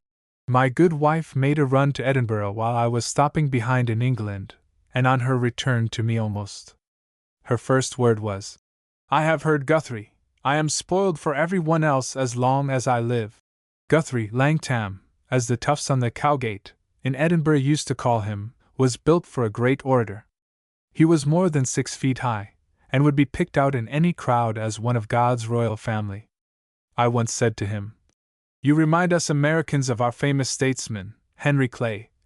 There was a striking resemblance in the long-armed figure, the broad mouth and lofty brow, and still more in the rich melody of voice, and magnetic rush of electric eloquence. "There must certainly be a personal likeness," replied the doctor. "For not long ago I went into the house of Mr. Norris, who came here from America, and said to myself, 'There is my portrait on the wall,' but when I came nearer I espied under it the name of Henry Clay." He used to say that in preaching he aimed at the 3 Ps, prove, paint, and persuade. His painting with the tongue was as vivid as Rembrandt's painting with the brush. When I went to Edinburgh, in 1872, as a delegate to the 2 Presbyterian General Assemblies, Dr. Guthrie invited me to dine with him, and the gifted Dr. John Kerr, of Glasgow, was in the company. After dinner, Guthrie literally took the floor, and poured out a flow of charming talk, interspersed with racy Scotch anecdotes. Among others told was one about the old Highland woman who said to him, "Doctor, nae of your modern improvements for me. I want naething but good old David's psalms, and I want 'em all sung to David's tunes, too." On the evening when I addressed the Free Church Assembly, I was obliged to pass, on my way to the platform, the front bench, on which sat the veteran missionary Alexander Duff, Principal Rainey, William Arnott, Dr. Guthrie, and 2 or 3 other celebrities. I have not run such a gauntlet on a single bench in my life. When I had finished my address, Guthrie, clad in his gray overcoat, leaped up, and kindly grasped my hand, and I went back to my seat feeling an indescribable relief. Dr. Guthrie a short time after attempted to visit our country, but was arrested at Queenstown by a difficulty of the heart, and returned to Scotland, and lived but a short time afterwards. Slight personal acquaintance with Newman Hall began during the darkest period of our Civil War, in August 1862. Up to that time I had only known him as the author of that pithy and pellucid little booklet, "Come to Jesus," which has belted the globe in 40 languages, and been published to the number of nearly 4 million of copies. When our Civil War broke out, Dr. Hall, with John Bright and Foster and Goldwin Smith, threw himself earnestly on the side of our Union. He made public speeches for our cause over all England, and opened his house for parlor meetings addressed by loyal Americans who happened to be in London. He invited me to address one of these gatherings, but the necessity of my return home prevented my acceptance. 2 years after the close of the war, he made his first visit to the United States. He was received with enthusiastic ovations. Union leagues gave him public welcomes, Congress invited him to preach in the House of Representatives. He delivered an address to the Bostonians on Bunker Hill, and every denomination, including the Episcopalians and Quakers, opened their pulpits to him everywhere. But the crowning act of his unique Americanism was the erection of the Lincoln Tower on his church in London, as a tribute to Negro emancipation and a memorial to international amity. The love that existed between my brother, Dr. Hall, and myself was like the love of David and Jonathan. The letters that passed between us would number up into the hundreds, and his epistles had the sweet savor of Holy Rutherford. When he was in America, my house was his home. When I was in London, I spent no small part of my time in his delightful Vine House, up on Hampstead Hill. The house remains in the possession of his wife, a lady of high culture, intellectual gifts, and of most devout piety. One reason for the close intimacy between my British brother and myself was that we were perfectly agreed on every social, civil, and religious question, and we never had a chance to sharpen our wits on the hone of controversy. Our theology was all from the same book, and our main purposes in life were similar. Many of my American readers heard Dr. Hall preach during some one of his 3 visits to the United States. What merry, soul-quickening sermons he poured forth in a clear, musical voice, and with a most earnest persuasiveness. Preaching was as easy to him as breathing. Including the Sabbath, he delivered 7 or 8 sermons in a week. Undoubtedly, he delivered more discourses than any ordained minister during the 19th century. Peers and peasants, scholars and dwellers in the slums alike enjoyed his preaching of God's message to immortal souls. His favorite theme was the sin-atoning work of Christ Jesus, and the numbers converted under his faithful preaching were exceedingly great. One of his discourses in this country on Jehovah Jireh was especially helpful, and one on touching the hem of Christ's garment was a gem of spiritual beauty. He generally maintained an even flow of evangelical thought, but sometimes he rose into a burst of thrilling eloquence, as he did in Mr. Beecher's church, when he made his noble appeal for union between England and America. From his youth he was fond of street preaching. I have seen him gather a crowd, and hold them attentively while he sowed a few seeds of truth in their hearts. I wish I had the space to describe some of the foregatherings that I have had with my twin brother in the gospel. We visited Italy together, preached to the saints that are in Rome, and went down into that room in the sub-basement of St. Clement's where Paul is believed to have held meetings with them that were of Caesar's household. We roamed out on the Appian Road, over which the great apostle entered the eternal city. So conscientious was my brother Hall in his teetotalism that though tired and thirsty, he never would touch the weak, common wine of the country, lest his example might be plead in favor of the drinking usages. We once went up to Olney and sat in Cooper's summer house, and entered John Newton's church, and the old sexton told Dr. Hall that he had been converted by Come to Jesus.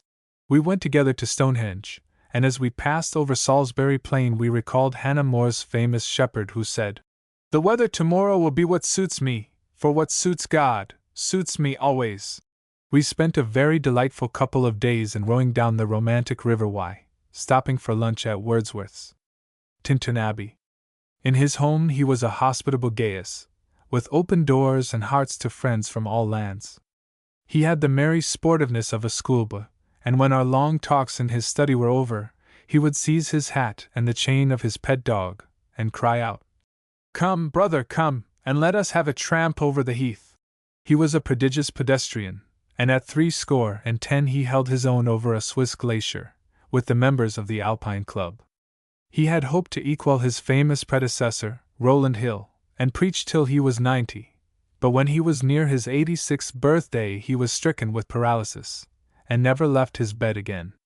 Those last 2 weeks were spent in the land of Beulah, and in full view of the celestial city. When asked if he suffered pain, he replied. "I have no pain, and nothing to disturb the solemnity of dying." On the morning of February 14th he passed peacefully over the river, and, as Bunyan said of old, valiant for the truth, the trumpet sounded for him on the other side. No monarch on his throne is so to be envied as he who now wears that celestial crown. Can anything new be said about Charles H. Spurgeon? Perhaps not, and yet I should be guilty of injustice to myself and to my readers if I failed to pay my love tribute to the most extraordinary preacher of the pure gospel to all Christendom whom England produced in the last century. I heard him when he was a youth of 22 years, in his Park Street chapel. I heard him several times when he was at the zenith of his vigor. I spent many a happy hour with him in his charming home. On my last visit there I had a good cry when I saw his empty chair in its old place in the study. I did not form any personal acquaintance with him until the summer of 1872, and it soon ripened into a most warm and cordial friendship. On each of my visits to London since that time I have enjoyed an afternoon with him at his home. His first residence was Helen's big house in Nightingale Road, Clapham, a southwest district of London. That beautiful home was his only luxury, but he spent none of his ample income on any sort of social enjoyment, and what did not go for household expenses went for the support of his many religious enterprises. On my first visit to him he greeted me in his free and easy, open-handed way. I noticed that he was growing stouter than ever. "In me," he jocularly said, "that is in my flesh, dwelleth no good thing." We spent a joyous hour in his well-filled library. He showed me 15 stately volumes of his printed sermons which have since been more than doubled, besides several of his works translated into French, German, Swedish, Dutch, and other languages. The most interesting object in the library was a small file of his sermon notes, each one on a half sheet of note paper, or on the back of an ordinary letter envelope. When I asked him if he wrote his sermons out, his answer was, "I would rather be hung." His usual method was to select the text of his Sunday morning sermon on Saturday about 6 or 7 o'clock, and spend half an hour in arranging a skeleton and put it on paper. He left all the phraseology until he reached the pulpit. During Sunday afternoon he repeated the same process in preparing his evening discourse. "If I had a month assigned me for preparing a sermon," said he to me, "I would spend 30 days and 23 hours on something else, and in the last hour I would make the sermon, and if I could not do it then I could not do it in a month." This sounds like a risky process, but it must be remembered that if Spurgeon occupied but a few minutes in arranging a discourse he spent 5 days of every week in thoroughly studying God's Word, in thorough thinking, and in the perusal of the richest old writers on theology and experimental religion. He was all the time, and everywhere filling up his cask, so that he had only to turn the spigot, and out flowed the pure gospel in the most transparent language. A stenographer took down the sermon, and it was revised by Mr. Spurgeon on Monday morning. He told me that for many years he went to his pulpit under such nervous agitation that it often brought on violent attacks of vomiting and produced outbreaks of perspiration, and he slowly outgrew that remarkable sort of physical suffering. 20 years ago Mr. Spurgeon exchanged Helen's big house for the still more elegant mansion called Westwood, on Beulah Hill, near Crystal Palace, Sydenham. It is a rural paradise. At each of the visits I paid him there, he used to come out with his bang-up soft hat, which he wore indoors half of the time, and with a merry jest on his lips. On my last visit, accompanied by my brother Hall, I found him suffering severely from his neuralgic malady, but it did not affect his buoyant humor. When I told him that my catarrhal deafness was worse than ever, he replied, "Well, brother, console yourself with the thought that in these days there is very little worth hearing." He took my brother Hall and myself out into his garden and conservatory and down to a rustic arbor, where we sat down and told stories. There were 12 acres of land attached to Westwood, and he had us into the meadow, where we laid down in the freshly mowed hay and inhaled its fragrance. Mrs. Spurgeon, a most gifted and charming lady, had a dozen cows, and the profits of her dairy then supported a missionary in London, and the milk was sent around the neighborhood in a wagon labeled Charles H. Spurgeon, milk dealer. After our return, the great preacher showed us a portfolio of caricatures of himself from Punch and other publications. At 6 o'clock we took supper, and then came family worship. All the servants being present, Mr. Spurgeon followed my prayer with the most wonderful prayer that perhaps I have ever heard from human lips, and I said afterwards to my friend Hall, "Tonight we got into the hidings of his power, for a man who can pray like that can out-preach the world." In the soft hour of the gloaming we took our leave, and he went off to prepare his sermon for the morrow. Spurgeon's power lay in a combination of half a dozen great qualities. He was the master of a vigorous Saxon English style, the style of Cobbett and Bunyan and the Old English Bible. He possessed a most marvelous memory. It held the whole Bible in solution. It retained all the valuable truth he had acquired during his immensely wide readings, and it enabled him to recognize any person whom he ever met before. Once, however, he met for the second time a Mr. Partridge and called him Partridge. Quick as a flash he said, "Pardon me, sir, I did not intend to make game of you." He was a man of one book, and had the most implicit faith in every jot and tittle of God's word. He preached it without defalcation or discount, and this prodigious faith made his preaching immensely tonic. His sympathies with all mankind were unbounded, and the juices of his nature were enough to float an ark full of living creatures. Joined to these gifts was a marvelous voice of great sweetness, and a homely mother-wit that bubbled out in all his talk and often in his sermons. Mightiest of all was his power of prayer, and his inner life was hid with Christ and God. As an organizer he had great executive abilities. His orphanage, dozen missionary schools and theological training school will be among his enduring monuments. The last sermon I ever heard him deliver was in Dr. Newman Hall's church on a week evening. He came hobbling into the study, his face the picture of suffering. He said to me, "Brother Cuyler, if I break down, won't you take up the service and go on with it?" I told him that he would forget his pains the moment he got under way, and so it was, for he delivered a most nutritious discourse to us. When the service was over, he limped off to his carriage, wrapped himself in the huge cushions, and drove away 7 miles to his home at Upper Norwood. That was the last time I ever saw my beloved friend. It seems strange that I shall never behold that homely, honest countenance again, and since that time, London has hardly seemed to be London without him. It is a cause for congratulation that his son, the Reverend Thomas Spurgeon, is so successfully carrying forward the great work of his sainted father. If my readers would like a sample taste of the pure Spurgeonic, it is to be found in this passage which he delivered to his theological students. Some modern divines whittle away the gospel to the small end of nothing. They make our divine Lord to be a sort of blessed nobody. They bring down salvation to mere possibility. They make certainties into probabilities and treat verities as mere opinions. When you see a preacher making the gospel smaller by degrees, and miserably less, till there is not enough of it left to make soup for a sick grasshopper, get you gone with him. As for me, I believe in an infinite God, an infinite atonement, infinite love and mercy, an everlasting covenant, ordered in all things, and sure, and of which the substance and reality is an infinite Christ. I once asked Dr. James McCosh, who was the greatest preacher he ever heard. He replied, "Of course, it was my Edinburgh professor, Dr. Chalmers, but the grandest display of eloquence I ever listened to was Dr. Alexander Duff's famous plea for foreign missions, delivered before the Scottish General Assembly at a date previous to the disruption. I can say amen to Dr. McCosh, for the most overpowering oratory that I ever heard was Duff's great missionary speech in the Broadway Tabernacle during his visit to America.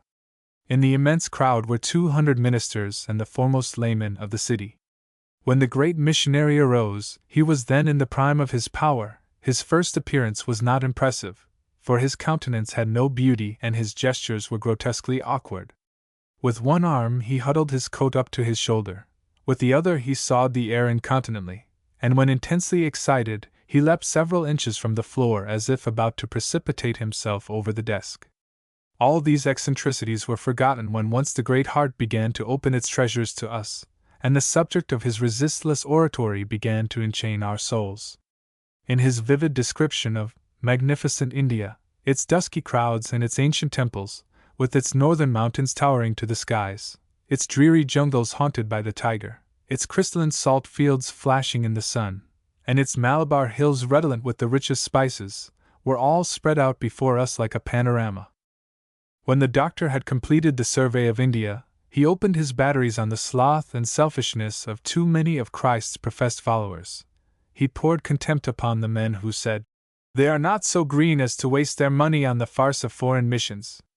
"No, no, indeed," he continued, "they are not green, for greenness implies verdure and beauty, and there is not a single atom of verdure in their parched and withered up souls." Under the burning satire and mellowing pathos of his tremendous appeal for heathendom, tears welled out from every eye in the house. I leaned over toward the reporters' table. Many of the reporters had flung down their pens.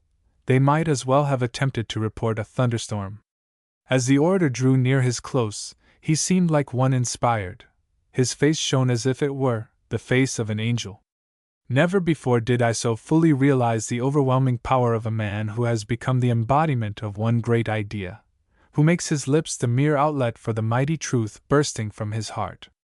After nearly 2 hours of this inundation of eloquence, he concluded with the quotation of Cooper's magnificent verse, "One song employs all nations," etc.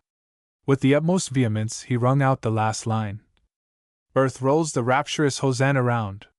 He could not check his headway, and repeated the line a second time, louder than before, and then with a tremendous voice that made the walls reverberate, he shouted once more, "Earth rolls the rapturous hosanna round," and sunk back breathless and exhausted into his chair. "Shut up now this tabernacle!" exclaimed Dr. James W.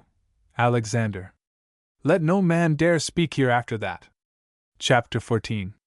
Some famous American preachers. The Alexanders. Dr. Ting. Dr. Cox. Dr. Adams. Dr. Storrs. Mr. Beecher. Mr. Finney and Dr. B.M. Palmer. The necessary limitations of this chapter forbid any reference to many distinguished American preachers whom I have seen or heard, but with whom I had not sufficient personal acquaintance to furnish any material for personal reminiscences. In common with multitudes of others on both sides of the ocean, I had a hearty admiration for the brilliant genius and masterful sermons of Phillips Brooks, but I only heard 2 of his rapid and resonant addresses on anniversary occasions, and my acquaintance with him was very slight. I heard only one discourse by that remarkable combination of preacher, poet, patriot, and philosopher, Dr. Horace Bushnell, of Hartford, his discourse on "Barbarism the Chief Danger," delivered before the Home Missionary Society. His sermon on "Unconscious Influence" was enough to confer immortality on any minister of Jesus Christ. I never was acquainted with him, but after his death, I suggested to the residents of New Preston that they should name the mountain that rises immediately behind the home of his childhood and youth, Mount Bushnell. The villagers assented to my proposal, and the state legislature ratified their act by ordering that name to be placed on the maps of Connecticut. In this chapter, as in the previous one, I shall give my recollections only of those who have ended their career of service and entered into their reward. During the 6 years that I spent in Princeton College and in the seminary, between 1838 and 1846, I came into close acquaintance with, and I heard very often, the 2 great orators of the Alexander family. Dr. Archibald Alexander, the father of a famous group of sons, was a native of Virginia, had listened to Patrick Henry in his youth, had married the daughter of the eloquent, blind preacher, Rev. James Waddell, and even when as a young minister he had preached in Hanover, New Hampshire. Daniel Webster, then a student in Dartmouth College, predicted his future eminence. The students in the seminary were wont to call him playfully the Pope, for we had unbounded confidence in his sanctified common sense. I always went to him for counsel. His insight into the human heart was marvelous, and in the line of close experimental preaching, he has not had his equal since the days of President Edwards. He put the impress of his powerful personality on 1,000 ministers who graduated from Princeton Seminary. In his lecture desk and in the pulpit he was simplicity itself. His sermons were like the waters of Lake George, so pellucid that you could see every bright pebble far down in the depths. A child could comprehend him, yet a sage be instructed by him.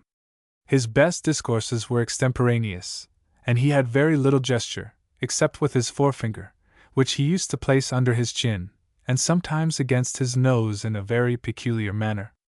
With a clear piping voice and colloquial style he held his audience in rapt attention, disdaining all the tricks of sensational oratory.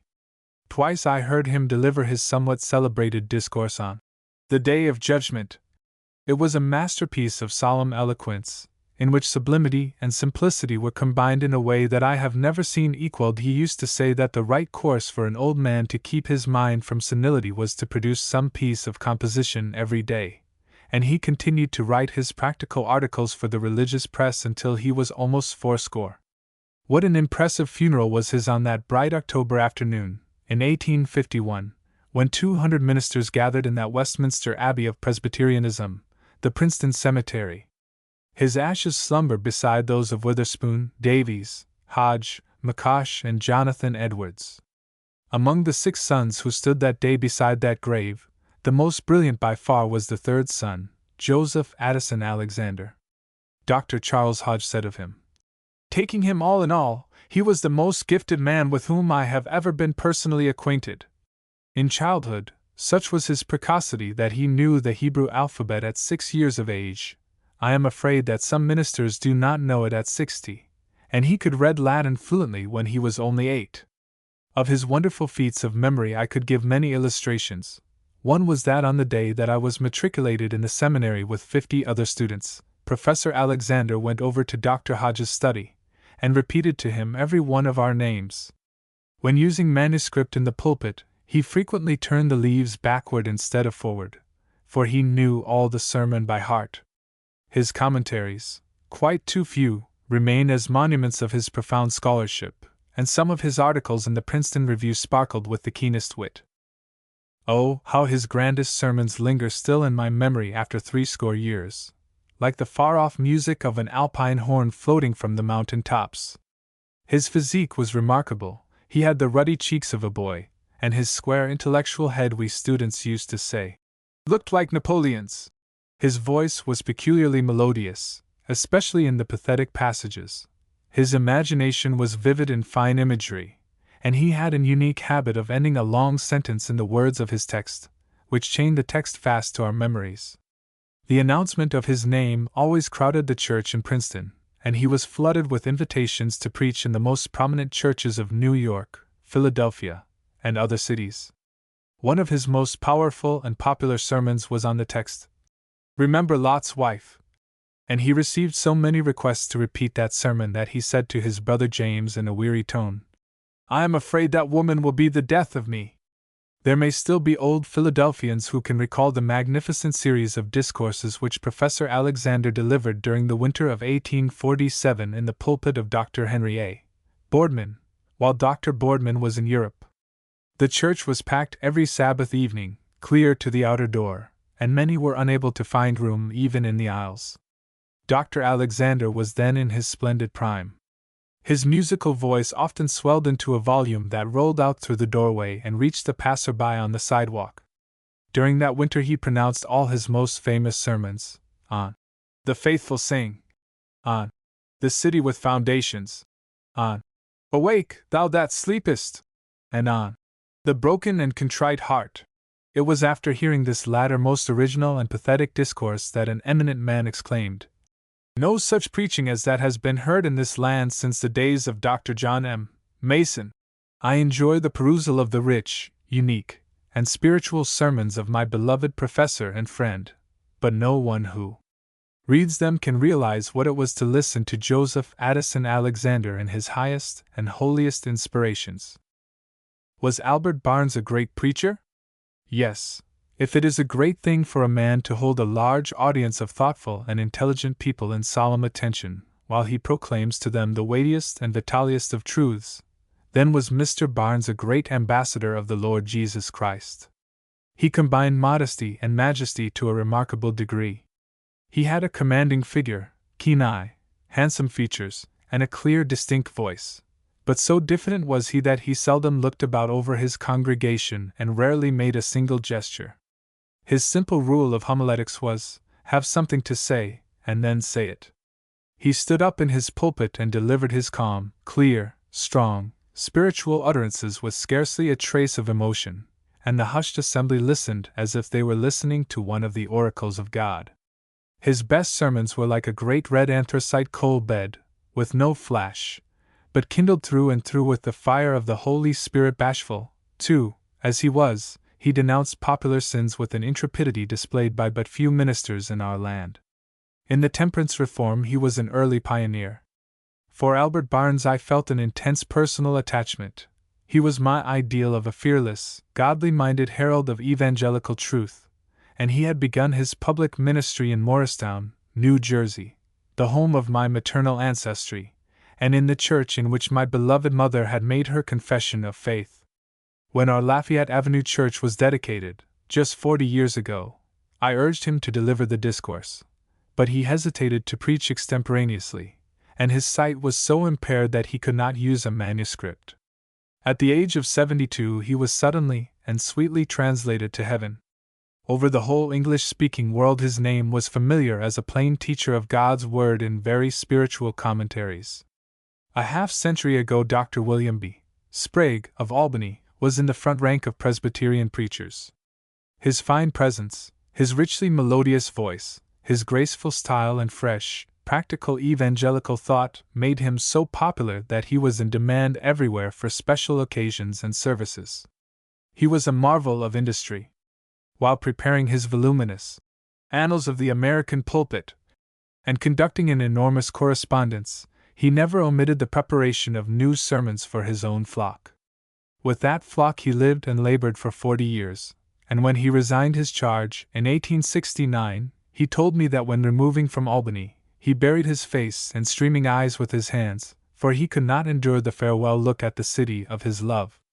When I first heard him in my student days I thought him an almost faultless pulpit orator, and when he and the young and ardent Edward N. Kirk stood side by side in Albany, no town in the land contained two nobler specimens of the earnest, persuasive and eloquent Presbyterian preachers.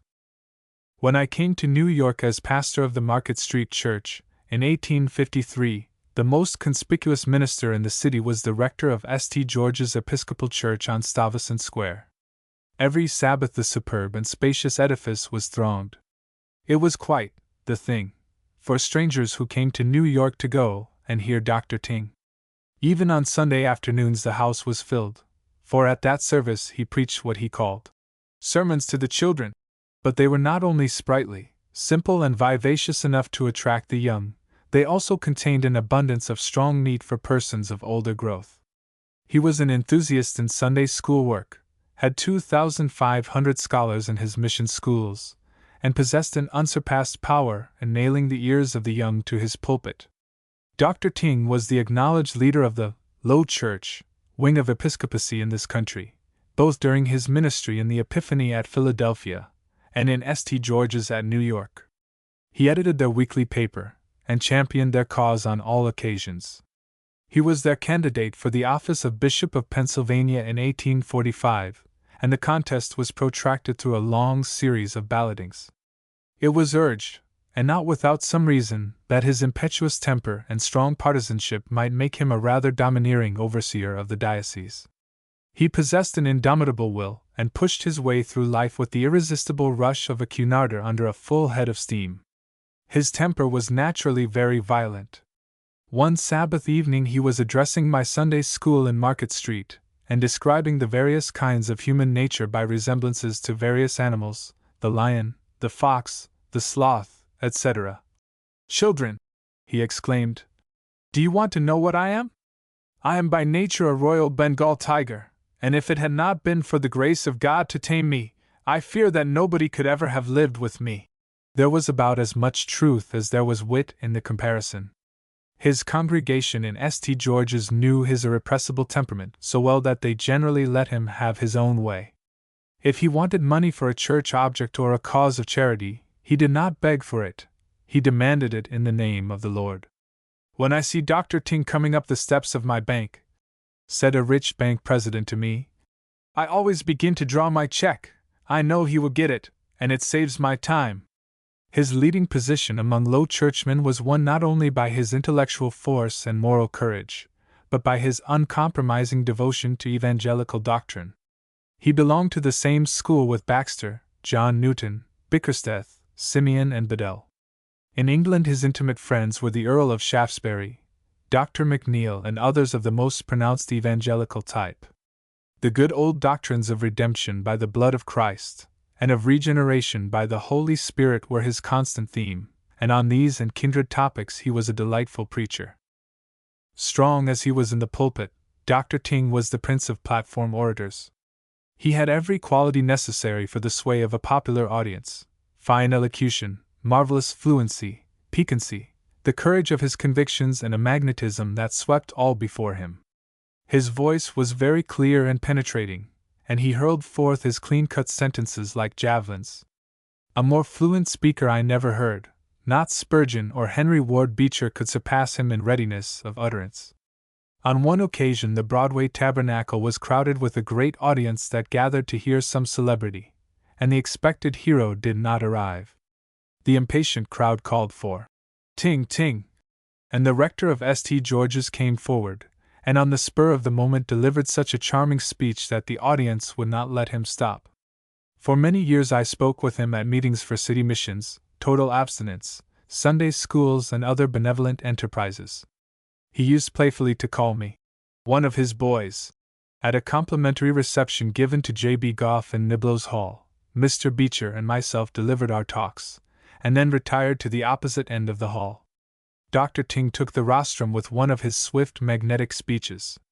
I leaned over to Beecher and whispered, "That is splendid platforming, isn't it?" Beecher replied, "Yes, indeed it is. He is the one man that I am afraid of. When he speaks first I do not care to follow him, and if I speak first, then when he gets up I wish I had not spoken at all." Some of Dr. Ting's most powerful addresses were in behalf of the temperance reform. He was a most uncompromising foe of both of the dram shop and of the drinking usages in polite society. He also denounced the theater and the ballroom with the most puritanic vehemence. Dr. Stephen H. Ting's chief power, like many other great preachers, was when he was on his feet. He should be heard and not read. Some of the discourses and addresses which enchained and thrilled his auditors seemed tame enough when reported for the press. In that respect he resembled Whitfield and Gough and many of our most effective stump speakers. The result was that Dr. Ting's fame, to a great degree, perished with him. He published several books, of a most excellent and evangelical character, but they lacked the thunder and the lightning which make his uttered words so powerful, and probably none of his many books are much read today. The influence of his splendid and heroic personality was very great during a ministry of over 50 years, and the glorious work which he wrought for his Master will endure to all eternity. To have heard Dr. William Adams of New York at his best was better than any lecture on homiletics. To have met him at the fireside or in the sick room of one of his parishioners was a prelection in pastoral theology. The first time that I ever saw him was fully 50 years ago. He was standing in the gallery of the old Broadway Tabernacle at an anniversary of the American Bible Society, and Dr. James W. Alexander pointed him out to me, saying, "Yonder stands Dr. William Adams, he is the hardest student of us all." It was this honest, incessant brain work that enabled him to sustain himself for 40 years in one of the conspicuous pulpits of the largest city in the land. He always drew out of a full cask. Let young ministers lay this fact to heart. It was not by trick or happy luck, or by pyrotechnics of rhetoric that Dr. Adams won and kept his position in the forefront of metropolitan preachers. The dead line of 50 was not to be found on his intellectual atlas.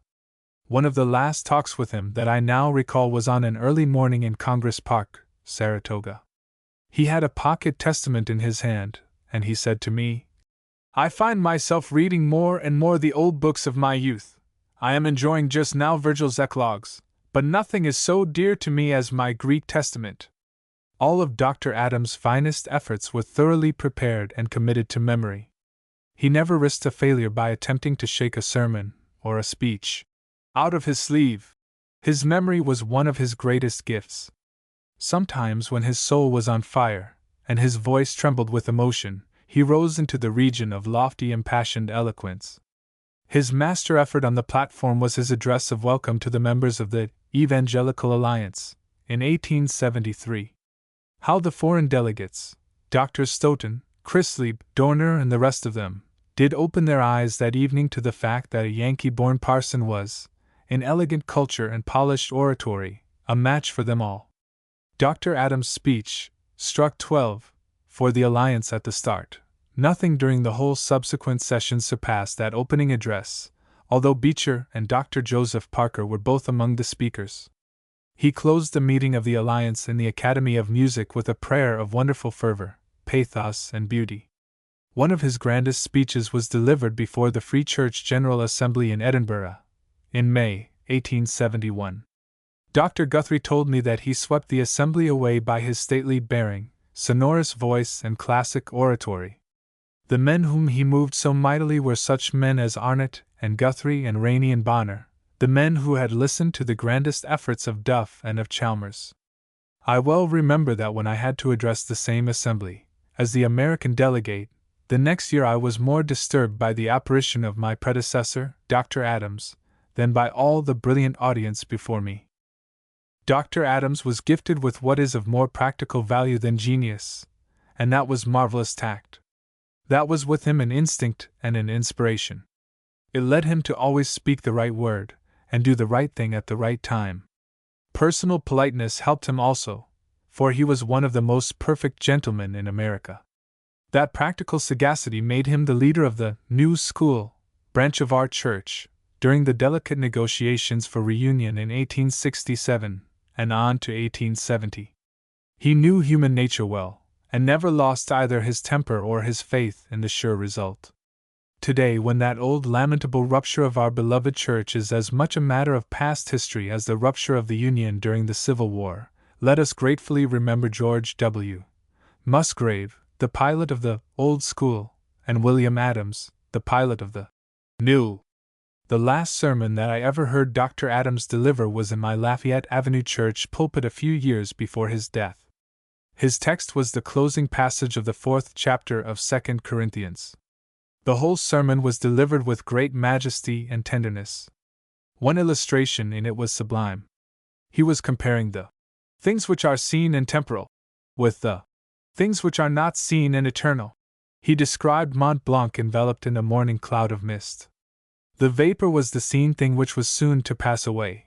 Behind it was the unseen mountain, glorious as the great white throne, which should stand unmoved when 50 centuries of mist had flown away into nothingness. This passage moved the audience prodigiously. Many sat gazing at the tall pale orator before them through their tears.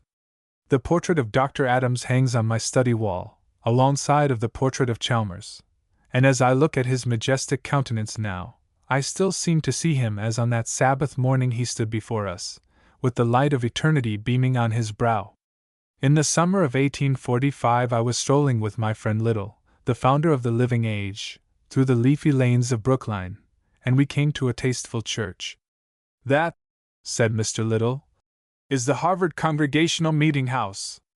They have lately called a brilliant young Mr. Storrs, who was once a law student with Rufus Choate. He is a man of bright promise." 2 years afterward I saw and heard that brilliant young minister in the pulpit of the newly organized Church of the Pilgrims in Brooklyn.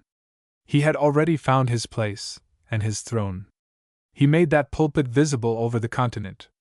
That church will be Dr. Storrs' church for many a year to come. Had that superbly gifted law student of Choate gone to the bar, he would inevitably have won a great distinction, and might have charmed the United States Senate by his splendid eloquence. Perhaps he learned from Choate some lessons in rhetoric and how to construct those long melodious sentences that rolled like a hallelujah chorus over his delighted audiences. But young Storrs chose the better part, and no temptation of fame or pelf allured him from the higher work of preaching Jesus Christ to his fellow men. He was, like Chalmers and Bushnell and Spurgeon, a born preacher. Great as he was on the platform, or on various ceremonial occasions, he was never so thoroughly at home as in his own pulpit, his great heart never so kindled as when unfolding the glorious gospel of redeeming love. The consecration of his splendid powers to the work of the ministry helped to ennoble the ministry in the popular eye, and led young men of brains to feel that they could covet no higher calling. One of the remarkable things in the career of Dr. Storrs was that by far the grandest portion of that career was after he had passed the age of 50. Instead of that age being, as to many others, a dead line, it was to him an intellectual birth line. He returned from Europe, after a year of entire rest, and then, like a giant refreshed by sleep, began to produce his most masterly discourses and orations. His first striking performance was that wonderful address at the 25th anniversary of Henry Ward Beecher's pastorate in Plymouth Church, at the close of which Mr. Beecher gave him a grateful kiss before the applauding audience. Not long after that, Dr. Storrs delivered those two wonderful lectures on the Muscovite and the Ottoman. The Academy of Music was packed to listen to them, and for 2 hours the great orator poured out a flood of history and gorgeous description without a scrap of manuscript before him. He recalled names and dates without a moment's hesitation. Like Lord Macaulay, Dr. Storrs had a marvelous memory, and at the close of those two orations I said to myself, "How Macaulay would have enjoyed all this!" His extraordinary memory was an immense source of power to Dr. Storrs, and although he had a rare gift of fluency, yet I have no doubt that some of his fine efforts, which were supposed to be extemporaneous, were really prepared beforehand and lodged in his tenacious memory. Dean Stanley, on the day before he returned to England, said to me, "The man who has impressed me most is your Dr. Storrs."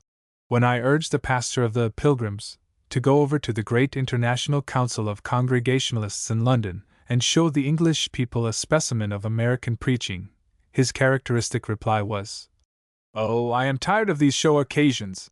But he never grew tired of preaching Jesus Christ and Him crucified. The Bible his old father loved was the book of books that he loved, and no blasts of revolutionary biblical criticism ever ruffled a feather on the strong wing with which he soared heavenward. A more orthodox minister has not maintained the faith once delivered to the saints in our time than he for whom Brooklyn's flags were all hung at half-mast on the day of his death. All the world knew that Richard S. Storrs possessed wonderful brain power, culture, and scholarship, but only those who were closest to him knew what a big, loving heart he had. Some of the sweetest and tenderest private letters that I ever received came from his ready pen. I was looking over some of them lately.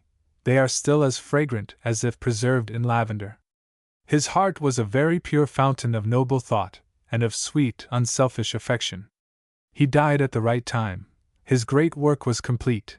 He did not linger on to outlive himself. The beloved wife of his home on earth had gone on before. He felt lonesome without her, and grew homesick for heaven. His loving flock had crowned him with their grateful benedictions. He waited only for the good-night kiss of the master he served, and he awoke from a transient slumber to behold the ineffable glory. On the previous day his illustrious Andover instructor, Professor Edwards A. Park, had departed. It was fitting that Andover's most illustrious graduate should follow him. Now they are both in the presence of the infinite light, and they both behold the King in his beauty. 50 years ago one of the most famous celebrities in the Presbyterian Church was Dr. Samuel Hanson Cox, famous for his linguistic attainments, for his wit and occasional eccentricities, and very famous for his bursts of eloquence on great occasions. He was at that time the pastor of the First Presbyterian Church of Brooklyn, and resided in the street where I am now writing, Oxford Street, and the street at the end of the block was named Hanson Place, in honor of him. His large wooden mansion was then quite out of town, and was accordingly called Russ Urban. In that house he wrote, for the New York Observer, the unique series of articles on New School theology entitled The Hexagon, and there he entertained, with his elegant courtesy and endless flow of wit and learning, many of the most eminent people who visited Brooklyn. The boys used to climb into his garden to steal fruit, and as a menace, he affixed to his fence a large picture of a watchdog, and underneath it a dental sign. Teeth inserted here! The old mansion was removed years ago. In 1846 he was the moderator of the New School Presbyterian General Assembly. It was during the sessions of that assembly that the famous debate was waged for several days on the exciting question of Negro slavery, and when some compromise resolutions were passed, for those were the days of compromise salves and plasters, Dr. Cox rose and exclaimed, "Well, brethren, We have capped Vesuvius for another year. But Vesuvius would not stay capped, and in a few years one of its violent eruptions sundered the New School church in twain. Dr. Cox was a vehement opponent of slavery, and his church in Lake Street was assailed by a mob, and he was roughly handled. In 1833 he was sent to England as the delegate to the British and Foreign Bible Society, and at their anniversary meeting he delivered one of the most brilliant speeches of his life. He came into the meeting a perfect stranger, while Dr. Hamilton, of Leeds, was uttering a fierce invective against American slavery. This aroused Dr. Cox's indignation, and when he was called on to speak he commenced with exquisite urbanity as follows. My Lord Bexley, ladies and gentlemen, I have just landed from America. 30 days ago I came down the Bay of New York in the steam tug Hercules and was put on board of the good packet ship Samson, thus going on from strength to strength, from mythology to scripture. This bold and novel introduction brought down the house with a thunder of applause. After paying some graceful tributes to England and thus winning the hearts of his auditors, he suddenly turned towards Dr. Hamilton, and with the most captivating grace he said, I do not yield to my British brother in righteous abhorrence of the institution of Negro slavery. I abhor it all the more because it was our disastrous inheritance from our English forefathers, and came down to us from the time when we were colonies of Great Britain. And now if my brother Hamilton will enact the part of Shem, I will take the place of Japhet, and we will walk backward and will cover with the mantle of charity the shame of our common ancestry. This sudden burst of wit, argument, and eloquence carried the audience by storm, and they were obliged to applaud the Yankee orator, in spite of themselves. I count this retort by Dr. Cox one of the finest in the annals of oratory. Several years afterwards he visited England as a delegate to the First Evangelical Alliance. It was attended by the foremost divines, scholars, and religious leaders of both Britain and the Continent, and a brief 5-minute speech made by Dr. Cox was unanimously pronounced to have been the most splendid display of eloquence heard during the whole convocation. He owed a great deal to his commanding figure, fine voice, and graceful elocution. His memory also was as marvelous as that of Dr. Storrs or Professor Addison Alexander. One night, for the entertainment of his fellow passengers in a stagecoach, he repeated 2 cantos of Scott's poem of Marmion. I have heard him quote, in a public address before the New York University, a whole page of Cicero without the slip of a single word. His passion for polysyllables was very amusing, and he loved to astonish his hearers by his sesquipedalian phraseology. A certain visionary crank once intruded into his study and bored him with a long dissertation. Dr. Cox's patience was exhausted, and pointing to the door, he said, My friend, do you observe that aperture in this apartment? If you do, I wish that you would describe rectilineals very speedily. I could fill several pages with racy anecdotes of the keen wit and the varied erudition of my venerable friend. But let none of my readers think of Dr. Cox as a clerical jester or a pedant. He was a powerful and intensely spiritual preacher of the living gospel.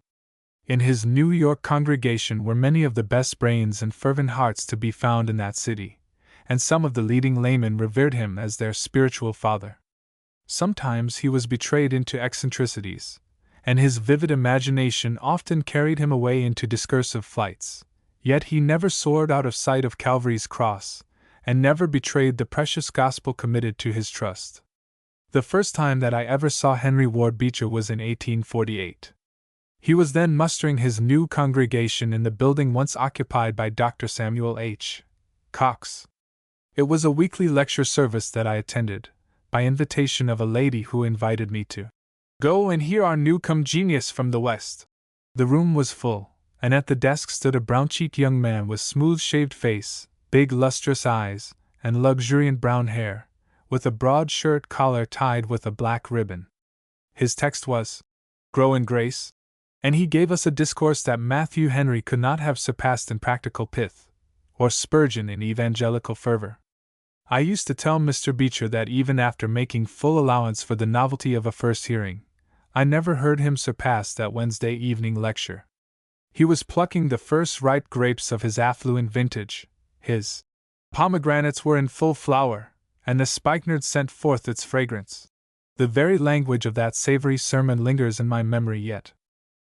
During my ministry in New York, from 1853 to 1860, I became intimate with Mr. Beecher and spoke beside him on many a platform and heard him in some of his most splendid efforts. He was a fascinating companion, with the rollicking freedom of a schoolboy. I never shall forget an immense meeting, in behalf of a liquor prohibition movement, held in Triplet Hall. Mr. Beecher was at his best. In the midst of his speech, he suddenly discharged a bombshell against Negro slavery which dynamited the audience and provoked a thunder of applause. For pure eloquence, it was the finest outburst I ever heard from his lips. Like Patrick Henry, Clay, Guthrie, Spurgeon, and other great masters of assemblies, he was gifted with a richly melodious voice, which was especially effective on the low and tender keys. This gave him great power in the pathetic portions of his discourses. Of his superabounding humor I need not speak. It bubbled out so naturally and spontaneously that he found it difficult to restrain it even on the most grave occasions. Sometimes he sinned against good taste, and I once heard his sister Catherine say that Henry rarely delivered a speech or a sermon which did not contain something that grated on her ear. His most frequent offenses were in the direction of flippant handling of sacred themes and scripture language. This he inherited from his illustrious father. Mr. Beecher is generally regarded as an extemporaneous preacher. This is a mistake. He prepared most of his discourses carefully, and full one half of many of them were written out. Among these written passages he interjected bursts of impromptu thoughts, and these were generally the most effective passages in the sermon. While he repeated himself often, especially on his favorite topic of God's love, yet it was always in fresh language and with new illustrations. Abraham Lincoln said to me, "The most marvelous thing about Mr. Beecher is his inexhaustible fertility." During the Civil War he was at the acme of his power. He was then the peerless orator of Christendom.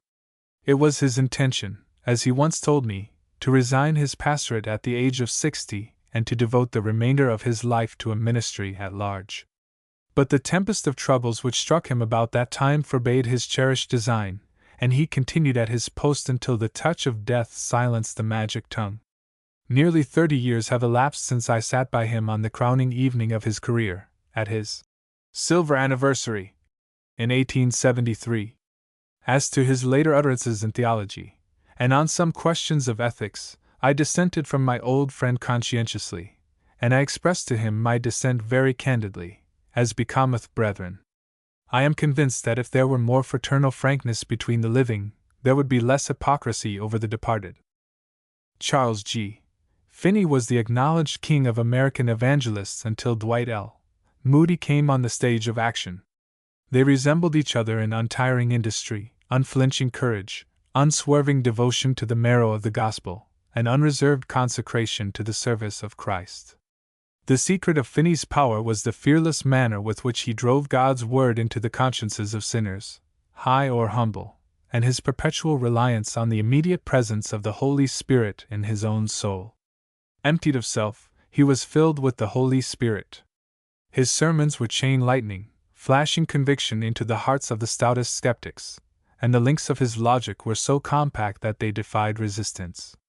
Probably no minister in America ever numbered among his converts so many lawyers and men of intellectual culture. Soon after commencing his law practice, he was brought under the most intense conviction of sin, and the narrative of his conversion, as given in his Autobiography, equals any chapter in John Bunyan's Grace Abounding. After light and peace broke into his agonized soul, he burst into tears of joy, and exclaimed, "I am so happy that I cannot live." He began at once to converse with his neighbors about their souls. When a certain Deacon B. came into his office and reminded him that his cause was to be tried at 10 o'clock that morning, Mr. Finney replied, "Deacon B., I have a retainer from the Lord Jesus Christ to plead his cause, and cannot plead yours." The deacon was thunderstruck, and went off and settled his suit with his antagonist immediately. From that time a law office was no place for the fervid spirit of Charles G. Finney, and he resolved at once to prepare for the ministry. Revivals followed his red-hot discourses wherever he went.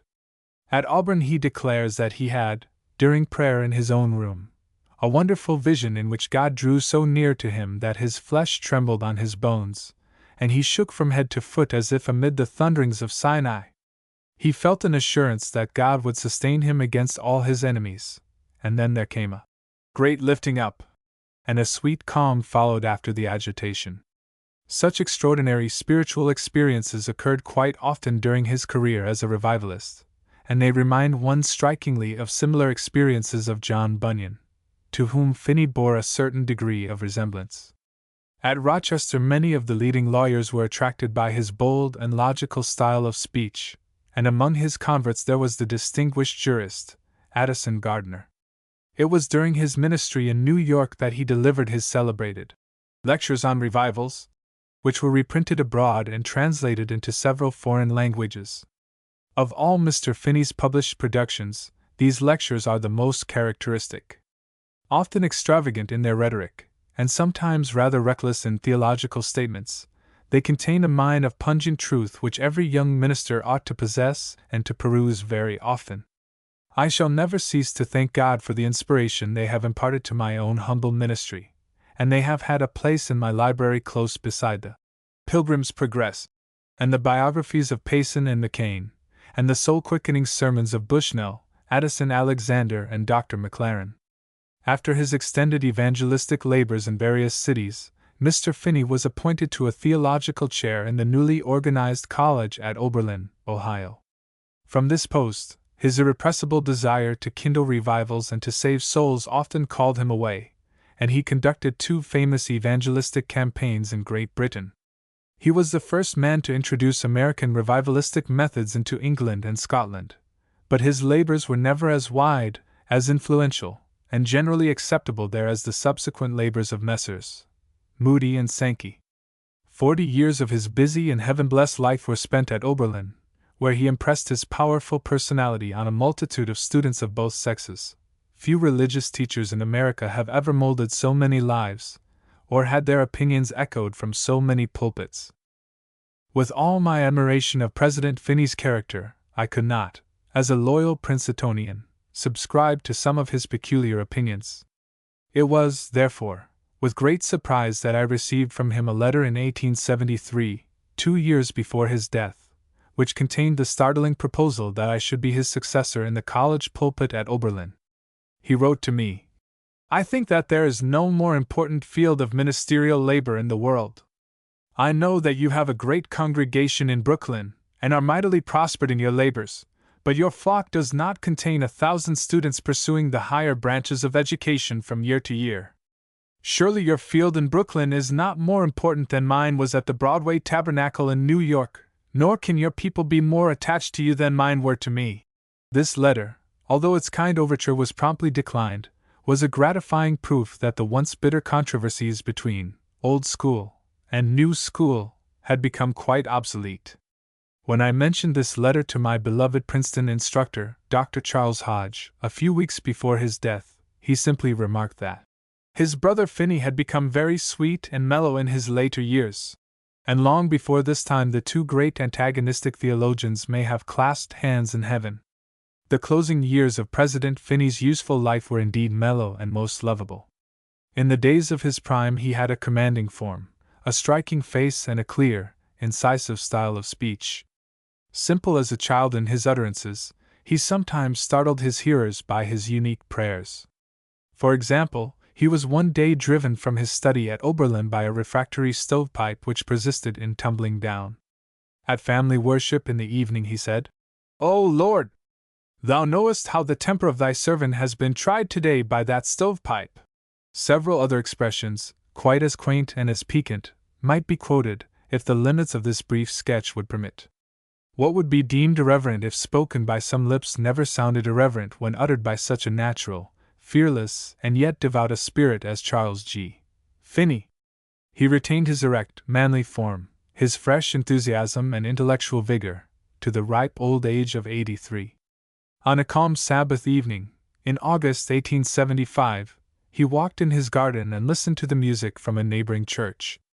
Retiring to his chamber, the messenger from his master met him in the midnight hours, and before the morning dawned his glorified spirit was before the throne. His is the crown of one who turned many to righteousness. While I am writing this chapter of ministerial reminiscences, I receive the sorrowful tidings that my dear old friend, Dr. Benjamin M. Palmer, of New Orleans, the prince of Southern preachers, has closed his illustrious career. To the last his splendid powers were unabated, and last year, although past 83, he delivered one of his greatest sermons before the University of Georgia. His massive discourses, based on God's Word, were a solid pile of consonant argument, illuminated with the divine light, and glowing with the divine love shed abroad in his heart. In the spring of 1887, Mrs. Cuyler and myself visited New Orleans, and I cared more to see Dr. Palmer than all the city besides. He cordially welcomed me to the hospitalities of his house, and of that pulpit which had so long been his throne. I do not wonder that the people of New Orleans, of all classes and creeds, regarded him not only with pride, but with an affection that greeted him at every step through the city of which he was the foremost citizen. As my readers may all know, Dr. Palmer, through the Civil War, was a most ardent secessionist, and as honestly so as I was a Unionist. He spent much time in preaching to the Confederate soldiers, and he narrated to me an amusing incident which illustrated his calm and imperturbable temperament. On a certain fast day, appointed by the Confederate authorities, he was to preach in a rural church within the Confederate lines. The Northern army was lying so close to them that a battle was imminent at any moment. Dr. Palmer had begun his long prayer, when a Federal shell landed immediately under the windows of the church and exploded with a terrific crash. The doctor was not to be shelled out of his duty, and he went steadily on to the end of his prayer. When he opened his eyes, the house was deserted. His congregation had slipped quietly out, and left him alone in his glory. Soon after my visit to New Orleans, my old friend was sorely bereaved by the death of his wife. I wrote him a letter of condolence, and his reply was, for sweetness and sublimity, worthy of Samuel Rutherford or Richard Baxter. As both husband and wife are now reunited, I venture to publish a portion of this wonderful letter, both as a message of consolation to others under a similar bereavement, and as a tribute to the great loving heart of Benjamin M. Palmer. He says, "Truly my sorrow is a sorrow wholly by itself. What is to be done with a love which belongs only to one, when that one is gone and cannot take it up? It cannot perish, for it has become a part of our own being. What shall we do with a lost love which wanders like a ghost through all the chambers of the soul only to feel how empty they are? I have about me, blessed be God, a dear daughter and grandchildren, but I cannot divide this love among them, for it is incapable of distribution. What remains but to send it upward until it finds her to whom it belongs by right of concentration through more than 40 years? I will not speak, my brother, of my pain, let that be. It is the discipline of love, having its fruit in what is to be. But I will tell you how a gracious Father fills this cloud with himself, and covering me in it, takes me into his pavilion. It is not what I would have chosen, but in this dark cloud I know better what it is to be alone with him, and how it is best sometimes to put out the earthly lights, that even the sweetest earthly love may not come between him and me. It is the old experience of love breaking through the darkness, as it did long ago through the terrors of Sinai and the more appalling gloom of Calvary. I have this to thank him for, the greatest of all his mercies, and then for this, that he gave her to me so long. The memories of almost half a century encircle me as a rainbow. I can feed upon them through the remainder of a short, sad life, and after that can carry them up to heaven with me and pour them into song forever. If the strings of the harp are being stretched to a greater tension, it is that the praise may hereafter rise to higher and sweeter notes before his throne, as we bow together there." Chapter 15, Summering at Saratoga and Mohonk. Bishop Haven. Dr. Shaft. President McCosh. To the laborious pastor of a large congregation, some period of recuperation during the summer is absolutely indispensable. The cavalry officer who, when hotly pursued by the enemy, discovered that his saddle girths had become loose, and dismounted long enough to tighten them, was a wise man, and affords a good example to us ministers. It was my custom to call a halt, lock my study door, stowing away my pastoral cares in a drawer, and go away for 5 or 6 weeks, and sometimes a little longer. A sea voyage was undertaken during half a dozen vacations, but during a portion of 42 summers I pitched my moving tent in salubrious Saratoga, and a part of 21 summers was spent on the heights of Mohonk. As this volume is issued in London as well as in New York, I will mention some things in this chapter for my British readers with which many of my own fellow countrymen may be already familiar. There were several reasons that induced me to select Saratoga early in my ministry as the best place to spend a part of the summer vacation. It is the most widely known the world over of any of our American watering places and is an exceedingly beautiful town. Its spacious Broadway, lined with stately elms, is one of the most sightly avenues in our land, and some of the superb hotels that front upon it fulfill the American demand for bigness. The most attractive spot to me has always been the beautiful park that surrounds the famous Congress Spring, and to which every morning I made my very early pilgrimage for my draught of its sparkling water. The park covers but a few acres, but it is a continuous loveliness. When its rich, soft greensward, worthy of Yorkshire or Devonshire, was sparkling with the dew, and the fountains were in full play, and the goodly breeze was singing through the trees, it was a place in which to chant Dr. Arnold's favorite hymn. Come, my soul, thou must be waking, now is breaking o'er the earth another day. Come to him who made this splendor, see thou render all thy feeble strength can pay. The second reason for my choice of Saratoga was the variety of the wonderful medicinal waters, and their renovating effects. I can winter better, said Governor Buckingham, for even a short summer at Saratoga, and my experience was quite similar. I honestly believe that those waters have prolonged my life. In addition to the many health fountains which have been veritable Bethesdas to multitudes, the dry, bracing atmosphere is perfumed and tempered by the breezes from the pine forests of the Adirondack Mountains. While some are attracted to Saratoga by the waters and others by the air, I found both of them equally beneficial. As far as its social life is concerned, there are, as in all summer resorts, two very different descriptions of guests. One class are devotees of fashion, who go there to gratify the lust of the eye and the pride of life. They drive by day and dance by night. But some devotees of pleasure have yielded too much to the ensnarements of the gaming table and the race course. There is another and a more numerous class made up of quiet business men and their families, clergymen, college professors, and persons in impaired health, who go for recreation or recuperation. From this latter class, and in some measure indeed from the former also, the churches of the town attract very large congregations. It has been my privilege to deliver a little more than 200 sermons in Saratoga, and there is no place in which I have found that a faithful and practical presentation of the Word of Life is more eagerly welcomed.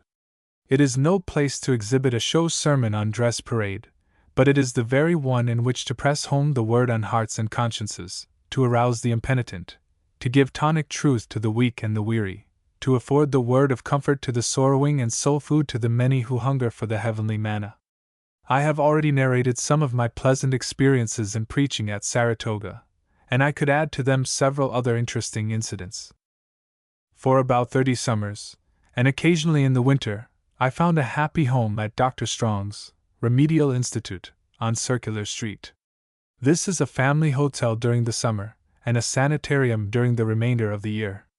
Every morning the guests assemble for worship, and the intolerable trio of fashion, frivolity, and fiddles has never invaded the refined and congenial atmosphere of the house. My host, Dr. Strong, is an active member of the Methodist Church in that town, and naturally a large number of ministers of that denomination are his summer guests. This was very pleasant for me, for, although I am loyally attached to my own clan, yet I have a peculiarly warm side for the ecclesiastical followers of the Wesleys, and am sometimes introduced in their conferences as a Methodistical Presbyterian. At Dr. Strong's I met many of the leading Methodist ministers, and was exceedingly filled with their company. I met, among others, the sweet-spirited Bishop Janes, who always seemed to be a legitimate successor of the beloved disciple John. If Bishop Janes recalled the Apostle John, let me say that the venerated father of my kind host and the founder of the sanitarium, the late Dr. Sylvester S. Strong, was such an impersonation of charming courtesy and fervid spirituality that he might be a counterpart of Luke, the beloved physician. He was an admirable preacher before he entered the medical profession. Bishop Peck was a very entertaining companion and most fraternal in his warm-heartedness. He was a man of colossal proportions, and it was quite proper that he was appointed to the charge of the churches in the wide regions of California and Oregon. When he came thence to the General Conference, he presented his protuberant figure to the assembly, and began with the humorous announcement, "The Pacific Slope salutes you." On that same slope, I discovered last year that Methodism has outgrown even the formidable proportions of my old friend Dr. Peck. At Saratoga I first met the eloquent Apollos of American Methodism, Bishop Matthew Simpson. Those who ever heard Henry Clay in our Senate chamber, or Dr. Thomas Guthrie in Scotland, have a very distinct idea of what Simpson was at his flood tide of irresistible oratory. He resembled both of those great orators in stature and melodious voice, in graceful gesture, and in the magnificent enthusiasm that swept everything before him. Like all that type of fascinating speakers, to which even Gladstone belonged, he was rather to be heard than to be read. It is enough that a gospel preacher should produce great immediate impressions on his auditors. It is not necessary that he should produce a finished and permanent piece of literature.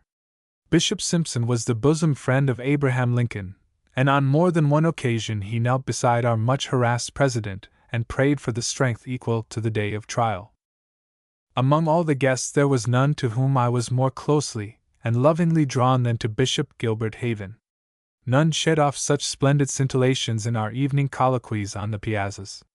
Haven was not comparable with his associate, Bishop Simpson, in pulpit oratory, for he was rarely an effective public speaker on any occasion, but in brilliancy of thought, which made him in conversation like the charge of an electric battery, and in brilliancy of pen, that kindled everything it touched, he was without a rival in the Methodist Church, or almost in any other church in the land. Consistently and conscientiously a radical, he always took extreme ground on such questions as Negro rights, female suffrage, and liquor prohibition, and he never retreated. Underneath all this impulsive and impetuous radicalism he was thoroughly old-fashioned and orthodox in his theology, as far from Calvinism as any Wesleyan usually is. He did delight in the doctrines of grace with his whole heart, and it is all the more grateful to me, as a Presbyterian, to pay this honest tribute to his deeply devout and Christ-like character. I knew him when he was a student in the Wesleyan University at Middletown, somewhat rustic in his ways, but a bold, bright youth hungry for knowledge. In 1862 he published a series of foreign letters in the New York Independent, which Horace Greeley told me he regarded as most remarkable productions. During the summer of that year I was watching the sun rise from the summit of the Rigi in Switzerland, and was accosted by a sandy-haired man in an old oilcloth overcoat who asked for some explanation about the mountain within our view. At the foot of the Rigi I fell in with him again, and was struck with his original and vigorous thought. This same evening he marched into my room at the Schweizerhof, dripping with the rain, and introduced himself as Gilbert Haven. We ministered to the few Americans whom we could find in Lucerne, and held a prayer meeting on the Sabbath evening in Haven's room for our faraway country in her dark hour of distress. On that evening began a friendship which waxed warmer and warmer until death sundered the tie for a little while. The same hand that sundered can reunite us. I am under a strong temptation to give my reminiscences of many notable persons whom I was wont to meet at Saratoga, such as the urbane ex-president Martin Van Buren, and that noble Christian statesman, Vice-President Henry Wilson, and the cheery old poet John Pierpont, and the erudite Horatio B. Hackett, of Newton Theological Seminary, and the level-headed Miss Catherine E. Beecher, and the gifted queen of the great temperance sisterhood, Miss Frances E. Willard, and General Batchelor, the able American judge, at Cairo, and that extraordinary combination of courage, orthodox faith, and brilliant platform eloquence, the late Joseph Cook, of Ticonderoga. I would like also to attempt a description of the gorgeous floral festivals, which are celebrated in every September, when the streets of the town blaze with processions of vehicles decorated with flowers, and the sidewalks and house fronts are packed with thousands of delighted spectators. But if of making many books there is no end, there ought to be a proper end in the making of a book. In the course of my life I may have done some very foolish things, and quite too many sinful things, but I have always endeavored to avoid doing too long a thing, if it were possible. During the last 23 years I have spent a portion of almost every summer at Mohonk Lake Mountain House, a hostelry equally celebrated for the culture of its guests and charms of its scenery. It is situated on a spur of the Shawangunk Mountains, about 6 miles from New Paltz, on the Wallkill Valley Railway. Its discoverer and proprietor is Albert K. Smiley, who was for many years president of a Quaker Ladies' Academy in Providence, Rhode Island, and is a gentleman of fine scholarship and varied attainments. He is quite equal to discussing geology with Professor Guyot, from whom one of the highest hilltops near his house is named, or art with Huntington, or botany or landscape gardening with Frederick L. Olmsted, or theology with Dr. Schaff, or questions of philanthropy with General Armstrong or Booker T. Washington. The distinctive character of the house is that there is a notable absence of what is regarded as the chief attractions of some fashionable summer resorts. Neither bar nor bottles nor ballroom nor bands are to be found in this Christian home, for a home it is, in its restful and refining influences.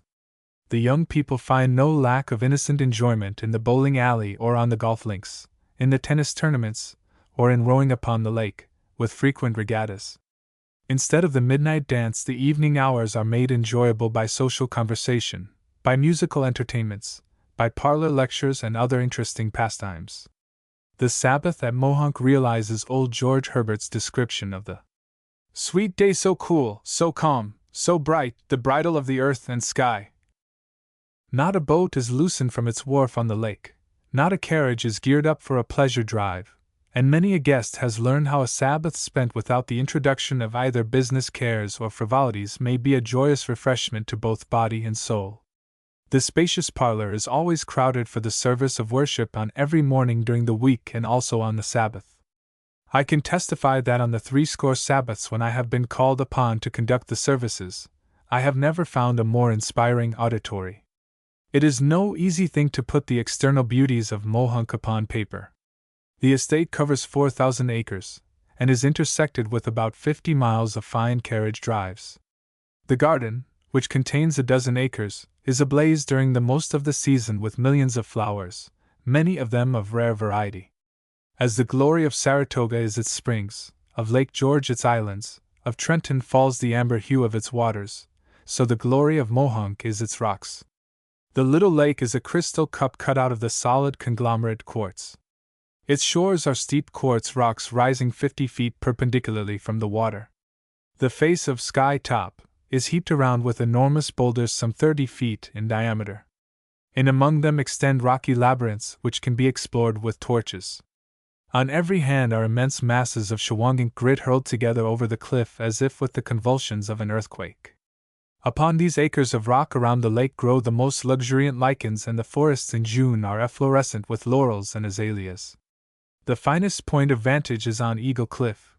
I have climbed there often to see the sun go down in a blaze of glory behind the Catskill Mountains. The 3 highest peaks of the Catskills, Hunter, Slide, and Peakamoose, were in full view, in purple and gold. Beneath me on one side was the verdant valley of Rondout, on the other side the equally beautiful valley of the Wallkill. In the dim distance we could discover the summits of the mountains in Pennsylvania, New Jersey, Connecticut, and Massachusetts. When I took Newman Hall, towards sunset, to a crag or cliff overlooking the lake, he said to me, "Next to Niagara I have seen nothing in America equal to this." Mohonk has been a favorite summer resort of many of the most distinguished people in our land. The Honorable Rutherford B. Hayes, after his retirement from the presidential chair, loved to find recreation in rowing his boat on the lake, and in making the ascent of Sky Top. President Arthur came there during his term of office, and the widow of General Grant, after spending a fortnight there, pronounced it the most fascinating spot she had ever seen on this continent. Among all the guests who made their summer home there, none contributed more to the intellectual enrichment of the company than my revered Christian friend, Dr. Philip Schaff.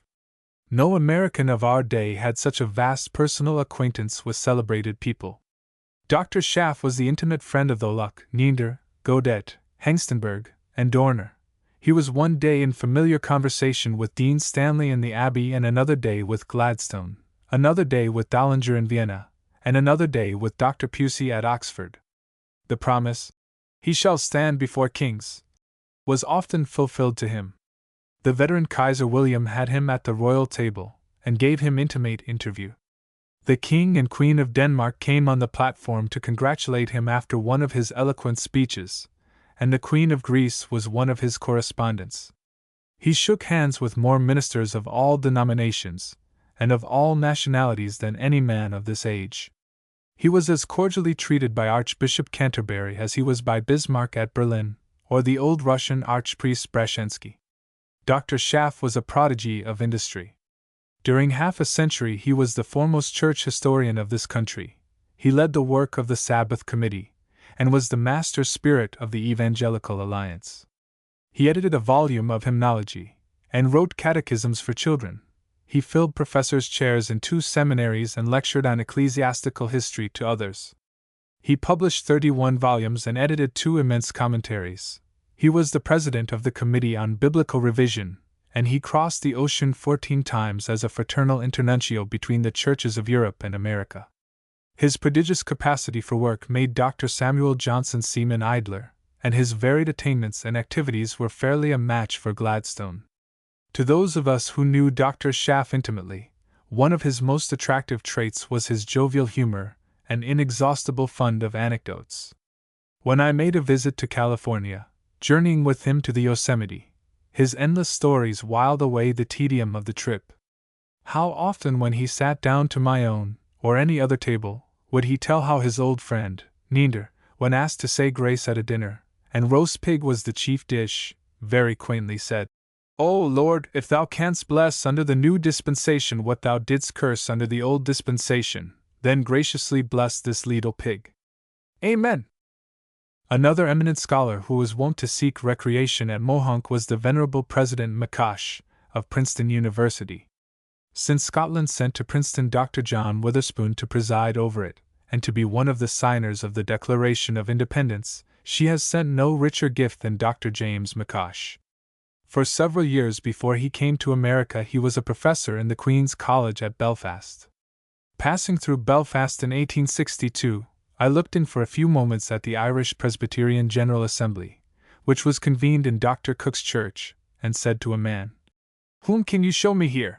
Pointing to a tall, somewhat stooping figure, standing near the pulpit, he said, "There is McCosh." I replied, "It is worth coming here to see the brightest man in Ireland." What a great, all-round, fully equipped, many-sided mass of splendid manhood he was! What a complete combination of philosopher, theologian, preacher, scholar, and college president all rolled into one! During the 20 years of his brilliant career at Princeton he displayed much of Jonathan Edwards' metaphysical acumen, of John Witherspoon's wisdom, Samuel Davies' fervor, and Dr. Johnny McLean's kindness of heart. The best qualities of his predecessors were combined in him. He came here a Scotchman at the age of 57, and in a year he became, as Patty said, a native American. To my mind, the chief glory of Dr. McCosh's presidency at Princeton was the fervid interest he felt in the religious welfare of his students. He often invited me to come over and deliver sermons to them, and occasionally a temperance address, for he was a zealous teetotaler and prohibitionist, and I always lodged with him at his house. As I turn over my book of correspondence I find many brief letters from him. In the following one he refers to the remarkable revival in the college in the winter and early spring of 1870.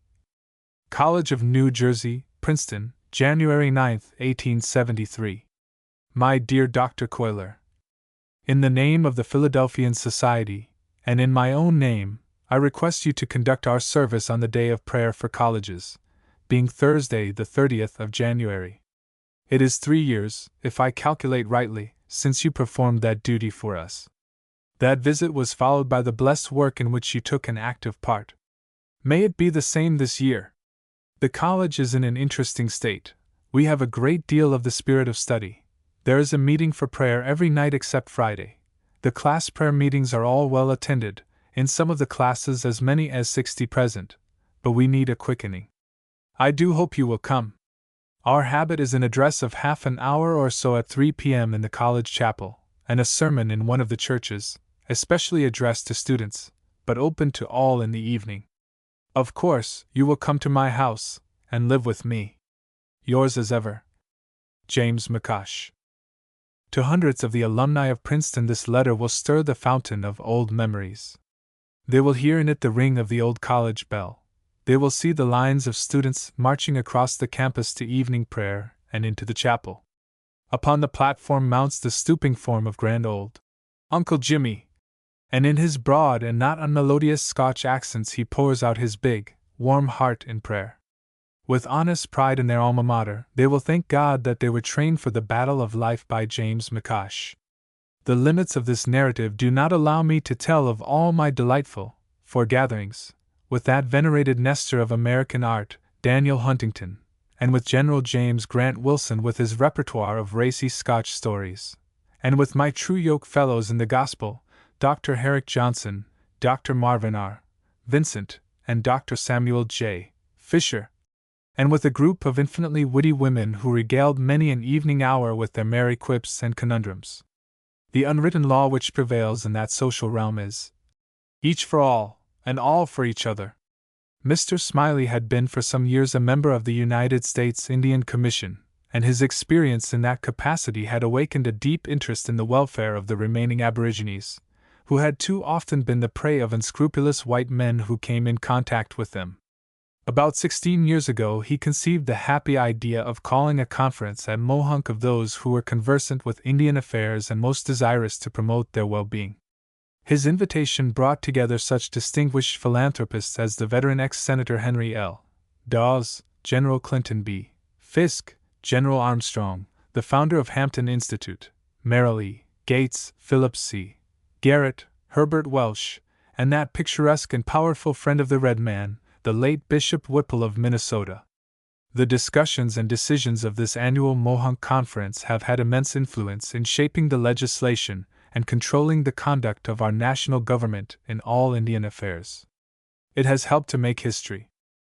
The great success of this conference, which meets in October of each year, led my Quaker friend, Smiley, 8 years ago, to inaugurate an arbitration conference for the promotion of international peace. It was a happy thought, and has yielded a rich fruitage. About the 1st of every June this conference brings together such men and women of light and leading from all parts of our country as ex-Senator George F.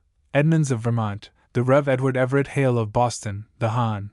William J. Coombs, the Hon. Robert Treat Payne, Dr. B. F. Trueblood, John B. Garrett and Joshua L. Bailey, Colonel George E. Waring, Hon. John W. Foster, Chief Justice Knott, Warner Van Norden, and a great number of well-known clergymen and editors have read able papers or delivered instructive addresses on that ever-burning problem of how to turn swords into plowshares, and spears into pruning hooks. I especially sympathize with the spirit of this arbitration conference, not only because I abominate war per se, but because I firmly believe that among the grievous perils that confront our nation is the mania for enormous and costly military and naval armament, and also the policy of extending our territory by foreign conquests. The high mission of our republic is to maintain the fundamental principles initiated in our Declaration of Independence, that all true government rests on the consent of the governed. It is an impious profanation of our flag of freedom to make it the symbol of absolutism on any soil. In the conflict now waging for true American principles, I heartily concur in the views of the late Benjamin Harrison, who was one of the most clear-sighted and patriotic of our presidents. Just before his death I addressed to that noble Christian statesman a letter of heartfelt thanks for the position he was taking. With the following gratifying reply which I received, I conclude my chapter on peace-loving Smileyland. Indianapolis, December 26, 1900. My dear Dr. Cuyler, I can hardly tell you how grateful your letter was to me, or how highly I value your approval. My soul has been in revolt against the doctrine of congressional absolutism. I want to save my veneration for the men who made us a nation, and organized the nation under the Constitution. This will be impossible if I am to believe that they organized the government to exercise from their place that absolutism which they rejected for themselves. The newspaper reports of my Ann Arbor address were most horribly mangled, but the address will appear in the January number of the North American Review.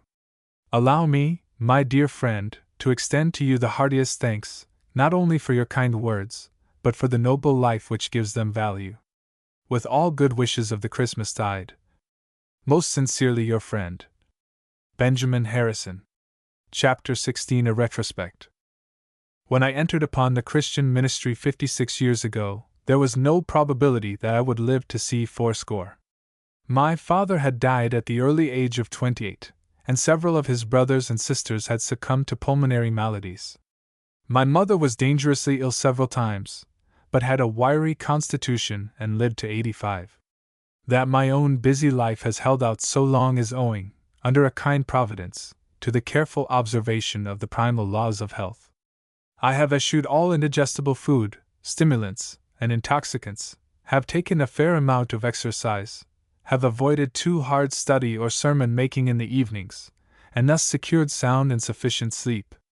In keeping God's commandments written upon the body, I have found great reward.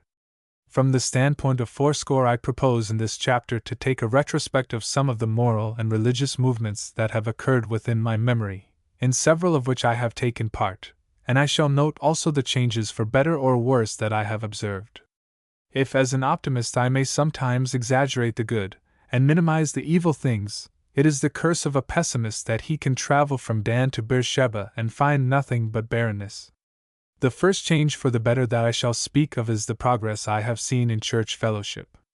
The division of the Christian church into denominations is a fixed fact and likely to remain so for a long time to come. Nor is it the serious evil that many imagine. The efficiency of an army is not impaired by division into corps, brigades, and regiments, as long as they are united against the common enemy. Either does the Church of Christ lose its efficiency by being organized on denominational lines, as long as it is loyal to its divine head, and united in its efforts to overcome evil and establish the kingdom of heaven. Some Christians work all the better in harness that suits their peculiar tastes and preferences. Denominationalism becomes an evil the moment it degenerates into bitter and bigoted sectarianism. Conflicts between a dozen regiments is suicide to an army. When a dozen denominations strive to maintain their own feeble churches in a community that requires only 3 or 4 churches, then sectarianism becomes an unspeakable nuisance. I could cite many instances to prove the great progress that has been made in church fellowship.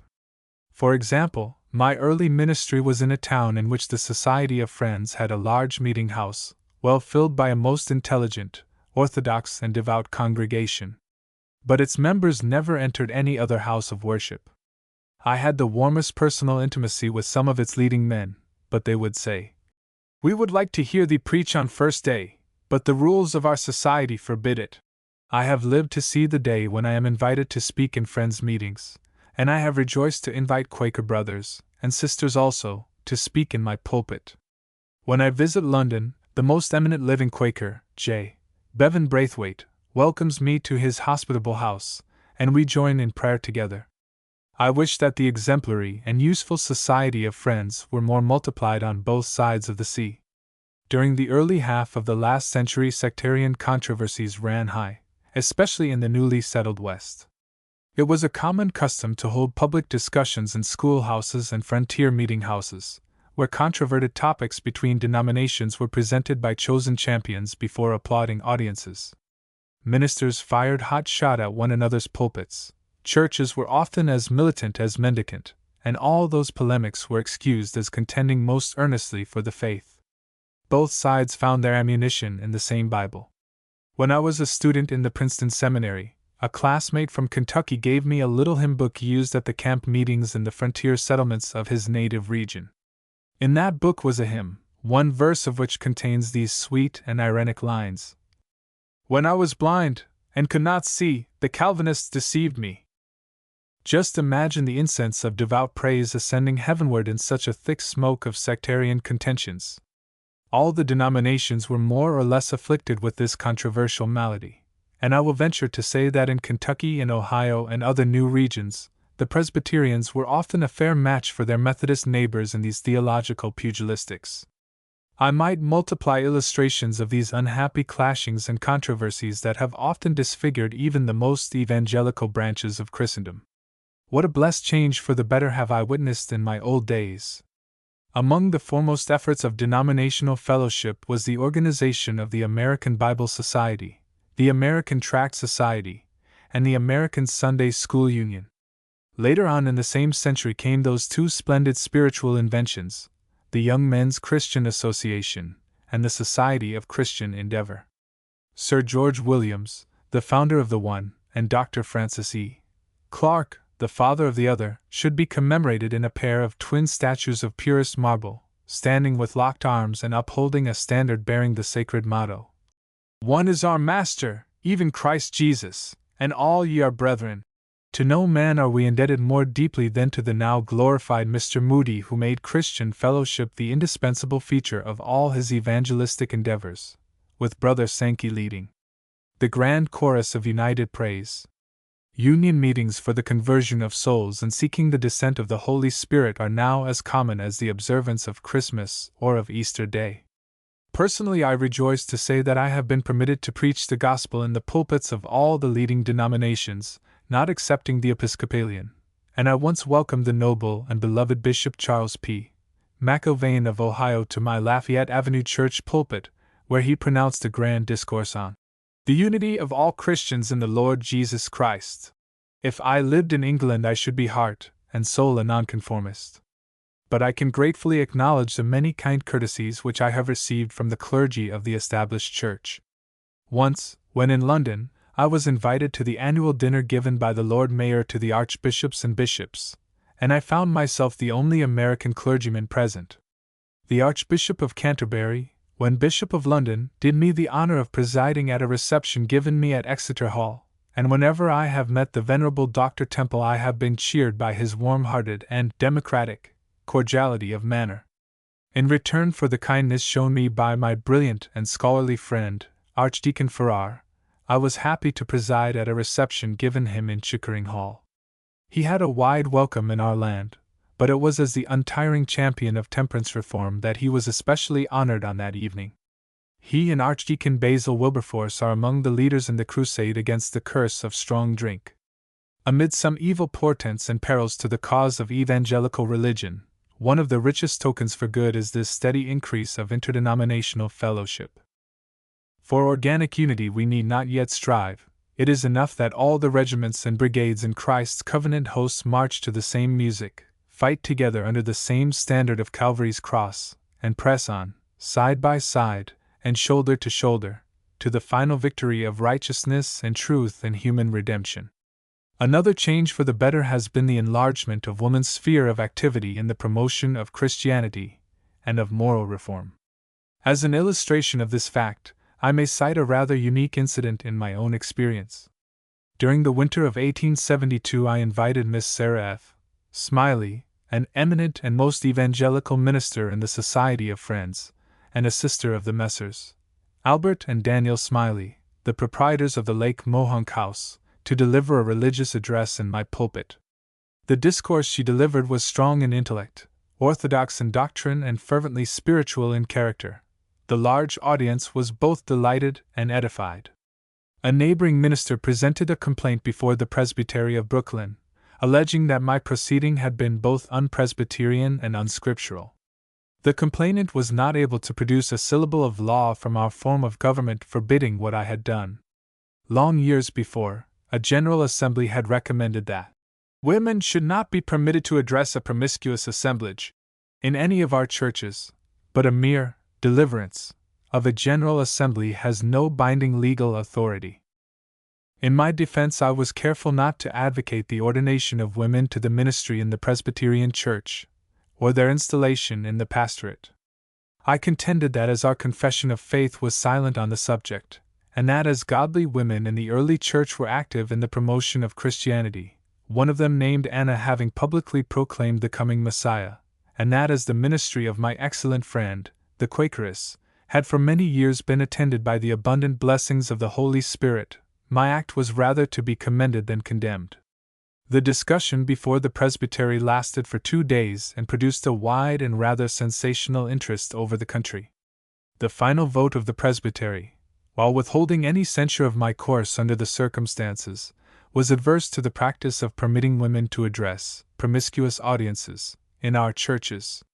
2 or 3 years afterwards, a case similar to mine was appealed to the General Assembly, and that body wisely decided that such questions should be left to the judgment and conscience of the pastors and church sessions.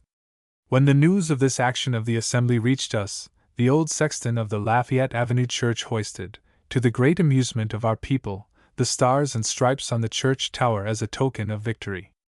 It has now become quite customary to invite female missionaries, and other godly women, to address audiences composed of both sexes in our churches.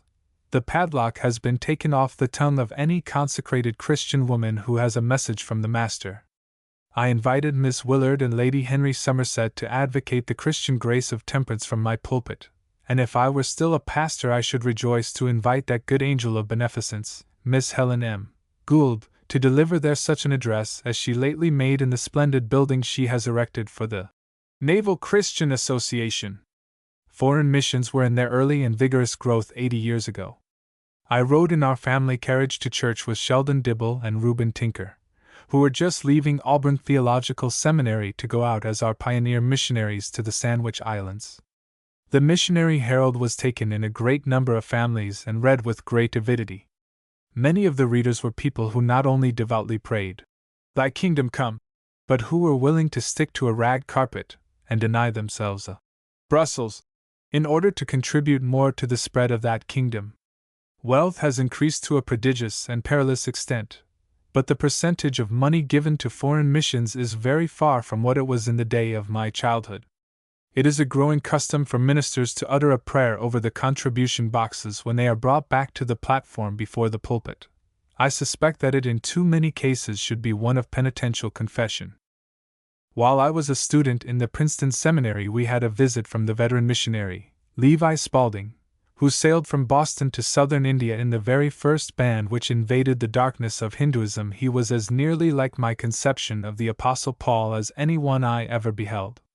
He told us that when he was a youth and his heart was first drawn to the cause of missions, he told his good mother that he had decided upon a missionary life, which was then thought equivalent to a martyrdom, and she was perfectly overcome. He said to her, "Mother, when you gave me as an infant to God in baptism, did you withhold me from any service to which I might be called?" She assented in a moment, went to the old chest, from it she took a $50, all the money she possessed in the world, and, handing it to him, said, "Levi, you may go, and this starts you on your education." On his way over to India his preaching converted all the sailors, including the ship's carpenter, whose heart was as hard as his broadaxe. That was the stuff our first missionaries were made of. The tears flowed down our cheeks as we listened to Spalding's recital, and the result of his visit was that more than one of our students volunteered for the work of foreign missions. It was also my great privilege during that Princeton course to put eye upon a man who, by common consent, is regarded as the king of American missionaries. On my way from Princeton to Philadelphia in the Christmas week of '45, I found among my fellow passengers a gentleman with a very benign countenance, and to my great delight I learned that he was Adoniram Judson, who was on his final and memorable visit to his native land, and was received everywhere with the most unbounded and reverent enthusiasm. He had begun his work in Burma in 1813, but under great difficulties. During the first 6 years he made no converts. He defied the demon of discouragement and labored on with increased faith and zeal, and then came an abundant harvest. The colossal work of his life in Burma was the translation of the Holy Scriptures into the Burmese language. To this work, which is likely to endure, he added a Burmese-English dictionary. At length the toils and exposures broke down his health, and he was obliged to take several voyages in adjoining waters. Soon after I saw him he married Miss Chubbuck and returned to Burma in the following year. The old conflict between the holy and heroic heart and failing body was soon renewed. He resorted once more to the sea for relief, but died during the passage, on April 12, 1850. When crossing the Atlantic in the summer of 1885 I spent much of the time with that noble minister, Rev. Edward Judson, of New York. A funeral at sea occurred, and as the remains were disappearing in the water Mr. Judson said to me, with solemn tenderness. Just so my beloved father was committed to the deep, his sepulchre is this great, wide ocean. That ocean is a type of his worldwide influence. Not only in the priority of time as a fearless pioneer into unknown dangers, but in profound and patient scholarship, and in the beauty of a holy and lovable personality, Adoniram Judson still hold the primacy among our American missionary heroes. The progress which has been made in Christianizing heathendom during the last century, which may well be called the century of foreign missions, is familiar to every person of intelligence. The number of converts to Christianity is at least 2 millions, and several millions more have felt the influence of Christian civilization. The great mass have not been suddenly revolutionized, as in Luther's time, but one by one individual hearts yield to the gospel in nearly every land. As a serious offset to these glorious results, the commerce of nominally Christian nations is often poisonous. Britain carries opium into China and India. America and other civilized nations carry rum into Africa. The word of life goes in the cabin, and the worm of death goes in the hold of the same vessel. The sailors that have gone from nominally Christian countries to various ports have often been very far from acting as gospel missionaries. It is not only for their own welfare, but that they may become representatives of Christianity, that the noble American Seamen's Friends Society has been organized. The work which that society has wrought under the vigorous leadership of Dr. Stitt entitles it to the generous support of all our churches. If toiling Jack braves the tempest to bring us wealth from all climes, we owe it to him to provide him the anchor of the gospel, and to save him from spiritual shipwreck. To no other benevolent society have I more cheerfully given service of tongue and pen than to this one.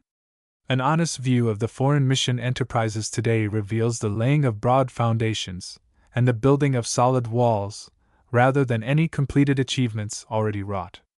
Blood tells, and God has entrusted His gospel to the Anglo-Saxons and the other most powerful races on the globe. The religion of the Bible is the only religion adapted to universal humanity, and in the Bible is a definite pledge that to all humanity that religion shall yet be preached. Among the great spiritual agencies born within my memory, none deserves a higher place than the Young Men's Christian Association. When my beloved brother, Sir George Williams, now an octogenarian, started the first association in London on the 6th of June 1844, he builded better than he knew. The modest room in his store overlooking Paternoster Row in which he gathered the little praying band on that day is already an historic spot. My own connection with the Young Men's Christian Association began in New York when I joined the association there in the second year of its existence, 1854. We met in a room in Stuyvesant Institute, and the heroic Howard Crosby was our president. We had no library, or reading room, or gymnasium, or any of the appliances that belong to the institutions of these days. After several migrations, our association found its permanent home in the spacious building on 23rd Street, to which Morris K. Jessup and William E.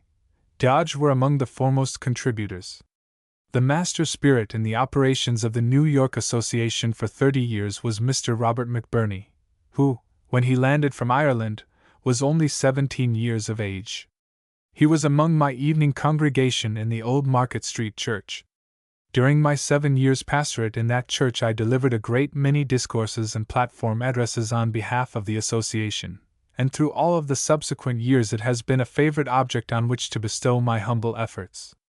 Here in Brooklyn a host of young men have found a moral shelter, and many of them a spiritual birthplace, in the fine structure, reared largely from the munificent bequests of that princely Christian philanthropist, the late Mr. Frederick Marquand.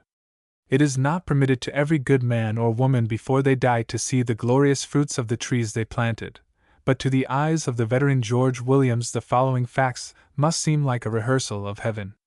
The Young Men's Christian Association now belts the globe with 500,000 of members, and 10 times that number in some direct connection with the organization. It is housed in hundreds of solid structures which have cost between $30 and $40 million, each one a cheerful home, a place for physical development, manly instruction, and training for Christ's service. It has brought thousands of young men from impenitence to Christ Jesus, and made thousands of young Christians more like Jesus in their daily life. The most effective lay preacher of the century, D.L. Moody, confessed that in his training for spiritual work he owed more to the Young Men's Christian Association than to any other human agency. It has molded the students of colleges and universities. It has been the salvation of many a soldier and sailor. It has led many into the gospel ministry. It has taught the whole world the beauty and power of a living unity in Jesus Christ. The Holy Spirit has set the divine seal of His blessing on its worldwide work, and to the triune God be all the praise and all the glory. As I witnessed the birth of the Young Men's Christian Association, I also saw the birth of a kindred organization, the Society of Christian Endeavor. Many years ago, an absurd and extravagant statement was widely afloat, claiming that I was the grandsire of this society. The simple truth was that Dr. Francis E.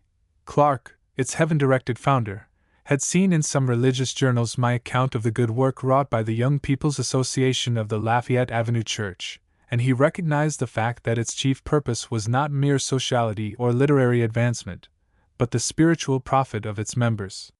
He examined its constitution and reports, and when he constructed his first Christian Endeavor Society in the Williston Church of Portland, Maine, he adopted many of its features, and my beloved brother Clark, in his public addresses, has generously acknowledged such obligation as he was under to our Young People's Association, now in its 35th year of prosperous activity.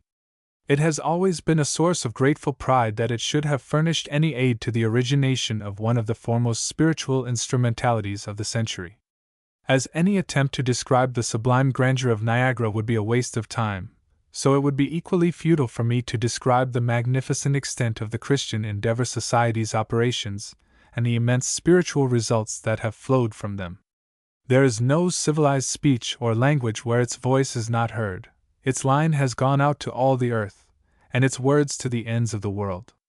It has done more than any other single agency to develop the life and to train for service the energies of the youthful members of the churches. It has yet still wider possibilities before it, and when the hand that planted this mighty tree has turned to dust, its boughs will be shedding down the fruits of the Spirit on the dwellers in every clime. One of the most striking improvements that I have witnessed has been in the sanitary condition, both physical and moral, of our great cities. The conditions in New York, when I came to the pastorate of the Market Street Church almost 50 years ago, would seem incredible to the New Yorkers of today. The disgusting depravities of the Fourth Ward, afterwards made familiar by the reformatory efforts of Jerry Macaulay, were then in full blast, defying all police authority and outraging common decency. The most hideous sink of iniquity and loathsome degradation was in the once famous 5 Points, in the heart of the Sixth Ward and within a pistol shot of Broadway. At the time of my coming to New York, public attention had been drawn to that quarter with the opening of the Old Brewery Mission, and by the first planting of a kindred enterprise which grew into the now well-known 5 Points House of Industry. The brave projector of this enterprise was the Rev. L.M. Pease, a hero whose name ought not to be forgotten. As my church was just off East Broadway, and within a short walk of the 5 Points, I took a deep interest in Mr. Pease's Christian undertaking, and aided him by every means in my power. His wife became a member of my church. The Wild Maggie, whose escapades described in the Tribune gained such public notoriety, became also, after her reformation, one of our church members and afterwards held the position of a school teacher. After the resignation of Mr. Pease and his removal to North Carolina, his place was taken by one of our Market Street elders, the devout and godly-minded Benjamin R. Barlow. In order to keep awake public interest in the mission work at the 5 Points, and to get ammunition in its behalf, I used to make nocturnal explorations of some of those satanic quarters. I recall now one of those midnight forays of which, at the risk of my readers' olfactories, I will give a brief glimpse. In company with the superintendent of the mission and a policeman, and a lad with a lantern, I struck for the Cow Bay, the classic spot of which Charles Dickens had given such a piquant description in his American Notes a few years before. Climbing a stairway, from which the banisters had long been broken away for firewood, we entered a dark room.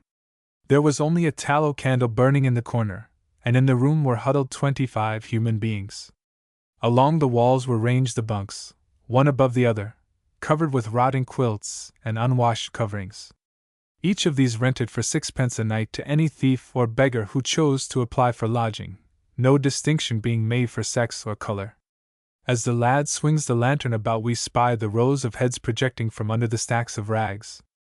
In one bed a gray-haired, disheveled head cuddled close to the yellow locks of a slumbering child. While we are reconnoitering, something like a huge dog runs past and dives under the bed. "What is this, good friend?" we ask. "Oh, only the goat," replied a merry Milesian. "Do the goats live with you all in this room?" "To be sure they do, sir. We feeds them tater skins, and milks them for the babies." Country born as we were, we have often longed to keep a dairy in this city, but it never occurred to us that a bedroom was sufficient for the purpose. Truly, necessity is the shrewd-witted mother of invention. Opposite Cow Bay was Cutthroat Alley. 2 murders a year were about the average product of the civilization of this dark defile. The keeper of the famous grog shop there, who died about that time, left a fortune of nearly $100,000. In city politics, the keeper of such a den is one of the leaders of public opinion. We climbed a stairway, dark and dangerous, till at length we reached the wretched garret through whose open chinks the snow drifted in upon the floor. Beside the single broken stove, the only article of furniture in the apartments, sat a wretched woman wrapped in a tattered shawl, moaning over a terrible burn that covered her arms. She had fallen when intoxicated upon the stove, and no one had cared enough to carry her to the hospital. She exclaimed, "For God's sake, gentlemen, can't you give me a glass of gin?" A half-eaten crust lay by her and a cold potato or two, but the irresistible thirst clamored for relief before either pain or hunger. "Good woman," said my friend, "where's Mose?" "Here he is." A heap of rags beside her was uncovered, and there lay the sleeping face of an old Negro, apparently of 50. In nearly every garret we entered, practical amalgamation was in fashion. The superintendent told me that the Negroes were 50% in advance of the Irish as to sobriety and decency. Descending from the garret, we entered a crowded cellar. The boy's lantern shone on the police officer's cap and buttons. A crash was heard, and the window at the opposite end of the cellar was shattered, and a mass of riddled glass fell on the floor. "Poor fool!" exclaimed the policeman. "He thinks we are after him, but I will have him before morning." From these sickening scenes of squalor, misery, and crime, what a relief it was for us to return to the house of industry, with its neat schoolroom and its capacious chapel and its row of little children marching up to their little beds. It was like going into the lighthouse after the storm. I have drawn this pen picture of but a part of the shocking revelations of that night, not only that my readers may know what kind of work I often engaged in during my New York pastorate, but that they may also know what kind of city I labored in. New York is not today in sight of the millennium. It still has a fearful amount of vice and heathenism, and the self-denying men who are conducting the university settlement, and the Christ-serving king's daughters, who are giving their lives to the salvation of the poor in the 7th Ward, are doing as apostolic a work as any missionary on the Congo. Nevertheless, it is true that a Cow Bay, or an old brewery, or a Cutthroat Alley, is no more possible today in New York than the building of a powder factory in the middle of Central Park. The progress in sanitary purification has been most remarkable. This narrative of the sanitary and moral reform wrought in the 5 Points reminds me of another good man whom the people of this city and our whole country cannot revere too highly as a public benefactor. I allude to Mr. Anthony Comstock, the indefatigable secretary of the Society for the Prevention of Vice.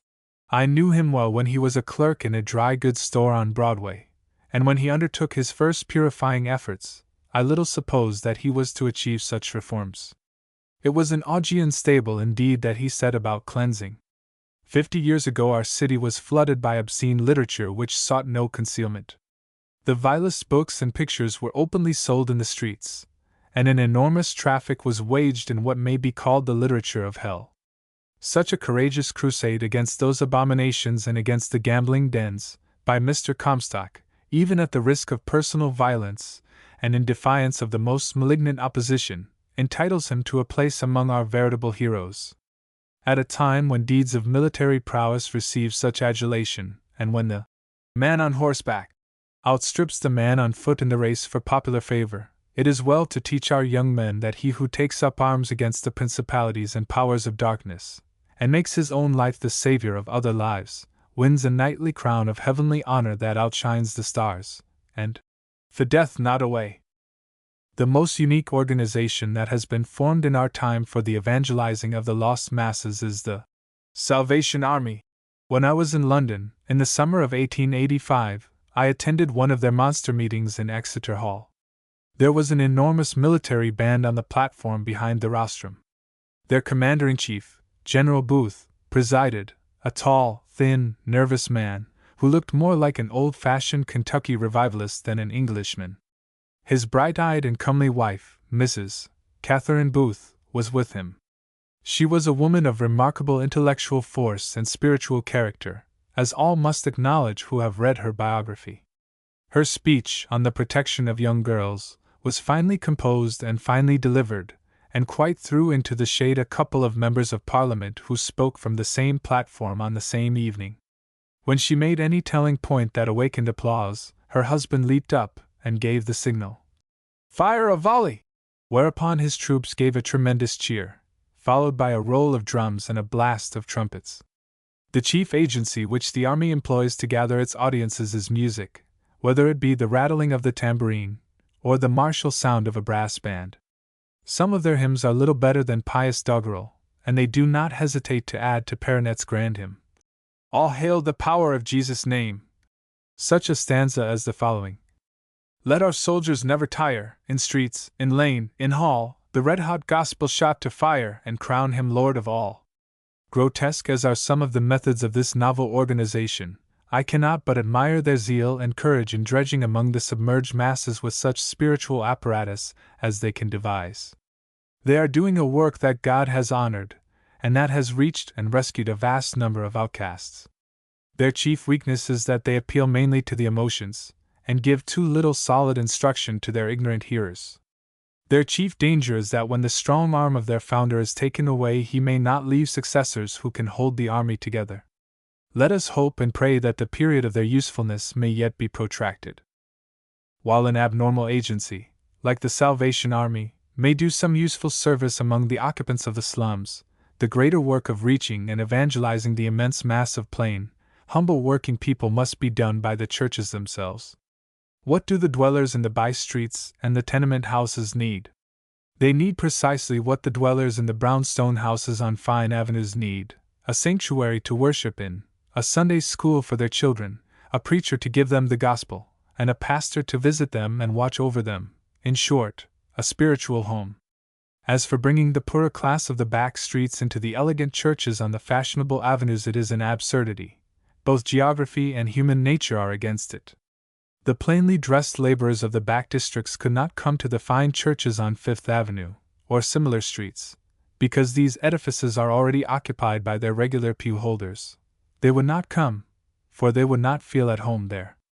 Since the humbler toiling classes will not come to the sanctuaries occupied by the rich, the only true Christian policy is for the rich churches to build and maintain plenty of attractive auxiliary chapels in the regions occupied by those humbler classes. Not mean and unattractive soup-house style of chapels should they be, either.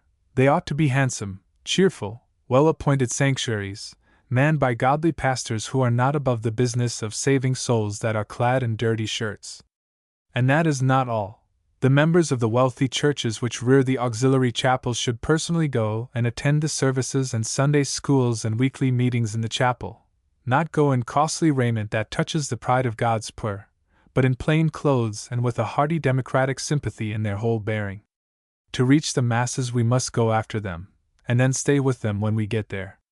If broadcloth religion waits for poverty and ignorance to cross the chasm to it, then may they at last come to be a menace to the safety of society, with imprecations on it for criminal neglect. Christianity must build the bridge across the chasm, and then keep its steady procession crossing over it with bright lamps for dark homes, and Bibles for darker souls, and bread for hungry mouths, and what is best of all, personal intercourse and personal sympathy. The music of a Christmas carol would be very sweet in poverty's garret. The advent of the living Jesus in the persons of his true-hearted followers would be a Merry Christmas all the year round. Brooklyn is not a city of slums, nor does it abound with the skyscraping tenement houses, like those in which the myriads of New York live, but we have a large population of wage earners of the humbler class. These mainly occupy streets by themselves. In order to do our part in giving the bread of life to these worthy people, Lafayette Avenue Church has always maintained 2, and sometimes 3, auxiliary chapels. Of these, the Cuyler Chapel, built and supported entirely by our Young People's Association, is a fair representative. It has an excellent preacher, who visits the plain people in their homes. It has a well-equipped Sunday school, prayer meetings, kindergarten, its own Society of Christian Endeavor, and King's Daughters, its penny savings bank and its temperance society, in short, every appliance essential to a Christian church. Many others of our strong Brooklyn churches are working precisely on the same practical, common-sense lines. If all the wealthy churches in New York would illuminate the darker quarters of that city with 100 well-manned lighthouses, well provided with the soul-saving apparatus of the poor man's gospel, they would do more to silence the cavils against Christianity, and more to bridge the chasm between the rich and the poor than by any of the superficial methods of the humanitarians. What a poor man wants is not only a clean shirt, a clean home, and a clean account on Saturday night. He wants a clean character and a clean soul for this world and the next. Christianity makes a sad mistake if it is satisfied to give him a full stomach and leave him with a starving soul. In recent years we have heard much about the institutional church as the long-sought panacea. It is claimed by some persons that the churches cannot succeed unless they add to ordinary spiritual instrumentalities various useful annexes, such as reading rooms, kindergartens, dispensaries, and certain social entertainments. But it is a noteworthy fact that the chief pioneer in institutional methods was the late Charles Haddon Spurgeon, and he was the prince of old-fashioned gospel preachers. He never thought of his orphanage and other benevolent adjuncts of the Metropolitan Tabernacle as substitutes for the sovereign purpose of his holy work, which was to convert the people to Jesus Christ. He subordinated the physical, the mental, and the social to the spiritual, and rightly judged that making clean hearts was the best way to secure clean homes and clean lives. I have no doubt that a very strong, well-manned and thoroughly spiritually managed church may wisely maintain as many adjuncts, such as reading rooms, libraries, dispensaries, kindergartens, and other humanitarian annexes as it has the means to support. An illustration of this is seen in the successful and heaven-blessed Bethany Presbyterian Church of Philadelphia, founded and maintained and guided by that hundred-handed Briareus in the service of Christ, my beloved friend, the Hon. John Wanamaker. The aim of that great church and its well-known Sunday school is to make people happy by making them better, and to save them for this world after saving them for another world. When a church has the spiritual purposes and spiritual power of the London Tabernacle and the Bethany Church, and is guided by a Spurgeon or a Wanamaker, it may safely become institutional. But some experiments that have been made to establish churches of that name in this country have not always been conspicuously successful.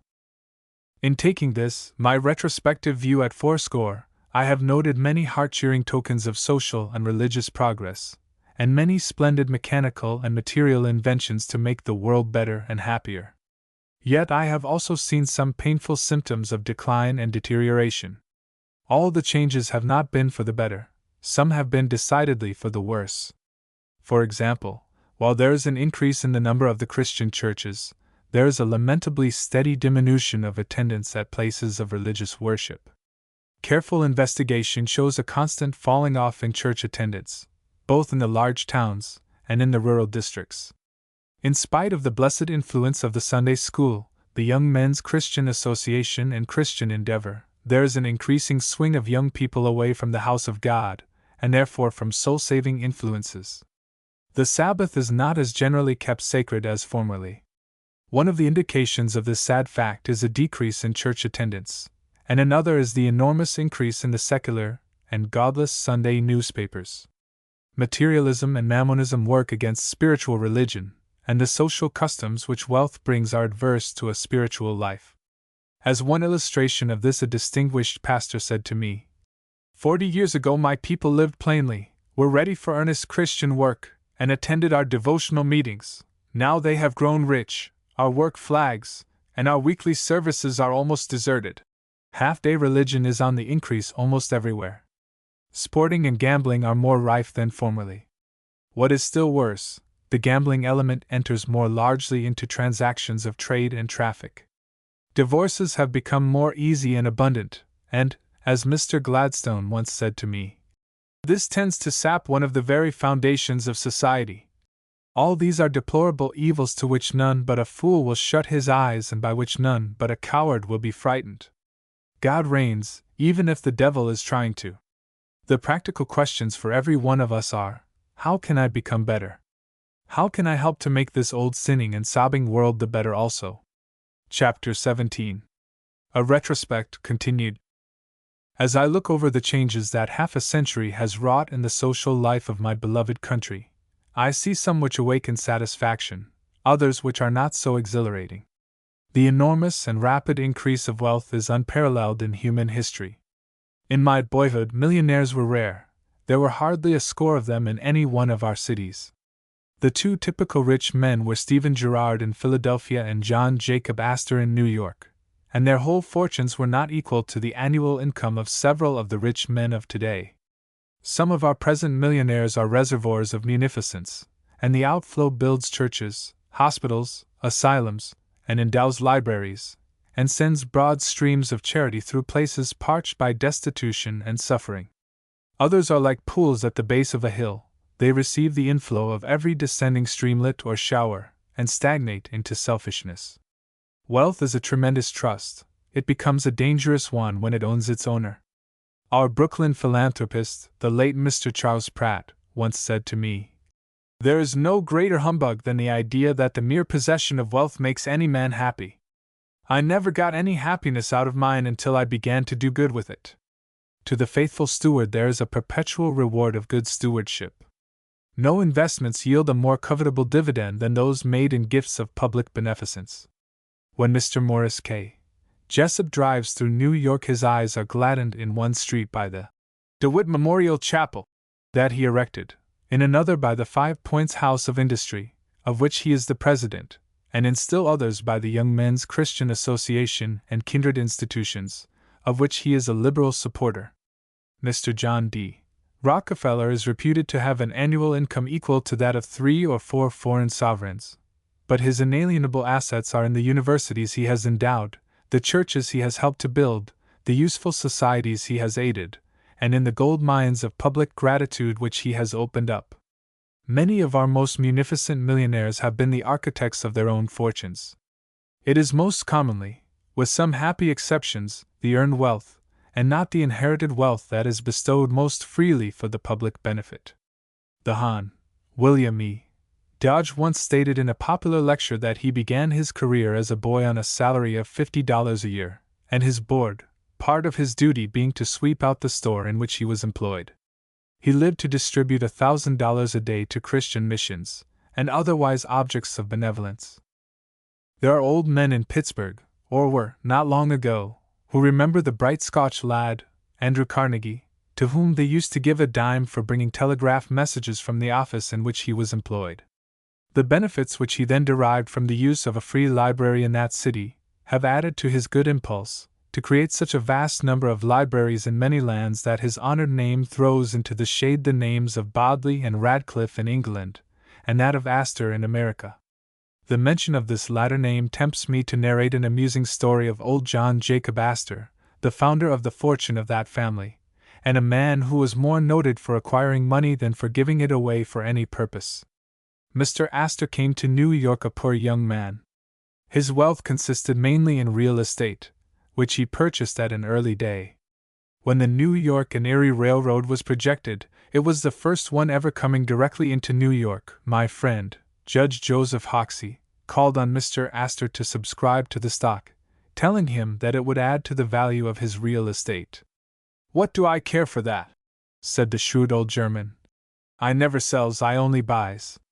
"Well," said Judge Hoxie, "your son, William, has subscribed for several shares. He can do that," was the chuckling reply. "He has got a rich father." It is a fair problem how many such possessors of real estate it would take to build up the prosperity of a great city. There is one temptation to which great wealth has sometimes subjected its possessors, which demands from me a word of patriotic protest.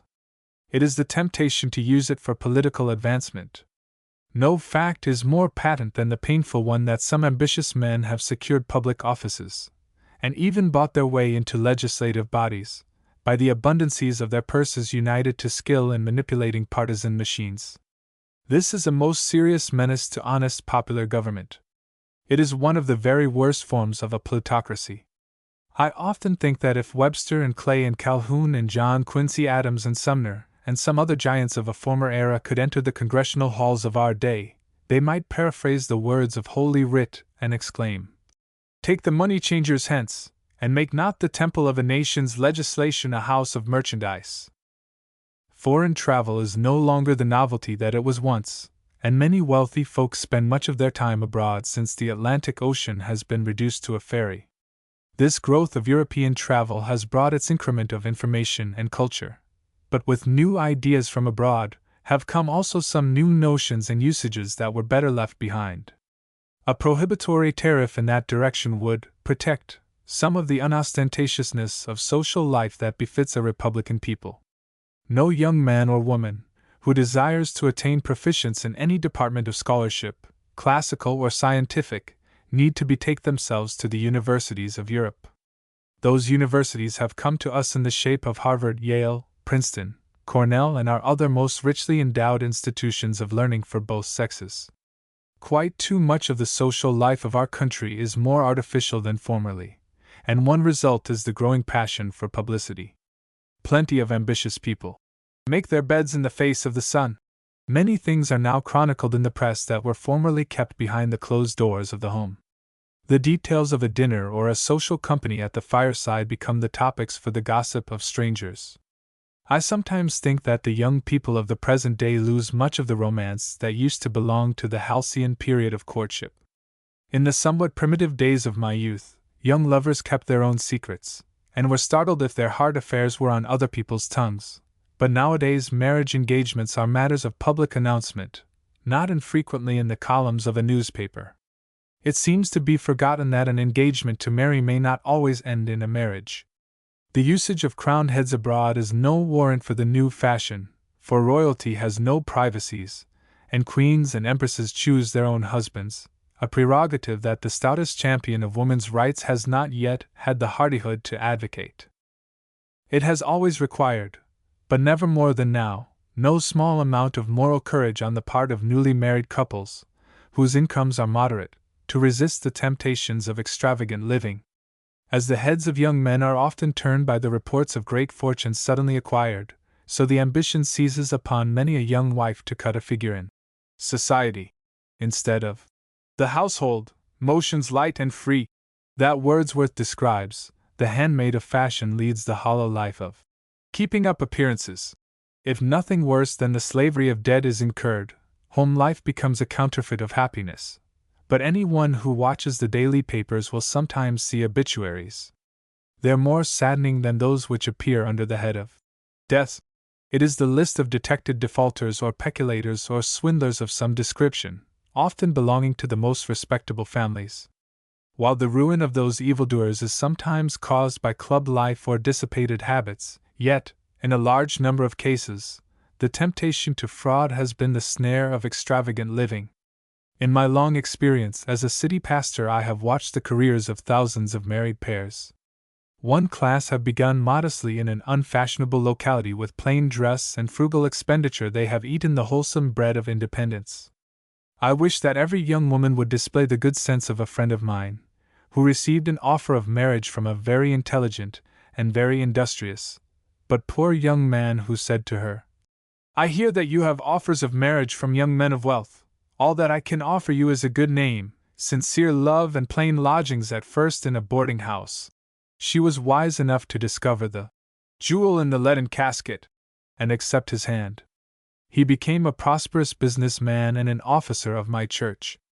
As for the other class, who begin their domestic career by a pitiable craze to get into society, and to keep up with their set, in the vain show, Is their fate not written in the chronicles of haggard and jaded wives, and of husbands drowned in debt or driven perhaps to stock gambling or some other refuge of desperation?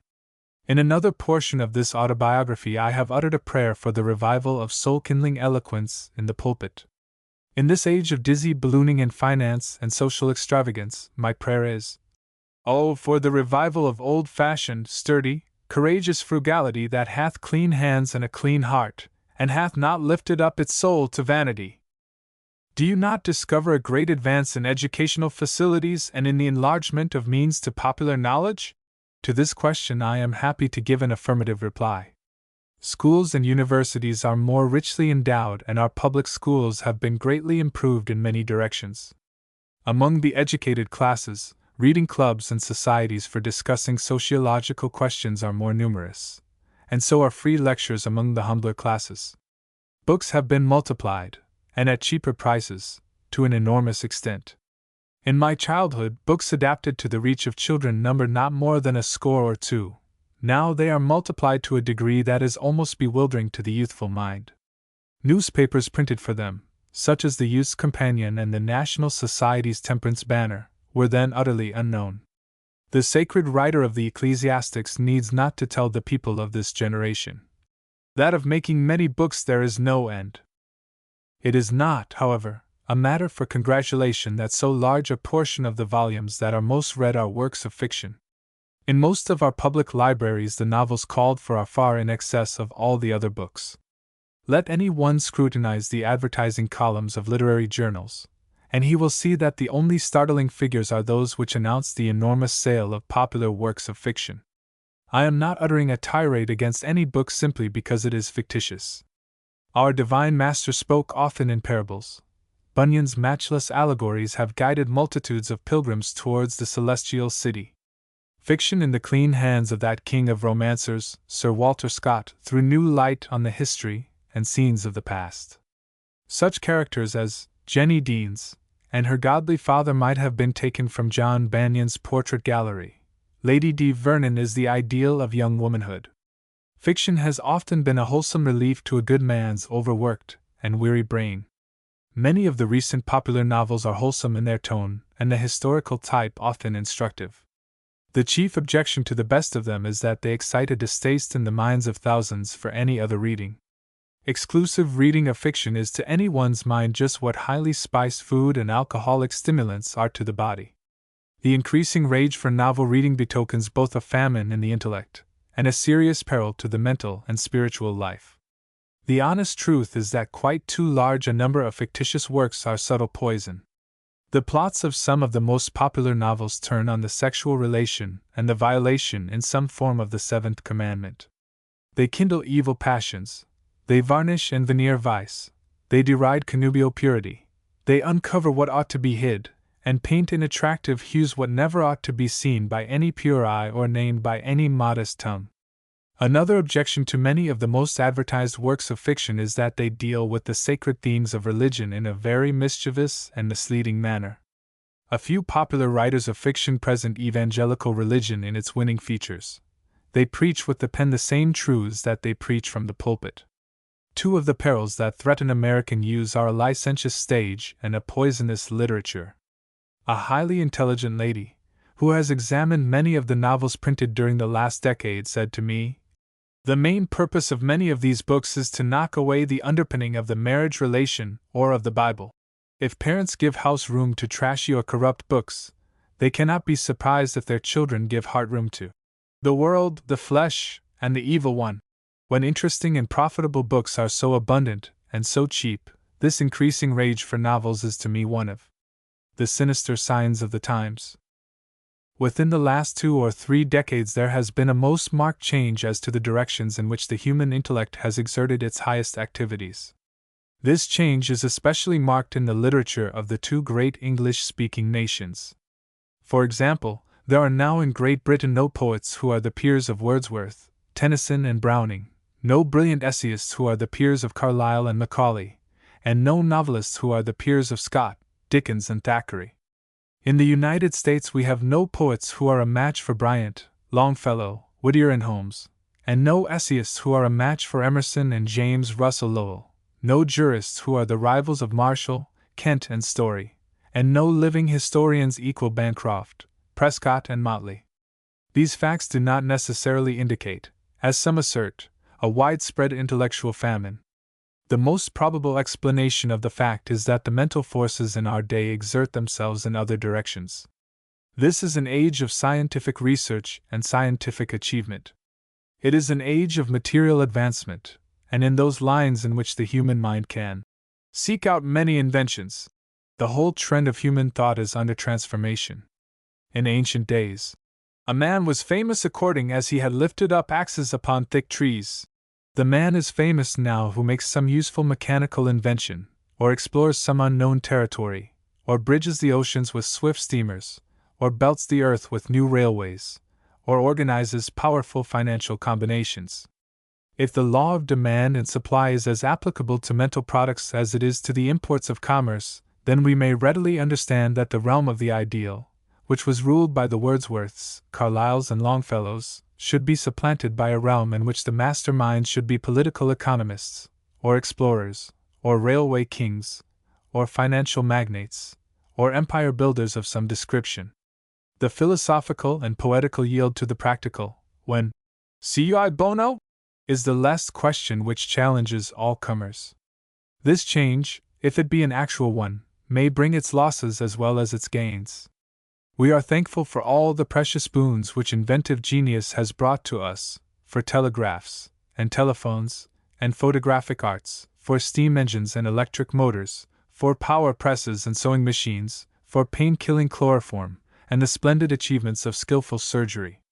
But the mind has its necessities as well as the body, and we hope and pray that the human intellect may never be so busy in materialistic inventions that it cannot give us an ode to duty, and a happy warrior, a snowbound, and a Thanatopsis, and Evangeline, and a chambered Nautilus, a Pippa Passes, or a Biglow Papers, and In Memoriam, or a Locksley Hall. One characteristic of the present time is the radical and revolutionary spirit which condemns everything that is old, especially in the realm of religion. It arrogantly claims that the advanced thought of this highly cultured age has broken with the traditional beliefs of our benighted ancestors, and that modern congregations are too highly enlightened to accept those antiquated theologies. No pretensions could be more preposterous. Methinks that those stalwart farmers of New England, who on a wintry Sabbath sat and eagerly devoured for an hour the strong meat of such theological giants as Jonathan Edwards, and Emmons and Bellamy and Dwight, would laugh to scorn the ridiculous assumption of the present-day congregations, many of whom have fed on little else during the week but novels and newspapers. This revolutionary spirit is expert in pulling down, it is a sorry bungler at rebuilding. Nothing is too sacred for its assaults. The iconoclasts who belong to the most extreme and destructive school of higher criticism have reduced a large portion of God's revealed word utterly to tatters. King David has been exiled from the Psalter, but no sweet singers have yet turned up who could have composed those matchless minstrelsies. Paul is denied the authorship of the Epistle to the Romans, but the mighty mind has not been discovered which produced what Coleridge called the profoundest book in existence. The Scripture miracles are discarded, but Christianity, which is the greatest miracle of all, is not accounted for. The new theology, which has well nigh banished the supernatural from the Bible, pays in homage to the principle of evolution, which is due only to the Almighty Creator of the universe. Spurgeon has wittily said that if we are not the product of God's creating hand, but are only the advanced descendants of the ape, then we ought to conduct our devotions accordingly, and address our daily petitions, not to our Father which is in heaven, but to our Father which is up a tree. I do not belong to that class which is irreverently styled old fogies, for I hold that genuine conservatism consists in healthful and regular progress, and it has been my privilege to take an active part in a great many reformatory movements, yet I am more warmly hospitable to a truth which has stood the test of time and of trial. There are many things in this world that are improved by age. Friendship is one of them, and I have found that it takes a great many new friends to make an old one.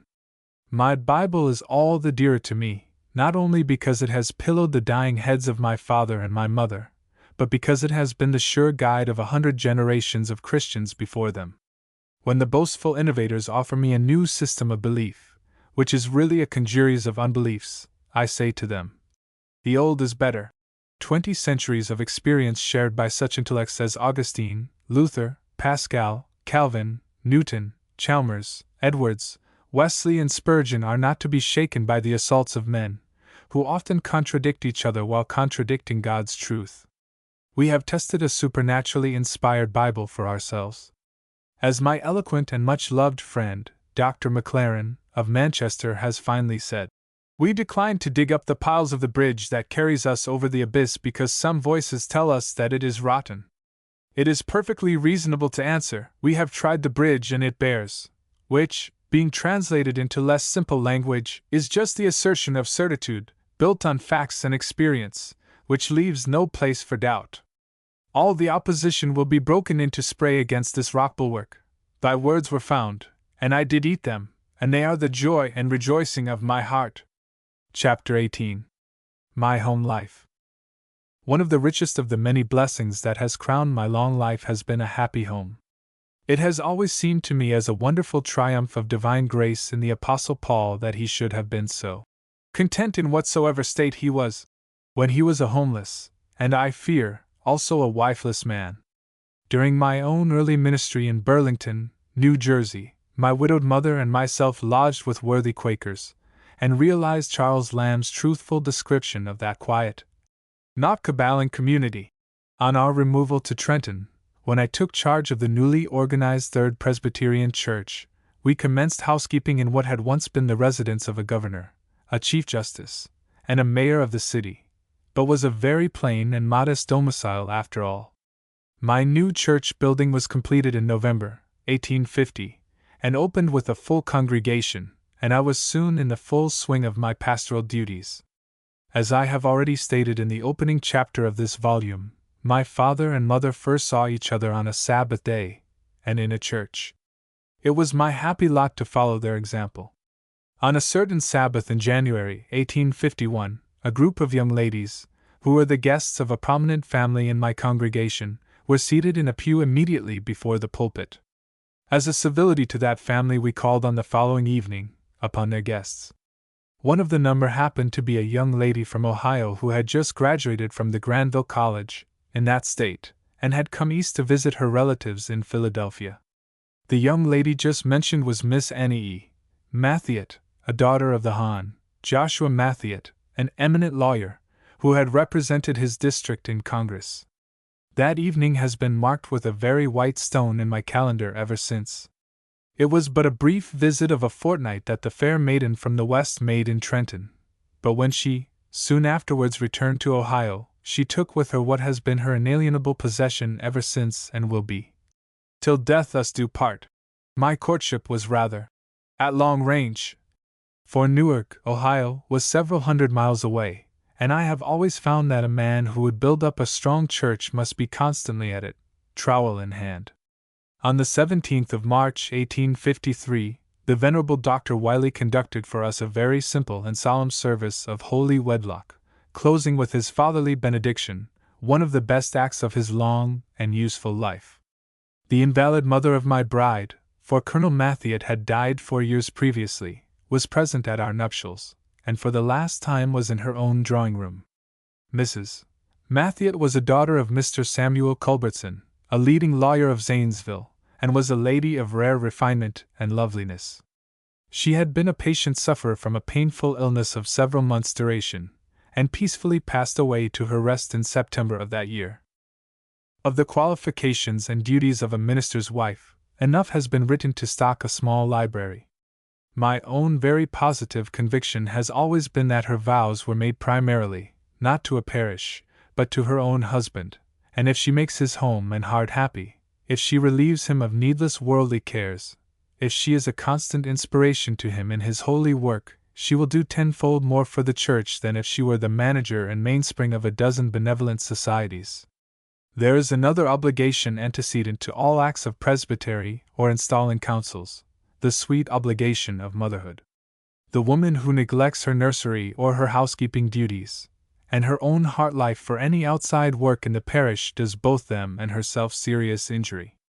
If a minister's wife has the grace of a kind and tactful courtesy toward all classes, she may contribute mightily to the popular influence of her husband, and if she is a woman of culture and literary taste, she can be of immense service to him in the preparation of his sermons. The best critic that ministers can have is one who has a right to criticize and to truth it in love, who has a better right to reprove, exhort, and correct with all long-suffering than the woman who has given us her heart and herself. There are 100 matters in the course of a year in which a sensible woman's instincts are wiser than those of the average man. There is many a minister who would have been spared the worst blunders of his life, if he had only consulted and obeyed the instinctive judgment of a loving and sensible wife. If we husbands hold the reins, it is the province of a wise and devoted wife to tell us where to drive. It is very probable that my readers have suspected that this portraiture of a model wife for a minister was drawn from actual life, and they are right in their conjectures.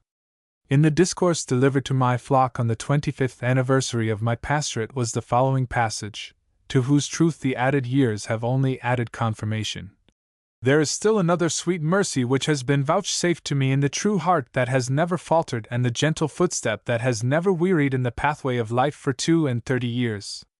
From how many mistakes and hasty indiscretions her quick sagacity has kept me, you can never know.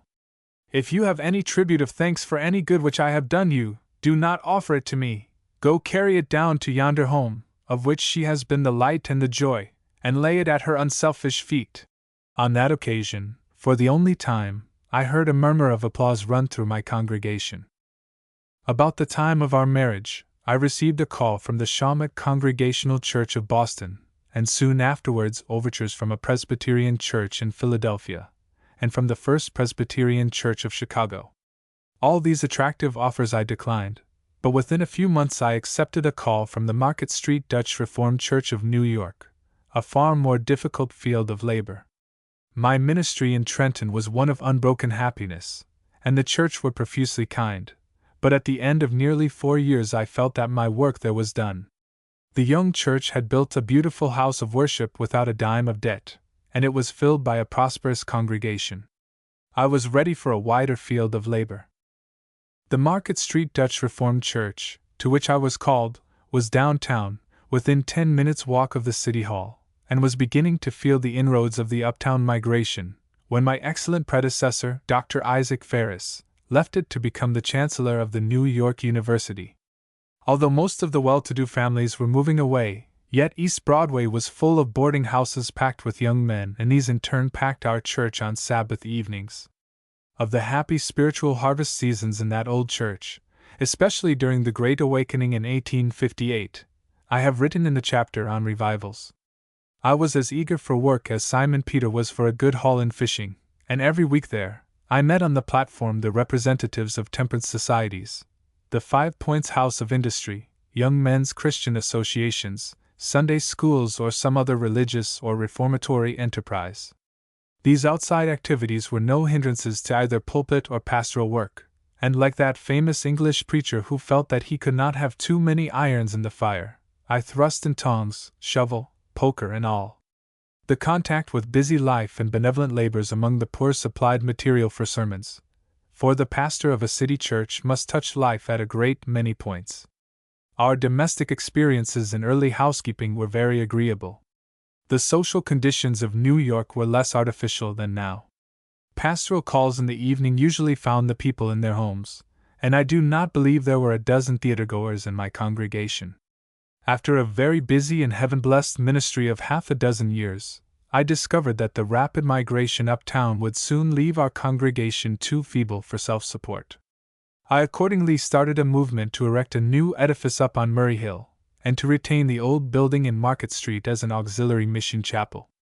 A handsome subscription for the erection of the uptown edifice was secured, and the consistory, which is the good Dutch designation of a board of church officers, convened to vote the first payment for the land. The new site was not wisely chosen, and many of my people were still opposed to any change, but the casting vote of one good old man, whom I shall thank if I ever encounter him in the celestial world, negatived the whole enterprise, and it was immediately abandoned. A few weeks before that decision, I had received a call to take charge of a brave little struggling Presbyterian church in the newer part of Brooklyn. I sent for the officers, and informed them that if they would purchase the ground on the corner of Lafayette Avenue and Oxford Street, and pay for it in a fortnight, and promised to build for me a church with good acoustics and capable of seating from 1,800 to 2,000 auditors, I would be their pastor. Instead of turning purple in the lips at such a bold proposal, they staggered not at the promise through unbelief, and in 10 days they brought me the deed of the land paid for to the uttermost dollar. I resigned Market Street Church immediately, and on the next Sabbath morning, while the Easter bells were ringing under a dark stormy sky, I came over and faced, for the first time, the courageous founders of the Lafayette Avenue Presbyterian Church. The dear old Market Street Church lingered on for a few years more, bleeding at every pore, from the fatal uptown migration, and then peacefully disbanded. The solid stone edifice was purchased by some generous Presbyterians in the upper part of the city, who organized there the Church of the Sea and Land, which is standing today as a well-manned lighthouse amid a dense tenement house foreign population.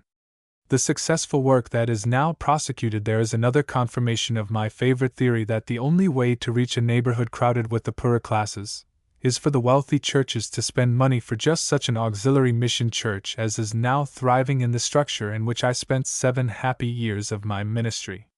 This portion of Brooklyn to which we removed in 1860 was very sparsely settled, and Rev. Henry Ward Beecher said to me, "I do not see how you can find a congregation there."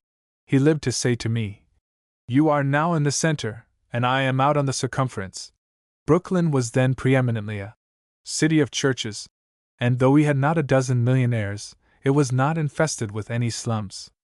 In a population of over 300,000 there was then only a single theater, and when one of our people was asked, "What do you do for recreation over there?" he replied, "We go to church." Certainly no one was ever attracted to our own modest little temporary sanctuary by its beauty, for it was unsightly without, though very cheerful within. Soon after we commenced the building of our present stately edifice, the startling report of cannon shook the land from sea to sea. And then we saw from Sumter's wall the star flag of the Union fall, and armed hosts were pressing on the broken lines of Washington. Every other public edifice in this city then in process of erection was brought to a standstill, but we pushed forward the work, like Nehemiah's builders, with a trowel in one hand and a weapon in the other. To raise funds for the structure required faith and self-denial, and in this labor of love, woman's 5 fingers were busy and helpful. One brave orphan girl in New York gave, from her hard earnings as a public school teacher, a sum so large that the announcement of it from my pulpit aroused great enthusiasm, and turned the scale at the critical moment, and ensured the completion of the structure. Justly may our pulpit vindicate woman's place, and woman's province in the cause of Christ and humanity, for without woman's help that pulpit might never have been erected. On the 16th of March, 1862, our church edifice was dedicated to the worship of Almighty God, Dr. Asa D. Smith, of Dartmouth College, delivering the dedication sermon, and in the evening, my brilliant and beloved brother, Professor Roswell D. Hitchcock, gave us one of his incisive and inspiring discourses. The building accommodates 1,800 worshippers, and in emergencies, 2,500. It is a model of cheerfulness and convenience, and is so felicitous in its acoustics that an ordinary conversational tone can be heard at the opposite end of the auditorium. The picture of the church in this volume gives no adequate idea of the size of the edifice, for the Sunday school hall and lecture room and social parlors are situated in the rear, and could not be presented in the photographic view. I fear that too many costly church edifices are erected that are quite unfit for our Protestant modes of religious service. It is said that when Bishop Potter was called upon to consecrate one of the dim religious specimens of medieval architecture, and was asked his opinion of the new structure, he replied, "It is a beautiful building, with only 3 faults: you cannot see in it, you cannot hear in it, you cannot breathe in it." I need not detail the story of my happy Brooklyn pastorate, for that is succinctly given in the closing chapter of this volume. Our home life here for the past 42 years has been a record of perpetual providential mercies and unfailing kindness on the part of my parishioners and fellow townsmen. Brooklyn, although removed from New York, for I cannot yet twist my tongue into calling it Manhattan, by a 5 minutes' journey on the East River Bridge, is a very different town in its political and social aspects. New York is penned in on a narrow island, and ground is worth more than gold. It is therefore piled up with very fine apartment houses for the rich, or tenement houses for the poor, to more stories than the ancient buildings on the Canongate of Edinburgh. Here in Brooklyn we have all Long Island to spread over, and land is within the reach of even a parson's purse. A man never feels so rich as when he owns a bit of real estate, and I take some satisfaction in the bit of land in the front of my domicile, and in the rear, capable of holding several fruit trees and rose beds. Oxford Street has the deep shade of a New England village. We come to know our neighbors here, which is a degree of knowledge not often attained in New York or London. The social life here is also less artificial than at the other end of the bridge.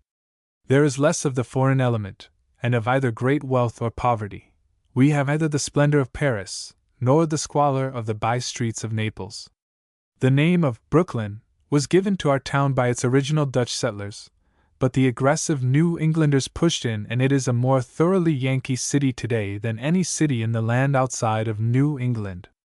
My old friend Mayor Lowe urged the consolidation of Brooklyn with New York on the ground that its moral and civic influence would be a wholesome counteraction of Tammany and the tenement house politics. For self-protection, I joined with my lamented brother, the late Dr. Storrs, in an effort to maintain our independence.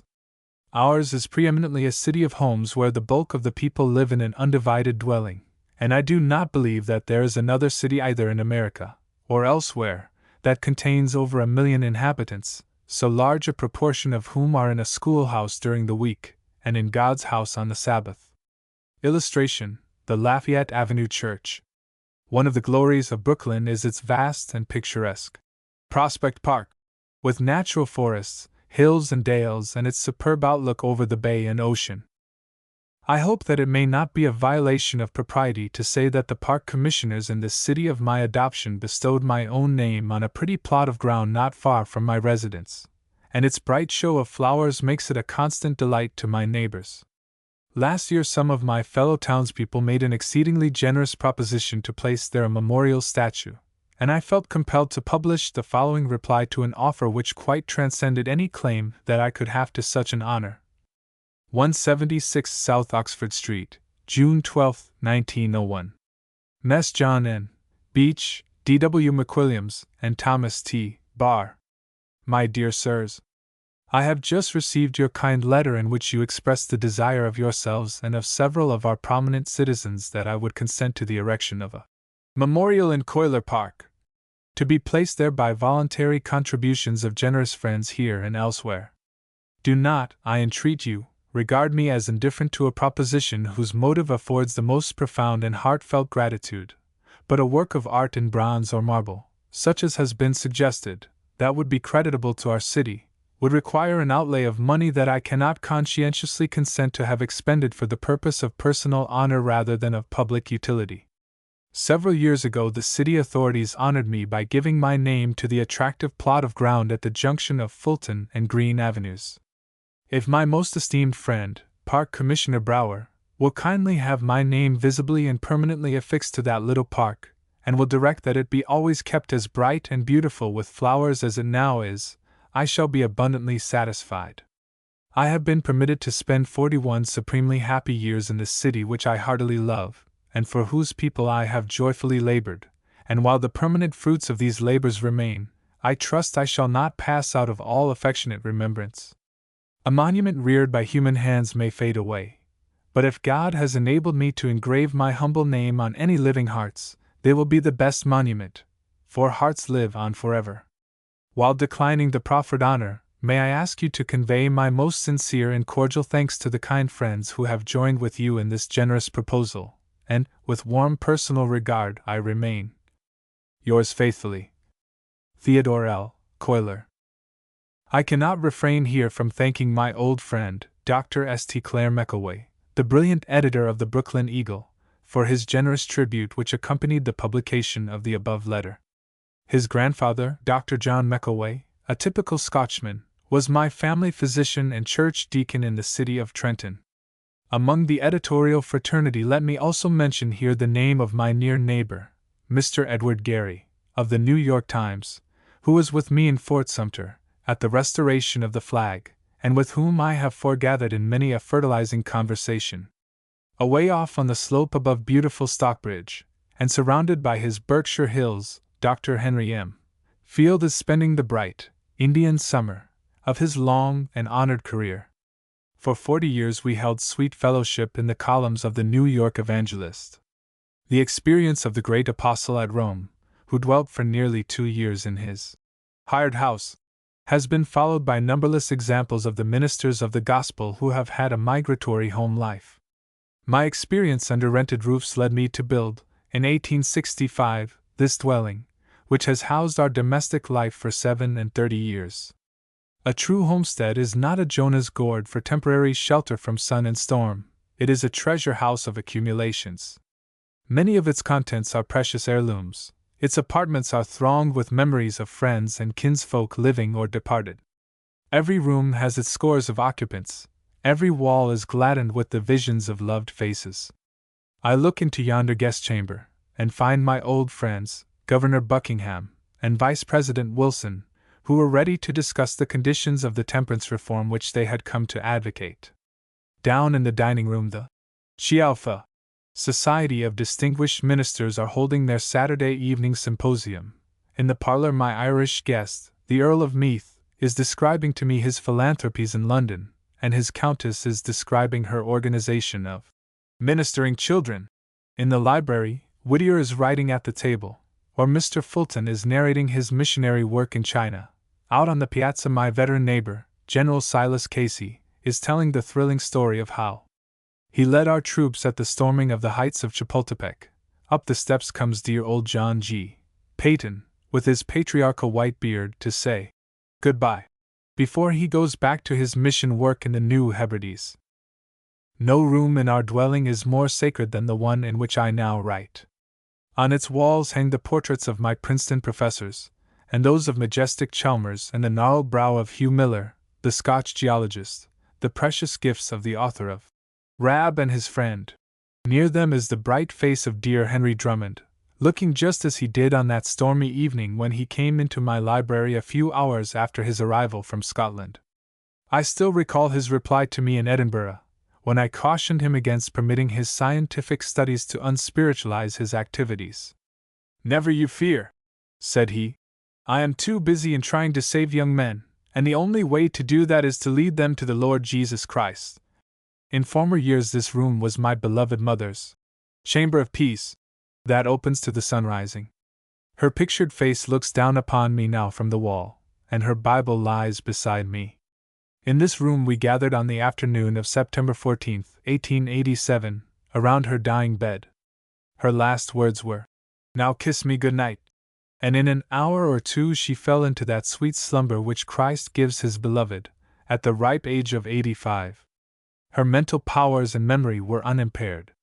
On the monument which covers her sleeping dust in Greenwood is engraved these words: "Return unto thy rest, O my soul, for the Lord hath dealt bountifully with thee." This room is also hallowed by another tenderly sacred association. Here our beloved daughter, Louise Ledyard Cuyler, closed her beautiful life on the last day of September, 1881. On her return from Narragansett Pier, she was stricken with a mysterious typhoid fever, which often lays its fatal touch on the most youthful and vigorous frame. She had apparently passed the point of danger, and one Sabbath when I read to her that 121st Psalm, which records the watchful love of Him who never sleeps, our hearts were gladdened with the prospect of a speedy recovery. Then came on a fatal relapse, and in the early hour of dawn, while our breaking hearts were gathered around her dying bed, she had another morn than ours.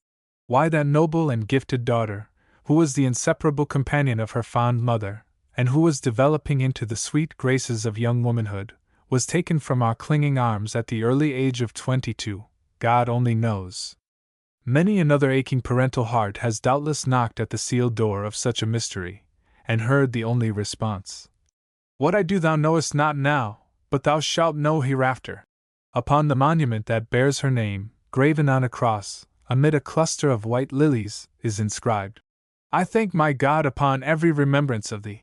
The lovely twin brother, Georgie, whose sweet life story is told in The Empty Crib, reposes in our same family plot, and beside him lies a baby brother, Theodore Cuyler, who lived but 12 days. As this infant was born on the 25th of December, 1873, his tiny tombstone bears the simple inscription, "Our Christmas Gift." During all our seasons of domestic sorrow, the cordial sympathies of our noble-hearted congregation were very cheering, for we had always kept open doors to them all, and regarded them as only an enlargement of our own family. In our household joys they too participated. When the 25th anniversary of our marriage occurred, they decorated our church with flags and flowers and suspended a huge marriage bell on an arch before the pulpit. After the president of our board of trustees, the Hon. William W. Goodrich, had completed his congratulatory address, 2 of the officers of the church, in imitation of the returning spies from Eshcol, marched in, bearing between them on a staff a capacious bag of silver dollars. A curiously constructed silver clock is also among the treasured souvenirs of that happy anniversary. In April 1885, the close of the first quarter century of my ministry was celebrated by our church with very delightful festivities. Addresses were delivered by His Honor Mayor Lowe, Dr. McCosh, of Princeton, Dr. Richard S. Storrs, and the Hon. John Wanamaker, Postmaster General. A 12th volume giving the history of our church and all its activities was published by order of our people. From such a loyal flock in the full tide of its prosperity, to cut asunder, required no small exercise of conscience and of courage. When the patriarchal Dr. Emmons, of Franklin, Massachusetts, resigned his church at the age of 80, he gave the good reason, "I mean to stop when I have sense enough to know that I have not begun to fail." In exercising the same grace, on a Sabbath morning in February 1890, I made before a full congregation the following announcement. Nearly 30 years have elapsed since I assumed the pastoral charge of the Lafayette Avenue Presbyterian Church, and through the continual blessings of Heaven upon us it has grown into one of the largest and most useful and powerful churches in the Presbyterian denomination. It has 2,330 members, and is third in point of numbers in the United States. This church has always been to me like a beloved child. I have given to it 30 years of hard and happy labor. It is now my foremost desire that its harmony may remain undisturbed, and that its prosperity may remain unbroken. For a long time I have intended that my 30th anniversary should be the terminal point of my present pastorate. I shall then have served this beloved flock for an ordinary human generation, and the time has now come to transfer this most sacred trust to some other, who, in God's good providence, may have 30 years of vigorous work before him, and not behind him. If God spares my life to the first Sabbath in April, it is my purpose to surrender this pulpit back into your hands, and I shall endeavor to cooperate with you in the search and selection of the right man to stand in it. I will not trust myself today to speak of the pang it will cost me to sever a connection that has been to me one of unalloyed harmony and happiness. It only remains for me to say that after 44 years of uninterrupted mental labor it is but reasonable to ask for some relief from the strain that may soon become too heavy for me to bear. The congregation was quite astounded by this unexpected announcement, but they recognized the motive that prompted the step, and acted precisely as I desired. They agreed at once to appoint a committee to look for a successor. In order that I might not hamper him in any respect, I declined the generous offer of our church to make me their pastor emeritus. As my pastorate began on an Easter Sabbath, in 1860, so it terminated at the Easter in 1890. Before an immense assemblage I delivered, on that bright Sabbath, the valedictory discourse which closes the present volume, and which gives in condensed form the history of the Lafayette Avenue Church. Our noble people never do anything by halves, and a few evenings after the delivery of my valedictory discourse they gave to their pastor and his wife a public reception, for which the church, lecture room and the church parlors were profusely adorned, and were crowded with guests. Congratulatory addresses were delivered by Dr. John Hall of the Fifth Avenue Presbyterian Church, New York, by Professor William M. Paxton, of Princeton Theological Seminary, and congratulatory letters were read from the venerable poet, Whittier, the Hon. William Walter Phelps, Mr. A. Lowell, the mayor's father, General William H. Seward, Bishop Potter, and Dr. Herrick Johnson, besides a vast number of others renowned in church and state. On behalf of the Brooklyn pastors, an address was pronounced by the Rev. Dr. L. T. Chamberlain, which was a rare gem of sparkling oratory. In his concluding passage he said, "Nor in all these have I for an instant forgotten the dual nature of that ministry, which has been so richly blessed. I recall that in the prophet's symbolic act, he took to himself two staves, the one was beauty, while the other was bands. In the kingdom of grace and in the kingdom of nature, loveliness is ever the fit complement of strength. Accordingly, to her, who has been the enthroned one in the heart, the light giver in the home, the beloved of the church, we tender our most fervent good wishes. For her also we lift on high our faithful, tender intercession. To each, to both, we give the renewed assurance of our abiding affection. God grant that life's shadows may lengthen gently and slowly. Late may you both ascend to heaven, long and happily may you abide with us here." The report of the proceedings of that evening says that at this reference to the dual character of his ministry, the veteran pastor sprang to his feet and, seizing Dr. Chamberlain's hand, exclaimed, "I thank you for that," and the whole assembly's applause revealed its heartfelt sympathy. I had declined more than once, for good reasons, the kind offer of my generous flock to increase my salary, but, went on. That evening that crowned my 30 years of labor, my dear neighbor and church elder, Mr. John N. Beach, on behalf of the congregation, put into my hands a check for $30,000. Not as a charity but as a token of our warm-hearted grateful love.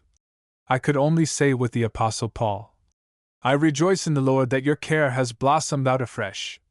For this is the literal reading of the great apostle's gratitude. The proceedings of that memorable evening were closed by a benediction by the Rev. Dr. Charles L. Thompson, then moderator of our General Assembly and now the Superroyal Secretary of our Board of Home Missions. The proceedings were afterwards compiled in a beautiful volume entitled, A 30 Years' Pastorate, by the good taste and literary skill of my beloved friend, the late Jacob L. Gosler. In justice to myself, let me say that I have given this narrative of the closing scenes of my pastoral labors, not, I trust, as a matter of personal vainglory, but that good Christian people in our own land and in other lands may learn from the example of the Lafayette Avenue Presbyterian Church how to treat a pastor, whose simple aim has been, with God's help, to do his duty. Chapter 19. Life at Home, and Friends Abroad. A few months after my resignation, the Lafayette Avenue Church extended an unanimous call to the Rev. Dr. David Gregg, who had become distinguished as a powerful preacher, and the successful pastor of the old, historic Park Street Church, of Boston. He is also widely known by his published works, which display great vigor and beauty of style, and a fervid spirituality. When Dr. Gregg came on to assume his office, I was glad, not only to give him a hearty welcome, but to assure him that, as no one had ever come up into the pilot house to interfere with the helmsman, so I would never lay my hand on the wheel that should steer that superb vessel in all its future voyagings. From that day to this, my relations with my beloved successor have been unspeakably fraternal and delightful. While I have left the entire official charge of the church in his hands, there have been many occasions on which we have cooperated in various pastoral duties among a flock that was equally dear to us both. Recently the Rev. George R. Lunn, a young minister of exceedingly attractive qualities both in the pulpit and in personal intercourse, has been installed as an assistant pastor. The divine blessing has constantly rested upon the noble old church, which has gone steadily on, like a powerful ocean steamer, well manned, well equipped, well freighted, and well guided by the compass of God's infallible word. Last year the church rendered a signal service to the cause of foreign missions by erecting a David Gregg Hospital and a Theodore L. Cuyler Church in Canton, China. They are both under the supervision of the Rev. Albert A. Fulton, who went out to China from our Lafayette Avenue flock and has been a most energetic and successful missionary for more than 20 years. My ministry at large has brought a needed rest, not by idleness, but by a change in the character of my employment. Instead of a weekly preparation of sermons, has come the preparation of more frequent contributions to the religious press. Instead of pastoral visitations have been the journeyings to different churches, or colleges, and universities and young men's Christian associations for preaching services. I doubt whether any other dozen years of my life have been more crowded with various activities. To my dear wife and myself have come increased opportunities for travel, which have been, during the almost half-century of our happy wedded life, a constant source of enjoyment. We have journeyed together from Bar Harbor, in Maine, to Coronado Beach, in Southern California. We have traversed together the Adirondacks, the White Mountains and the Catskills, the prairies of Dakota and the orange groves of Florida, the peerless parks of Del Monte on the shores of the Pacific, and the Royal Gorge, in the heart of the Rocky Mountain Range. Our various trips to Europe have photographed on our hearts the memories of many dear friends and faces, some of whom, alas, have vanished into the unseen world. In the summer of 1889, when we were at Ayr, the late Mr. Alexander Allen came down for us in his fine steam yacht, the Tainamara, and took us up to his hospitable Hafton House, on the Holy Loch, a few miles below Glasgow. For several days he gave us yachting excursions through Loch Goil, and the Kyles of Bute, and Loch Long, with glimpses of Ben Lomond and other monarchs of the Highlands. When we saw the gorgeous purple garniture of heather in full bloom, we no longer wondered that Sir Walter Scott was quite satisfied to have his beloved hills devoid of forests. Another memorable visit of that summer was to Chillidigam Castle in Northumberland, from whose towers we got views of Flodden Field and the scenes of Marmion. The venerable Earl of Tankerville, who was a contemporary and supporter of Sir Robert Peel in Parliament, and his warm-hearted Countess, who has long been a leader in various Christian philanthropies, entertained us delightfully within walls that had stood for 6 centuries. In a forest near the castle were the famous herd of wild cattle which are the only survivors of the original herd that roamed that region in the days of William the Conqueror. They are beautiful white creatures, still too wild to be approached very nearly, and Sir Edwin Landseer, an old friend of the Earl, has preserved life-size portraits of 2 of them on the walls of the lofty dining hall of the castle. When the servants, gardeners, and other retainers assembled for morning worship in the chapel, the handsome old Earl presided at the melodeon, and the singing was from our American Sankey's hymn book, a style of music that would have startled the belted knights and barons bold who worshipped in that chapel 5 centuries ago. While at Dundee, as the guests of Mr. Alexander H. Moncur, the ex-provost of the city, I had the satisfaction of preaching in St. Peter's Presbyterian Church, whose pastor, 60 years ago, was that ideal minister, Robert Murray McCain. The Bible from which he delivered his seraphic sermons was still lying on the pulpit.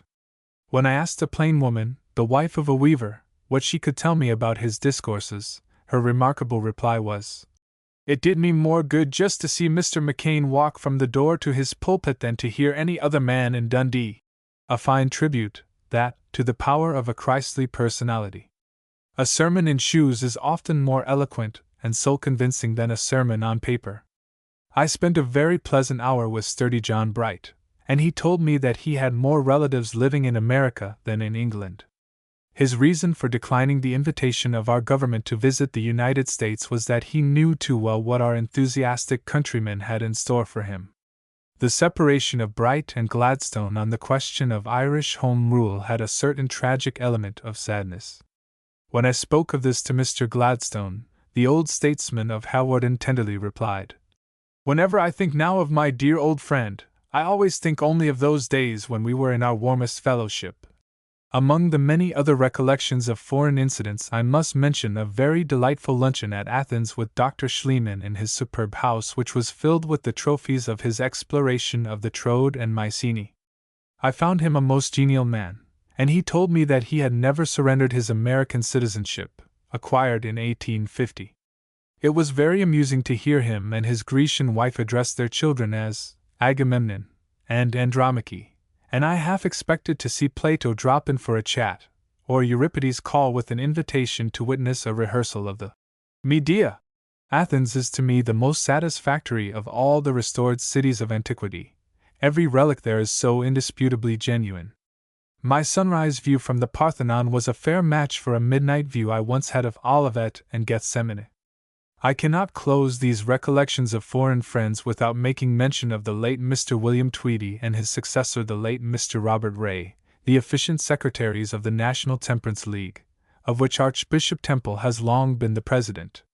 They rendered me endless acts of kindness, and at their anniversary meetings I met many of the most prominent advocates of the temperance reform in Great Britain. It gives me a sharp pang to recall the fact that of all the leaders whom I met at those meetings, the gallant Sir Wilfrid Lawson and Mr. Kane are almost the only survivors. Returning now to the scenes of our happy home life, I should be criminally neglectful if I failed to give even a brief account of the gratifying incidents connected with the recent commemoration of my 80th birthday.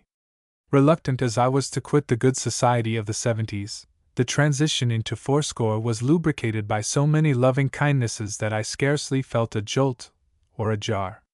During the whole month of January a steady shower of congratulatory letters poured in from all parts of the land and from beyond sea, so that I was made to realize the poet Wordsworth's modest confession. I've heard of hearts unkind kind deeds with coldness still returning. Alas, the gratitude of men has oftener left me mourning. In anticipation of the event Mrs. Houghton, the editor of the New York Evangelist, to which I have been so long a contributor, issued a birthday number, containing the most kindly expressions from representatives of different Christian denominations, and officers of various benevolent societies, and from representative men in secular affairs, like Mr. Andrew Carnegie, Mr. Jessup, General Woodford the Hahn, Mr. Coombs, Dr. St. Clair McElway, and others. On the afternoon of January 9th, the National Temperance Society honored me with a reception at their publication house in New York, which was attended by many eminent citizens and clergymen, and honorable women not a few. Letters and telegrams from many quarters were read and an eloquent address was pronounced by Mr. Joshua L. Bailey, the president of the society. The evening of my birthday, the 10th of January, was spent in our own home, which was in full bloom with an immense profusion of flowers, and enriched with beautiful gifts from many generous hearts. For 3 hours it was the joy unfeigned of my family and myself to grasp again the warm hands of our faithful Lafayette Avenue flock, and of my Brooklyn neighbors who had for 20 years gladdened our lives, as the great apostle was gladdened by his loyal friends at Thessalonica. Illustration: Dr. Cuyler at 80. From a photograph, January 1902. On Saturday evening the 11th, the Chi Alpha Society of New York, the oldest and most widely known of clerical brotherhoods, gave me their fraternal greetings at the residence of the Venerable Mrs. William E. Dodge, now blessed with unimpaired vigor, in the golden autumn of a life protracted beyond 80. The walls of that hospitable mansion on Murray Hill have probably welcomed more persons eminent in the religious activities of our own and other lands than any other private residence in America. Brief speeches were made, a beautiful address was presented, which now, embossed and framed, adorns the walls of my library. After this the Rev. Charles Lemuel Thompson, an ex-moderator of our General Assembly, and now the Secretary of the Board of Home Missions, read the following ringing lines which he had composed on behalf of my fellow voyagers on many a cruise and in many a conflict for our adorable Lord and King. My only apology for introducing them here is their rare poetic merit which entitles them to a more permanent place than in the many journals in which they were reprinted. I ought to add that Croton is the name of the river and the reservoir that supply New York with its wholesome water. Our Captain. Fill up your glasses, with Croton. Fill full to the brim, I say, for the dearest old boy among us, who is 10 times 8 today. It is 3 times 3 and a tiger. It is hand to your caps, O men. For our captain of captains rejoices, in his counting of 8 times 10. Foot square on the bridge and gripping as steady as fate the wheel, he has taken the storms to his forehead, and cheered in the tempest's reel. He has seen the green sea monsters go writhing down the gale, but never a hand to slacken, and never a heart to fail. So it's, ho, to our captain dauntless, trumpet-tongued and eagle-eyed, with the spray of the voyage behind him, and the pilot by his side. Together they sail into sunset, slow down for the harbor bell, for the flash of the port, and the message, "Well done, it is well, it is well." So it's 3 times 3 and a tiger. Breathe deep for the man we love. His heart is the heart of a lion, his soul is the soul of a dove. It is, ho, to the captain we honor, salute we the man in the day. On his brow are the snows of December, in his heart are the bird songs of May. The scripture passage from which I discoursed on the next Sabbath morning, January 12th, in our Lafayette Avenue church pulpit, "At evening time it shall be light," seems especially appropriate to an autobiography penned at a time when the life day is already far spent. There are some people who have a pitiful dread of old age. For myself, instead of it being a matter of sorrow or of pain, it is rather an occasion of profound joy that God has enabled me to write in my family record. For a score years, the October of life may be one of the most fruitful months in all its calendar, and the Indian summer, its brightest period when God's sunshine kindles every leaf on the tree with crimson and golden glories. Faith grows in its tenacity of fiber by the long-continued exercise of testing God and trusting His promises. The veteran Christian can turn over the leaves of his well-worn Bible and say, "This book has been my daily companion. I know all about this promise and that one and that other one, for I have tried them for myself. I have a great pile of checks which my Heavenly Father has cashed with gracious blessings." Bunyan brings his pilgrim, not into a second infant school where they may sit down in imbecility, or loiter in idleness. He brings them into Beulah land, where the birds fill the air with music, and where they catch glimpses of the celestial city. They are drawing nearer to the end of their long journey, and beyond that river, that has no bridge, looms up the New Jerusalem in all its flashing splendors. In a previous chapter 1 have told the story of our bereavement when God took 3 of our precious children to Himself, but today we can chant the 23rd Psalm, for the overflowing cup of mercies that sweeten our home, and for the 2 loving children that are spared to us. Our eldest daughter, Mary, is the wife of Dr. William S. Cheeseman, an eminent physician in the beautiful city of Auburn, the county seat of my native county of Cayuga. It is the site of one of our principal theological seminaries, from which have graduated many of the foremost ministers in our Presbyterian denomination. One of the earliest professors of that institution was the revered Dr. Henry Mills, who baptized me in my infancy. Auburn is also well known as the residence of our celebrated statesman William H. Seward, who was Secretary of State under President Lincoln. From the window of my daughter's home I look over at the summer house in which that illustrious patriot meditated some of his state papers, and just beyond is the bronze statue reared to his memory. Our only living son, Theodore Ledyard Cuyler, Jr., the surviving twin brother of little Georgie, fills an honorable position as an officer of the Postal Telegraph and Cable Company in New York. Since the death of his lovely young wife, several years ago, he has resided with us, and his only son, Ledyard, is the joy of his grandparents' hearts. The sister and niece of my wife complete our household, and our happiness. My journey hence to the sun setting must be brief at the farthest. I only ask to live just as long as God has any work for me to do, and not one moment longer. I do not seek to measure with this hand how high the sun of life may yet be above the horizon, but when it does go down, may my closing eyes behold the bright effulgence of heaven's blessings upon yonder glorious sanctuary, and its faithful flock. After my long day's work for the Master is over, and this mortal body has been put to sleep in yonder beautiful dormitory of greenwood, by the sea, I desire that the inscription that shall be written over my slumbering dust may be, "The founder of Lafayette Avenue Presbyterian Church." Chapter 20. The Joys of the Christian Ministry. A valedictory discourse delivered to the Lafayette Avenue Church, April 6, 1890. I invite your attention this morning to the 19th and 20th verses of the 2nd chapter of Paul's epistle to the Thessalonians. For what is our hope, or joy, or crown of rejoicing? Are not even ye in the presence of our Lord Jesus Christ at His coming? For ye are our glory and joy. These words were written by the most remarkable man in the annals of the Christian Church. Great interest is attached to them from the fact that they are part of the first inspired epistle that Paul ever wrote. Nay, more. The letter to the Church of Thessalonica is probably the earliest as to date of all the books of the New Testament.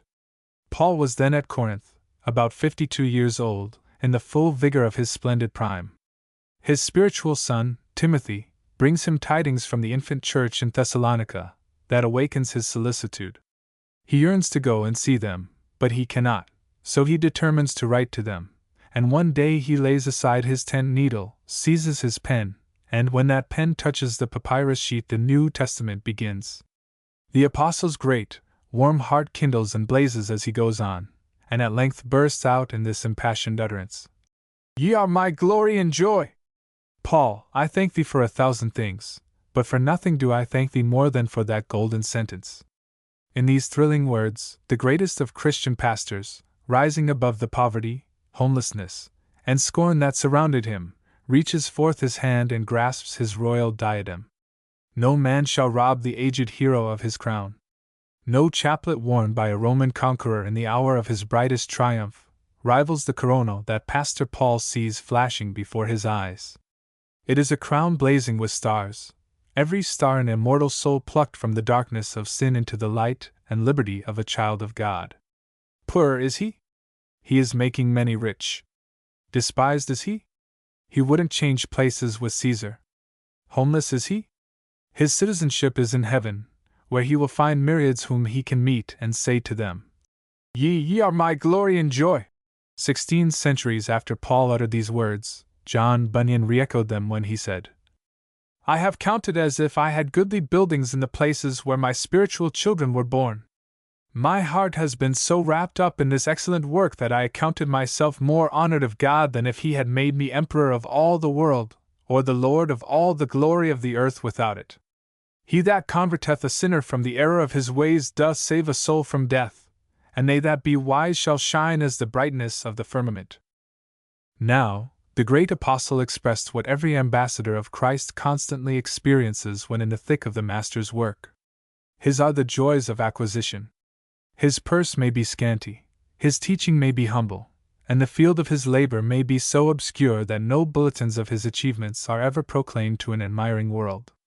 Difficulties may sadden and discouragement bring him to his knees, but I tell you that obscure, toiling man of God has a joy vouchsafed to him that a Frederick or a Marlborough never knew on the field of bloody triumph, or that a Rothschild never dreams of in his mansions of splendor, nor an Astor with his stores of gold. Every nugget of fresh truth discovered makes him happier than one who has found golden spoil. Every attentive auditor is a delight. Every look of interest on a human countenance flashes back to illuminate his own. Above all, when the tears of penitence course down a cheek and a returning soul is led by him to the Savior, there is great joy in heaven over a repentant wanderer, and a joy in that minister's heart too exquisite to utter. Then he is repaid in full measure, pressed down, running over into his bosom. Converted souls are jewels in the caskets of faithful parents, teachers, and pastors. They shall flash in the diadem which the righteous judge shall give them in that great day. Ah! It is when an ambassador of Christ sees an army of young converts and listens to the first utterances of their newborn love, and when he presides at a communion table and sees his spiritual offspring gathered around him, more true joy that faithful pastor feels than Caesar with the Senate at his heels. Rutherford, of Scotland, only voiced the yearnings of every true pastor's heart when he exclaimed, Oh, how rich were I if I could obtain of my Lord the salvation of you all! What a prey had I gotten to have you all caught in Christ's net! My witness is above, that your heaven would be the 2 heavens to me, and the salvation of you all would be 2 salvations to me. Yet, my beloved people, when I recall the joy of my 44 years of public ministry, I often shudder at the fact of how near I came to losing it. For very many months my mind was balancing between the pulpit and the attractions of a legal and political career. A single hour in a village prayer meeting turned the scale. But perhaps behind it all a beloved mother's prayers were moving the mysterious hand that touched the poised balance, and made souls outweigh silver, and eternity outweigh time. Would that I could lift up my voice this morning in every academy, college, and university on this broad continent. I would say to every gifted Christian youth, God and humanity have need of you. He who redeemed you by his precious blood has a sovereign right to the best brains and the most persuasive tongues and the highest culture. Why crowd into the already overcrowded professions? The only occupation in America that is not overdone is the occupation of serving Jesus Christ and saving souls. I do not affirm that a Christian cannot serve his master in any other sphere or calling than the gospel ministry, but I do affirm that the ambition for worldly gains and worldly honors is sluicing the very heart of God's church, and drawing out today much of the church's best blood in their greedy outlets. And I fearlessly declare that when the most splendid talent has reached the loftiest round on the ladder of promotion, that round is many rungs lower than a pulpit in which a consecrated tongue proclaims a living Christianity to a dying world. What Lord Eldon from the bar, what Webster from the Senate chamber, what Sir Walter Scott from the realms of romance, what Darwin from the field of science, what monarch from Wall Street or Lombard Street can carry his laurels or his gold up to the judgment seat and say, "These are my joy and crown"? The laurels and the gold will be dust, ashes. But if so humble a servant of Jesus Christ as your pastor can ever point to the gathered flock arrayed in white before the celestial throne, then he may say, "What is my hope, or joy, or crown of rejoicing? Are not even ye in the presence of Christ at his coming?" Good friends, I have told you what aspirations led me to the pulpit as a place in which to serve my master, and I thank Christ, the Lord, for putting me into the ministry. The 44 years I have spent in that office have been unspeakably happy. Many a far better man has not been as happy from causes beyond control. He may have had to contend with feeble health as I never have, or a despondent temperament, as I never have, or have struggled to maintain a large household on a slender purse. He may have been placed in a stubborn field, where the gospel was shattered to pieces on flinty hearts. From all such trials a kind providence has delivered your pastor. My ministry began in a very small church. For that I am thankful. Let no young minister covet a large parish at the outset. The clock that is not content to strike one will never strike 12. In that little parish at Burlington, New Jersey, I had opportunity for the two most valuable studies for any minister, God's book and individual hearts. My next call was to organize and serve an infant church in Trenton, New Jersey, and for that I am thankful. Laying the foundation of a new church affords capital tuition in spiritual masonry, and the walls of that church have stood firm and solid for 40 years. The crowning mercy of my Trenton ministry was this, that one Sunday while I was watering the flock, a goodlier vision than that of Rebecca appeared at the well's mouth, and the sweet sunshine of that presence has never departed from the pathway of my life. To this hour the prosaic old capital of New Jersey has a halo of poetry floating over it, and I never go through it without waving a benediction from the passing train. The next stage of my life's work was a 7 years' pastorate of Market Street Church in the city of New York. To those 7 years of hard and happy labor I look back with joy. The congregation swarmed with young men, many of whom have risen to prominence in the commercial and religious life of the great metropolis. The name of Market Street is graven indelibly on my heart. I rejoice that the quaint old edifice still stands and welcomes every Sabbath a congregation of landsmen and of sailors. During the year 1858 occurred the great revival, when a mighty wind from heaven filled every house where the people of God were sitting, and the glorious work of that revival kept many of us busy for 6 months, night and day. Early in the year 1860 a signal was made to me from this side of the East River. It came from a brave little band then known as the Park Presbyterian Church, who had never had any installed pastor. The signal at first was unheeded, but a higher than human hand seemed to be behind it, and I had only to obey. That little flock stood like the man of Macedonia, saying, "Come over and help us." And after I had seen the vision, immediately I decided to come, assuredly concluding that God had called me to preach the gospel unto them. This morning my memory goes back to that chilly, stormy April Sunday when my labors began as your first pastor. About 250 people, full of grace and grit, gathered on that Easter morning to see how God could roll away stones that for 2 years had blocked their path with discouragement. My first message many of you remember. It was, "I determined not to know anything among you save Jesus Christ and Him crucified." Of that little company the large majority has departed. Many of them are among the white-robed that now behold their risen Lord in glory. Of the 17 church officers, elders, deacons, and trustees, then in office, who greeted me that day, only 4 are living, and of that number only one, Mr. Albion P. Higgins, is now a member of this congregation.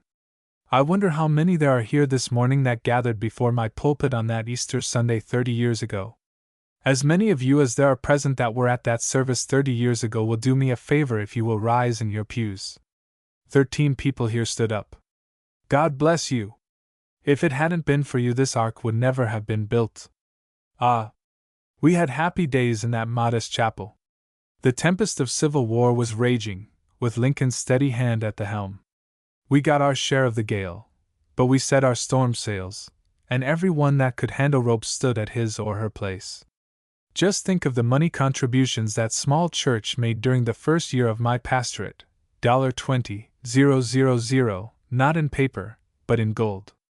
The little band in that chapel was not only generous in donations but valiant in spirit, and it was under the gracious shower of a revival that we removed into this edifice on the 16th of March, 1862. The subsequent history of the church was published so fully at the notable anniversary 5 years ago that I need only repeat the chief headlines in a very few sentences. In 1863, Mr. William Wick started a mission school, which afterward grew into the present Cumberland Street Church. In 1866 occurred that wonderful work of grace that resulted in the addition of 320 souls to our membership, 100 of them heads of families. As a thank offering to God for that rich blessing, the Memorial Mission School was established, which was soon organized into the Memorial Presbyterian Church, now on 7th Avenue, under the excellent pastorate of my brother Nelson. During the winter of 1867, a conference of gentlemen was held in yonder study which set on foot the present class on Avenue Church, where my brother Chamberlain administers equally satisfactorily. Olivet Mission was organized in 1874. It will always be fragrant with the memory of Horace B. Griffin, its first superintendent. The Cuyler Chapel was opened on Atlantic Avenue in March, 1886, by our Young People's Association, who are maintaining it most vigorously. The Little Corwin Mission on Myrtle Avenue was established by a member of the church to perpetuate his name, and is largely sustained by members of this church. Of all the efficient, successful labors of the Lafayette Avenue Temperance Society, the Women's Home and Foreign Missionary Society, their Benevolent Society, the Cuyler Mission Band, the Daughters of the Temple, and other kindred organizations, I have no time or place to speak this morning. But I must repeat now what I have said in years past, that the 2 strong arms of this church are its Sunday School and its Young People's Association. The former has been kept well up to the ideal of such an institution. It is that of a training school of young hearts for this life and for the life to come. God's blessing has descended upon it like the morning dew. Of the large number of children that have been enrolled in its classes, 730 have been received into membership with this church alone, and to the profession of faith in Christ, to say nothing of those who have joined elsewhere. Warmly do I thank and heartily do I congratulate our beloved brother, Daniel W. McWilliams, and his faithful group of teachers, and the superintendent of the primary department and her group of assistants, on the seal which God has set upon their loving work. They contemplate the long array of children whom they have guided to Jesus, and they, too, can exclaim, "What is our joy or crown of rejoicing? Are not even ye in the Lord?" If the Sunday School has rendered good service, so has the well-drilled and well-watered Young People's Association. The fires of devotion have never gone out on the altar of their Monday evening gatherings. For length of days and number of membership combined, probably it surpasses all similar Young People's Associations in our country. About 3,000 names have been on its membership roll, and of this number 12 have set their faces toward the gospel ministry. Oh, what a source of joy to me that I leave that association in such a high condition of vigor and prosperity. No church can languish, no church can die, while it has plenty of young blood in its veins. What has been the outcome of these 30 years of happy pastorate? As far as the results can be tabulated, the following is a brief summary. During my pastorate here I have preached about 2,750 discourses, have delivered a very large number of public addresses in behalf of Sunday schools, young men's associations, the temperance reform, and kindred enterprises for advancing human welfare. I have officiated at 682 marriages. I have baptized 962 children. The total number received into the membership of this church during this time has been 4,223. Of this number, 1,920 have united by a confession of their faith in Jesus Christ. An army, you see, an army of nearly 2,000 souls, have enlisted under the banner of King Jesus, and taken their sacramentum, or vow of loyalty, before this pulpit. What is our crown of rejoicing? Are not even they in the presence of Christ at his coming? It is due to you that I should commend your liberality in gifts to God's treasury. During these 30 years, over $640,000 have been contributed for ecclesiastical and benevolent purposes, and about $700,000 for the maintenance of the sanctuary, its worship, and its work. Over $1.25 million have passed through these two channels. The successive boards of trustees have managed our financial affairs carefully and efficiently. The architecture of this noble edifice is not disfigured by any mortgage. I hope it never will be. There is one department of ministerial labor that has had a peculiar attraction to me and afforded me peculiar joy. Pastoral work has always been my passion. It has been my rule to know everybody in this congregation, if possible, and seldom have I allowed a day to pass without a visit to some of your homes. I fancied that you cared more to have a warm-hearted pastor than a cold-blooded preacher, however intellectual. To carry out thoroughly a system of personal oversight, to visit every family, to stand by the sick and dying beds, to put one's self into sympathy with aching hearts and bereaved households, is a process that has swallowed up time, and I tell you it has strained the nerves prodigiously. Costly as the process has been, it has paid. If I have given sermons to you, I have got sermons from you. The closest tie that binds us together is that sacred tie that has been wound around the cribs in your nurseries, the couches in your sick chambers, the chairs at your fireside, and even the coffins that have borne away your precious dead. My fondest hope is that however much you may honor and love my successor in this pulpit, you will evermore keep a warm place in the chimney corner of your hearts for the man that gave the best 30 years of his life to your service. Here let me bespeak for my successor the most kind and reasonable allowance as to pastoral labors. Do not expect too much from him. Very few ministers have the peculiar passion for pastoral service that I have had, and if Christ's ambassador who shall occupy this pulpit proclaims faithfully the whole gospel of God and brings a sympathetic heart to your houses, do not criticize him unjustly because he may not attempt to make 25,000 pastoral visits in 30 years. House-to-house visitation has only been one hemisphere of the pastor's work. I have accordingly endeavored to guard the door of yonder study so that I might give undivided energy to preparation for this pulpit. You know, my dear people, how I have preached and what I have preached. In spite of many interruptions, I have honestly handled each topic as best I could. The minister that foolishly runs races with himself is doomed to an early suicide. All that I claim for my sermons is that they have been true to God's book and the cross of Jesus Christ, have been simple enough for a child to understand, and have been preached in full view of the judgment seat. I have aimed to keep this pulpit abreast of all great moral reforms and human progress, and the majestic marchings of the kingdom of King Jesus. The preparation of my sermons has been an unspeakable delight. The manna fell fresh every morning, and it had to me the sweetness of angels' food. Ah, there are many sharp pangs before me. None will be sharper than the hour that bids farewell to yonder blessed and beloved study. For 28 years it has been my daily home, one of the dearest spots this side of heaven. From its walls have looked down upon me the inspiring faces of Chalmers, Charles Wesley, Spurgeon, Lincoln and Gladstone, Adams, Storrs, Guthrie, Newman Hall, and my beloved teachers, Charles Hodge and the Alexanders of Princeton. Thither your infant children have been brought on Sabbath mornings, awaiting their baptism. Thither your older children have come by hundreds to converse with me about the welfare of their souls. Thither have come all the candidates for admission to the fellowship of this church, and have made there their confession of faith and their allegiance to Christ. Oh, what blessed interviews with inquirers have been held there! What sweet and happy fellowship with my successive bands of helpers, some of whom have joined the General Assembly of the Redeemed in glory. That hallowed study has been to me sometimes a botchum of tears, and sometimes a Hermon, when the vision was of no man save Jesus only. And the work there has been a wider one for a far wider multitude than these walls contain this morning. I have written there nearly all the hundreds of articles which have gone out through the religious press, over this country, over Great Britain, over Europe, over Australia, Canada, India, and New Zealand. During my ministry I have published about 3,200 of these articles. Many of them have been gathered into books, many of them translated into Swedish, Spanish, Dutch, and other foreign tongues. They have made the scratch of a very humble pen audible to Christendom. The consecrated pen may be more powerful than the consecrated tongue.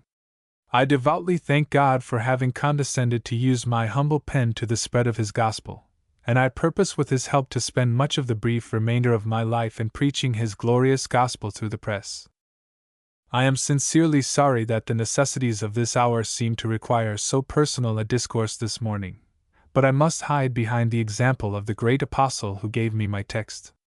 Because he reviewed his ministry among his spiritual children of Thessalonica, I may be allowed to review my own, too, standing here this morning under such peculiar circumstances. These 30 years have been to me years of unbounded joy. Sorrow I have had, when death paid 4 visits to my house, but the sorrow taught sympathy with the grief of others. Sins I have committed, too many of them, your patient love has never cast a stone. The faults of my ministry have been my own. The successes of my ministry have been largely due under God, to your cooperation, and above all, to the amazing goodness of our Heavenly Father. Looking my long pastorate squarely in the face, I think I can honestly say that I have been no man's man. I have never courted the rich, nor willfully neglected the poor. I have never blunted the sword of the Spirit lest it should cut your consciences, or conceal the truth that might save a soul. In no large church is there a perfect unanimity of tastes as to preaching. I do not doubt that there are some of you that are quite ready for the experiment of a new face in this pulpit, and perhaps there may be some who are lusting after the fat quail of elaborate or philosophic discourse. For 30 years I have tried to feed you on nothing but manna. Whatever the difference of taste, you have always stood by me, true as steel. This has been your spiritual home, and you have loved your home, and you have drunk every Sunday from your own well, and though the water of life has not always been passed up to you in a richly embossed silver cup, it has drawn up the undiluted gospel from the inspired fountainhead. To hear the truth, to heed the truth, to back the truth with prayer and toil, has been the delight of the stanchest members of this church. Oh, the children of this church are inexpressibly dear to me. There are hundreds here today that never had any other home, nor ever knew any other pastor. I think I can say that. Every baptism has baptized us into closer fellowship, every marriage has married us into closer union, every funeral that bore away your beloved dead only bound us more strongly to the living. Every invitation from another church, and I have had some very attractive ones that I never told you about, every invitation from another church has always been promptly declined, for I long ago determined never to be pastor of any other than Lafayette Avenue Church. What is my joy or crown of rejoicing? Are not even ye, in the presence of Christ at His coming? Why, then, sunder a tie that is bound to every fiber of my inmost heart? I will answer you frankly. There must be no concealment or false pretexts between us. In the first place, as I told you 2 months ago, I had determined to make my 30th anniversary the terminal point of my present pastorate. I determined not to outstay my fullest capacity for the enormous work demanded here. The extent of that demanded work increases every 12 months. The requirements of preaching twice every Sunday, to visit the vast number of families directly connected with this church, attending funeral services, conferring with committees about Christian work of various kinds, and numberless other duties, all these requirements are prodigious. Thus far, by the divine help, I have carried that load. My health today is as firm as usual, and I thank God that such forces of heart and brain as He has given me are unabated. The chronic catarrh that long ago muffled my ears to many a strain of sweet music has never made me too deaf to hear the sweet accents of your love. But I understand my constitution well enough to know that I could not carry the undivided load of this great church a great while longer without the risk of breaking down, and there must be no risk run with you or with myself. I also desire to assist you in transferring this magnificent vessel to the next pilot whom God shall appoint, and I wish to transfer it while it is well manned, well equipped, and on the clear sea of an unbroken financial and spiritual prosperity. No man shall ever say that I so far presumed on the generous kindness of this dear church as to linger here until I had outlived my usefulness. For these reasons I present today my resignation of this sacred, precious charge. It is my honest desire and purpose that this day must terminate my present pastorate. For presenting this resignation I alone am responsible before God, before this church and before the world. When you shall have accepted my resignation, the whole responsibility for the welfare of this beloved church will rest on your shoulders, not on mine. My earnest prayer is that you may soon be directed to the right man to be your minister, to one who shall unite all hearts and all hands, and carry forward the high and holy mission to which God has called you. He will find in me not a jealous critic, but a hearty ally in everything that he may regard for the welfare of this church. As for myself, I do not propose to sit down on the veranda and watch the sun of life will downward in the west. The labors of a pen and of a ministry at large will afford me no lack of employment. The welfare of this church is inexpressibly dear to me, nothing is dearer to me this side of heaven. If, therefore, while this flock remains shepherdless, and in search of my successor, I can be of actual service to you in supplying at any time this pulpit or performing pastoral labor, that service, beloved, shall be performed cheerfully. The first thought, the only thought with all of us, is this church, this church, this church. I call no man my friend, you must call no man your friend that does not stand by the interests of Lafayette Avenue Church. It is now called to meet a great emergency. For the first time in 28 years this church is subjected to a severe strain. During all these years you had very smooth sailing. You have never been crippled by debt, you have never been distracted with quarrels, and you have never been without a pastor in your pulpit or your homes when you needed him. And I suppose no church in Brooklyn has ever been subjected to less strain than this one. Now you are called upon to face a new condition of things, perhaps a new danger, certainly a new duty. The duty overrides the danger. To meet that duty you are strong in numbers. There are 2,350 names on your church register. Of these many are young children, many are non-residents who have never asked a dismission to other churches. But a great army of church members 3 Sabbaths ago rose up before that sacramental table. You are strong in a holy harmony. Let no man, no woman, break the ranks. You are strong in the protection of that great shepherd who never resigns and who never grows old. Lo! I am with you always! Lo! I am with you always! Lo! I am with you always! Seems to greet me this morning from every wall of this sanctuary. I confidently expect to see Lafayette Avenue Church move steadily forward with unbroken column led by the captain of our salvation. All eyes are upon you. The eye that never slumbers or sleeps is watching over you. If you are all true to conscience, true to your covenants, true to Christ, the future of this dear church may be as glorious as its past. And when another 30 years have rolled away, it may still be a strong tower of the truth on which the smile of God shall rest like the light of the morning. By as much as you love me, I entreat you not to sadden my life or break my heart by ever deserting these walls, or letting the fire of devotion burn down on these sacred altars. The hands of the clock warn me to close. This is one of the most trying hours of my whole life.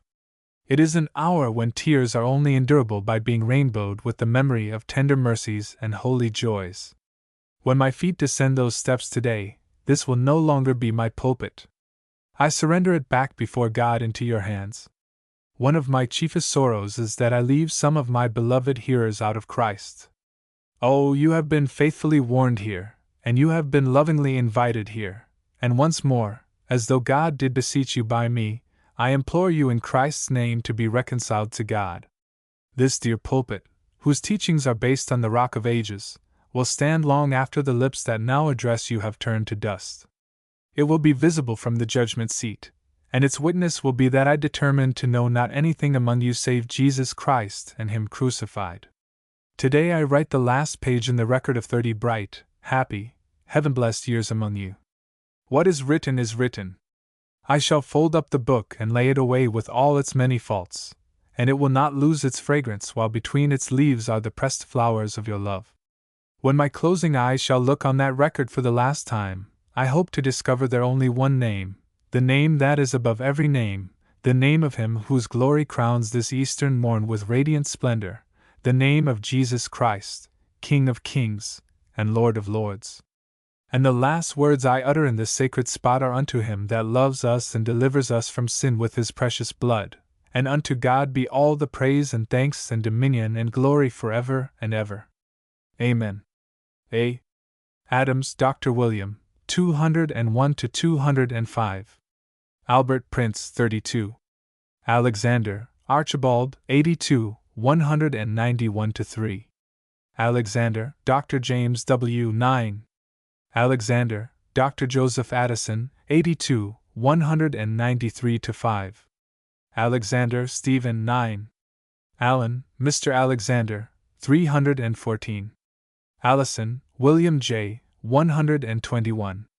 American Seamen's Friends Society, 255. Anderson, Captain James, 146, 149. Armstrong, Samuel C., 158. Astor, John Jacob, 273, 275 to 6. Aurora, Birthplace I. B. Bailey, Joshua, 57. Bailey, Mrs. Joanna, 30 to 1. Barnes, Albert, 195. Batchelor, General, 231.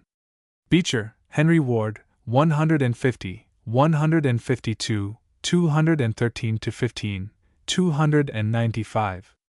Beecher, Miss Catherine, 231.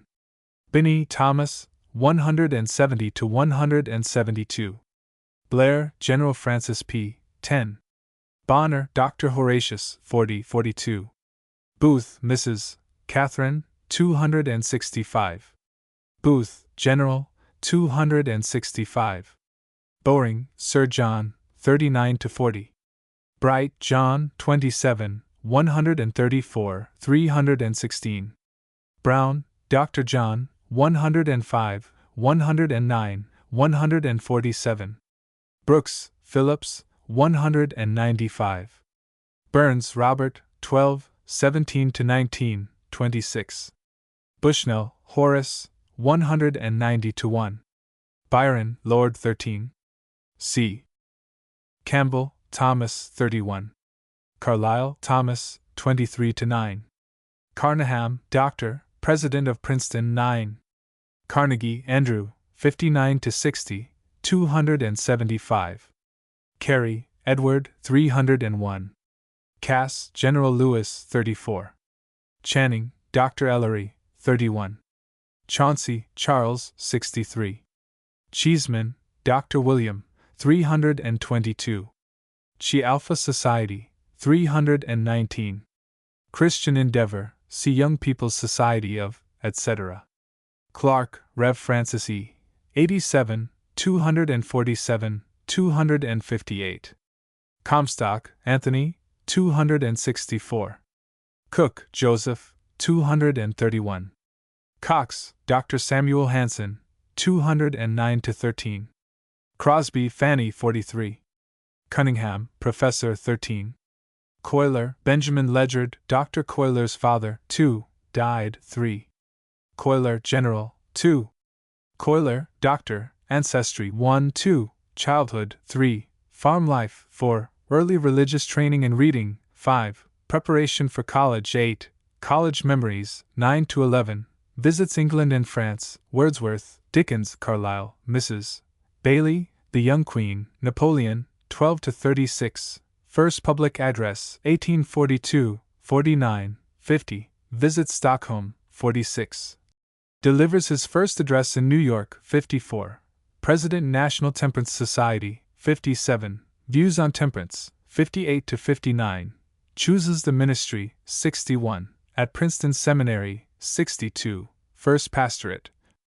62, 83, preaches at Saratoga, 64, methods of preaching, 64 to 73, changes in pulpit methods, 75 to 81, preaches 5 months at Wyoming Valley, 83, 84, work in New York, 85, 86, Lafayette Avenue, 1860, 86, methods of church work, 87 to 90, first literary contributions, 93, origin of Under the Catalpa, 95, extent of literary labors, 95, first book, 96, inspiration of The Empty Crib, 96, inspiration of God's Light on Dark Clouds, 97, visits to famous people abroad, Gladstone, 99 to 104, Dr. John Brown, 105 to 109, Dean Stanley, 109 to 115, Earl Shaftesbury,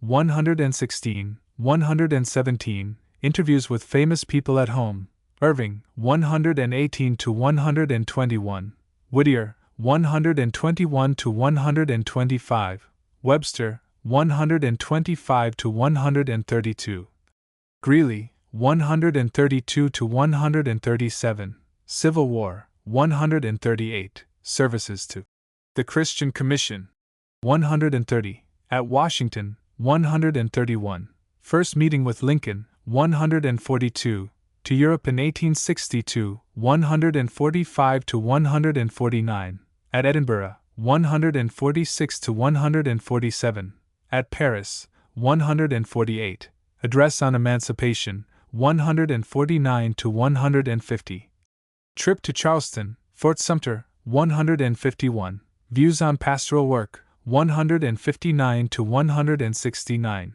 British pastors, Binney, 170 to 72, Hamilton, 172 to 3, Guthrie, 175 to 76, Hall, 177 to 181, Spurgeon, 181 to 86, Duff, 187 to 89, Reminiscences of Princeton Seminary Preachers, 191, Reminiscences of Famous American Preachers, Phillips Brooks, 190, Horace Bushnell, 191 to 2, Archibald Alexander, 191 to 3, Joseph Addison Alexander, 193 to 5, Albert Barnes, 195, Dr. William B. Sprague, 196 to 197, Dr. Stephen H.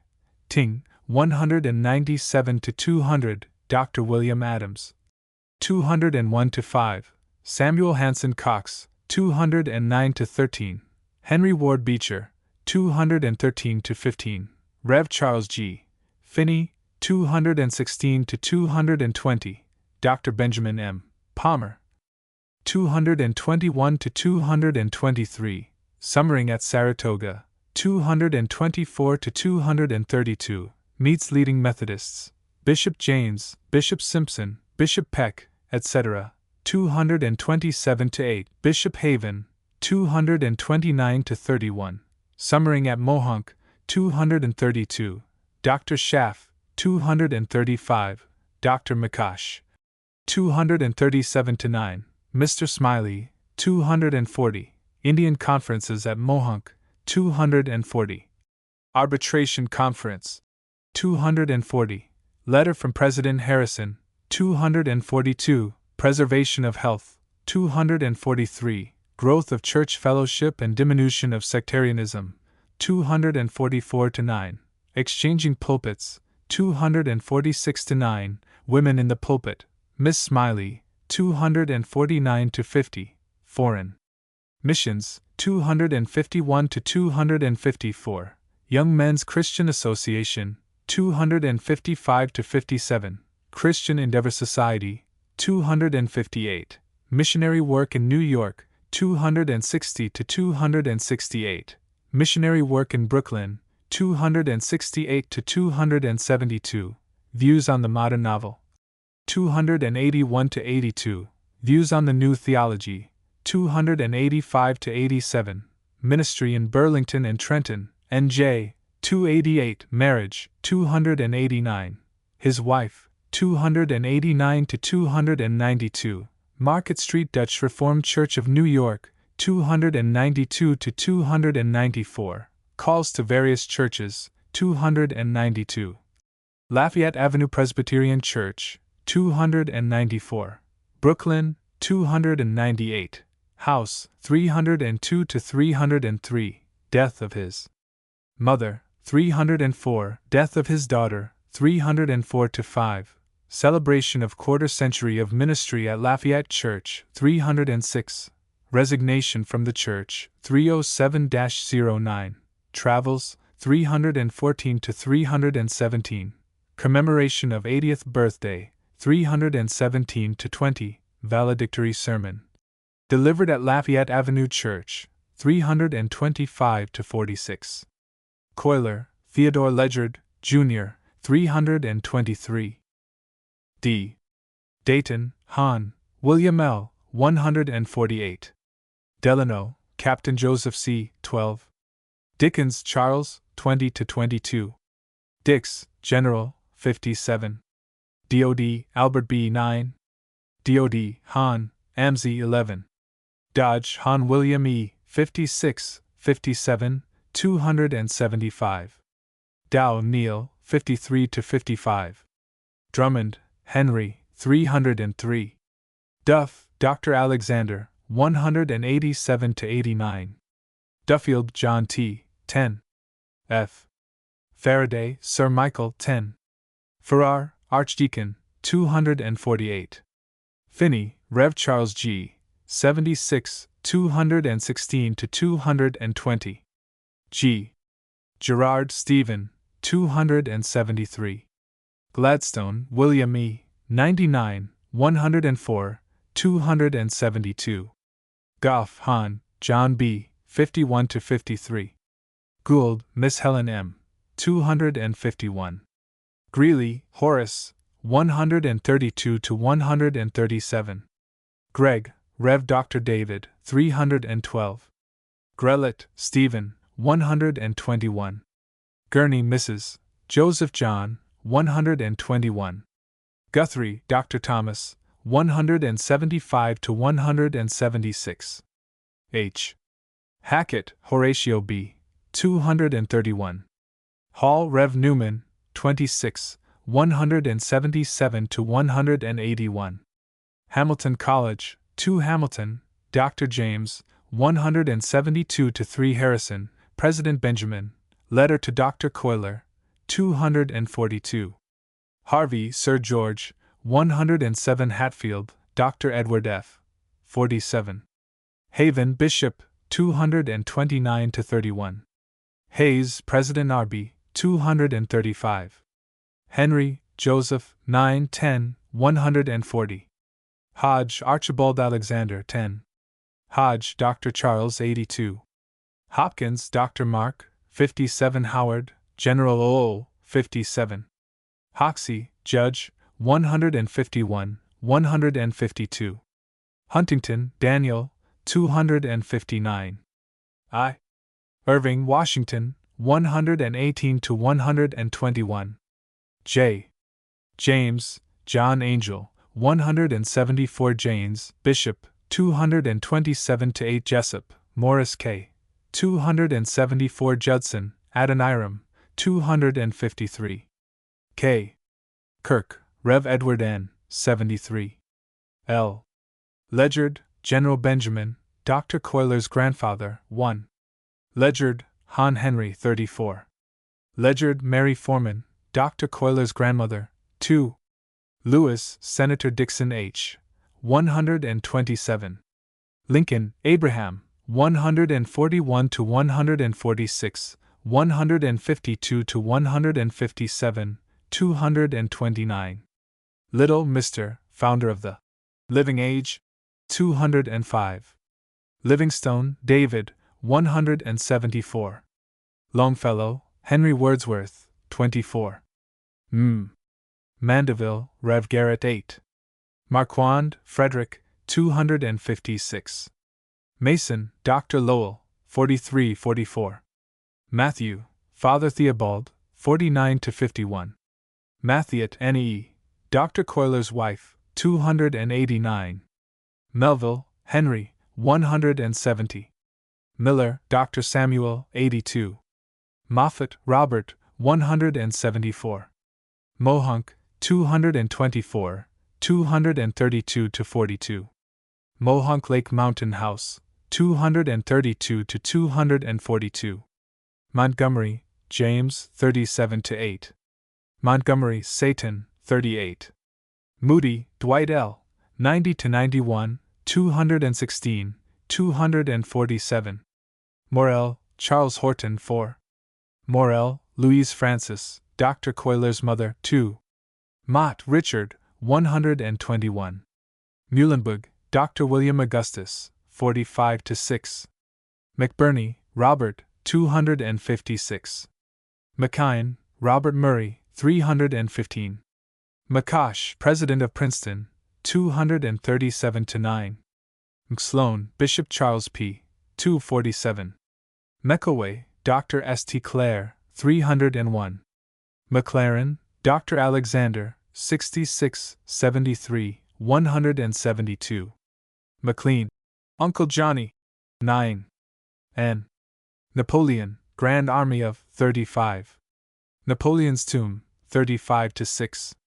National Temperance Society and Publication House, 55, 57.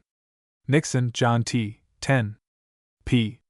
Palmer, Dr. Benjamin M., 221 to 223. Palmer, Dr. Ray, 43 to 5. Park, Edwards A., Professor, 209. Pease, Rev. L.M., 260. Peck, Bishop, 228. Philip, Lewis, 34. Pierpont, John, 231. Pratt, Charles, 274. Prentice, Mrs. Elizabeth Payson, 47. R. Raffles, Dr. 12. Renwick, Professor, 13. Robertson, Frederick W., 73. Rockefeller, John D., 274. Rowe, Robert, 317. S. Salvation Army, 265 to 7. Sankey, IRAD, 91. Saratoga, 224 to 26. Schaff, Dr. Philip, 235 to 7. Schliemann, Dr. 316. Scott, Sir Walter, 16, 17, 30. Scudder, Edward W., 10. Seward, William H., 323. Shaftesbury, Earl, 116 to 117. Sloane, Rev. M., 42. Simpson, Bishop Matthew, 228 to 9. Smiley, Mr., Indian and Arbitration Conferences, 240 to 1. Smiley, Miss Sarah F., 249. Smith, Dr. Samuel F., 46 to 47. Society for the Prevention of Vice, 264. Southey, Robert, 16. Spalding, Levi, 251. Spurgeon, Charles H., 181 to 86. Spurgeon, Rev. Thomas, 186. Sprague, Dr. William B., 196 to 197. Stanley, Dean, 109 to 115. Stitt, Dr., 255. Storrs, Dr. Richard S., 205 to 209. Strongs, Dr., Remedial Institute at Saratoga, 227. T. Temple, Dr., 248. Thompson, Rev. Charles Lemuel, 319. Torrey, Dr. John, 9. Tweedy, William, 317. Ting, Dr. Stephen H., 197 to 200. V. Valedictory Sermon, 325 to 46. Van Buren, President Martin, 231. Van Rensselaer, 93. Vickers, Mr., 37 to 8. Victoria, Queen, 32 to 4. W. Walker, Richard W., 10. Washington, Booker T., 158. Webster, Daniel, 125 to 132. Wells College, 3. Whitcomb, Miss Mary, 51. Whittier, John G., 121 to 125. Wilberforce, William, 22 Willard, Francis E., 231. Williams, Sir George, 116, 246 to 7, 255. Wilson, Professor. Christopher North, 13. Wilson, Vice President Henry, 231. Woman's Christian Temperance Union, 60. Wordsworth, William, 13 to 16. Y. Young Men's Christian Association, 246 to 7, 255. Young People's Society of Christian Endeavor, 246 to 7.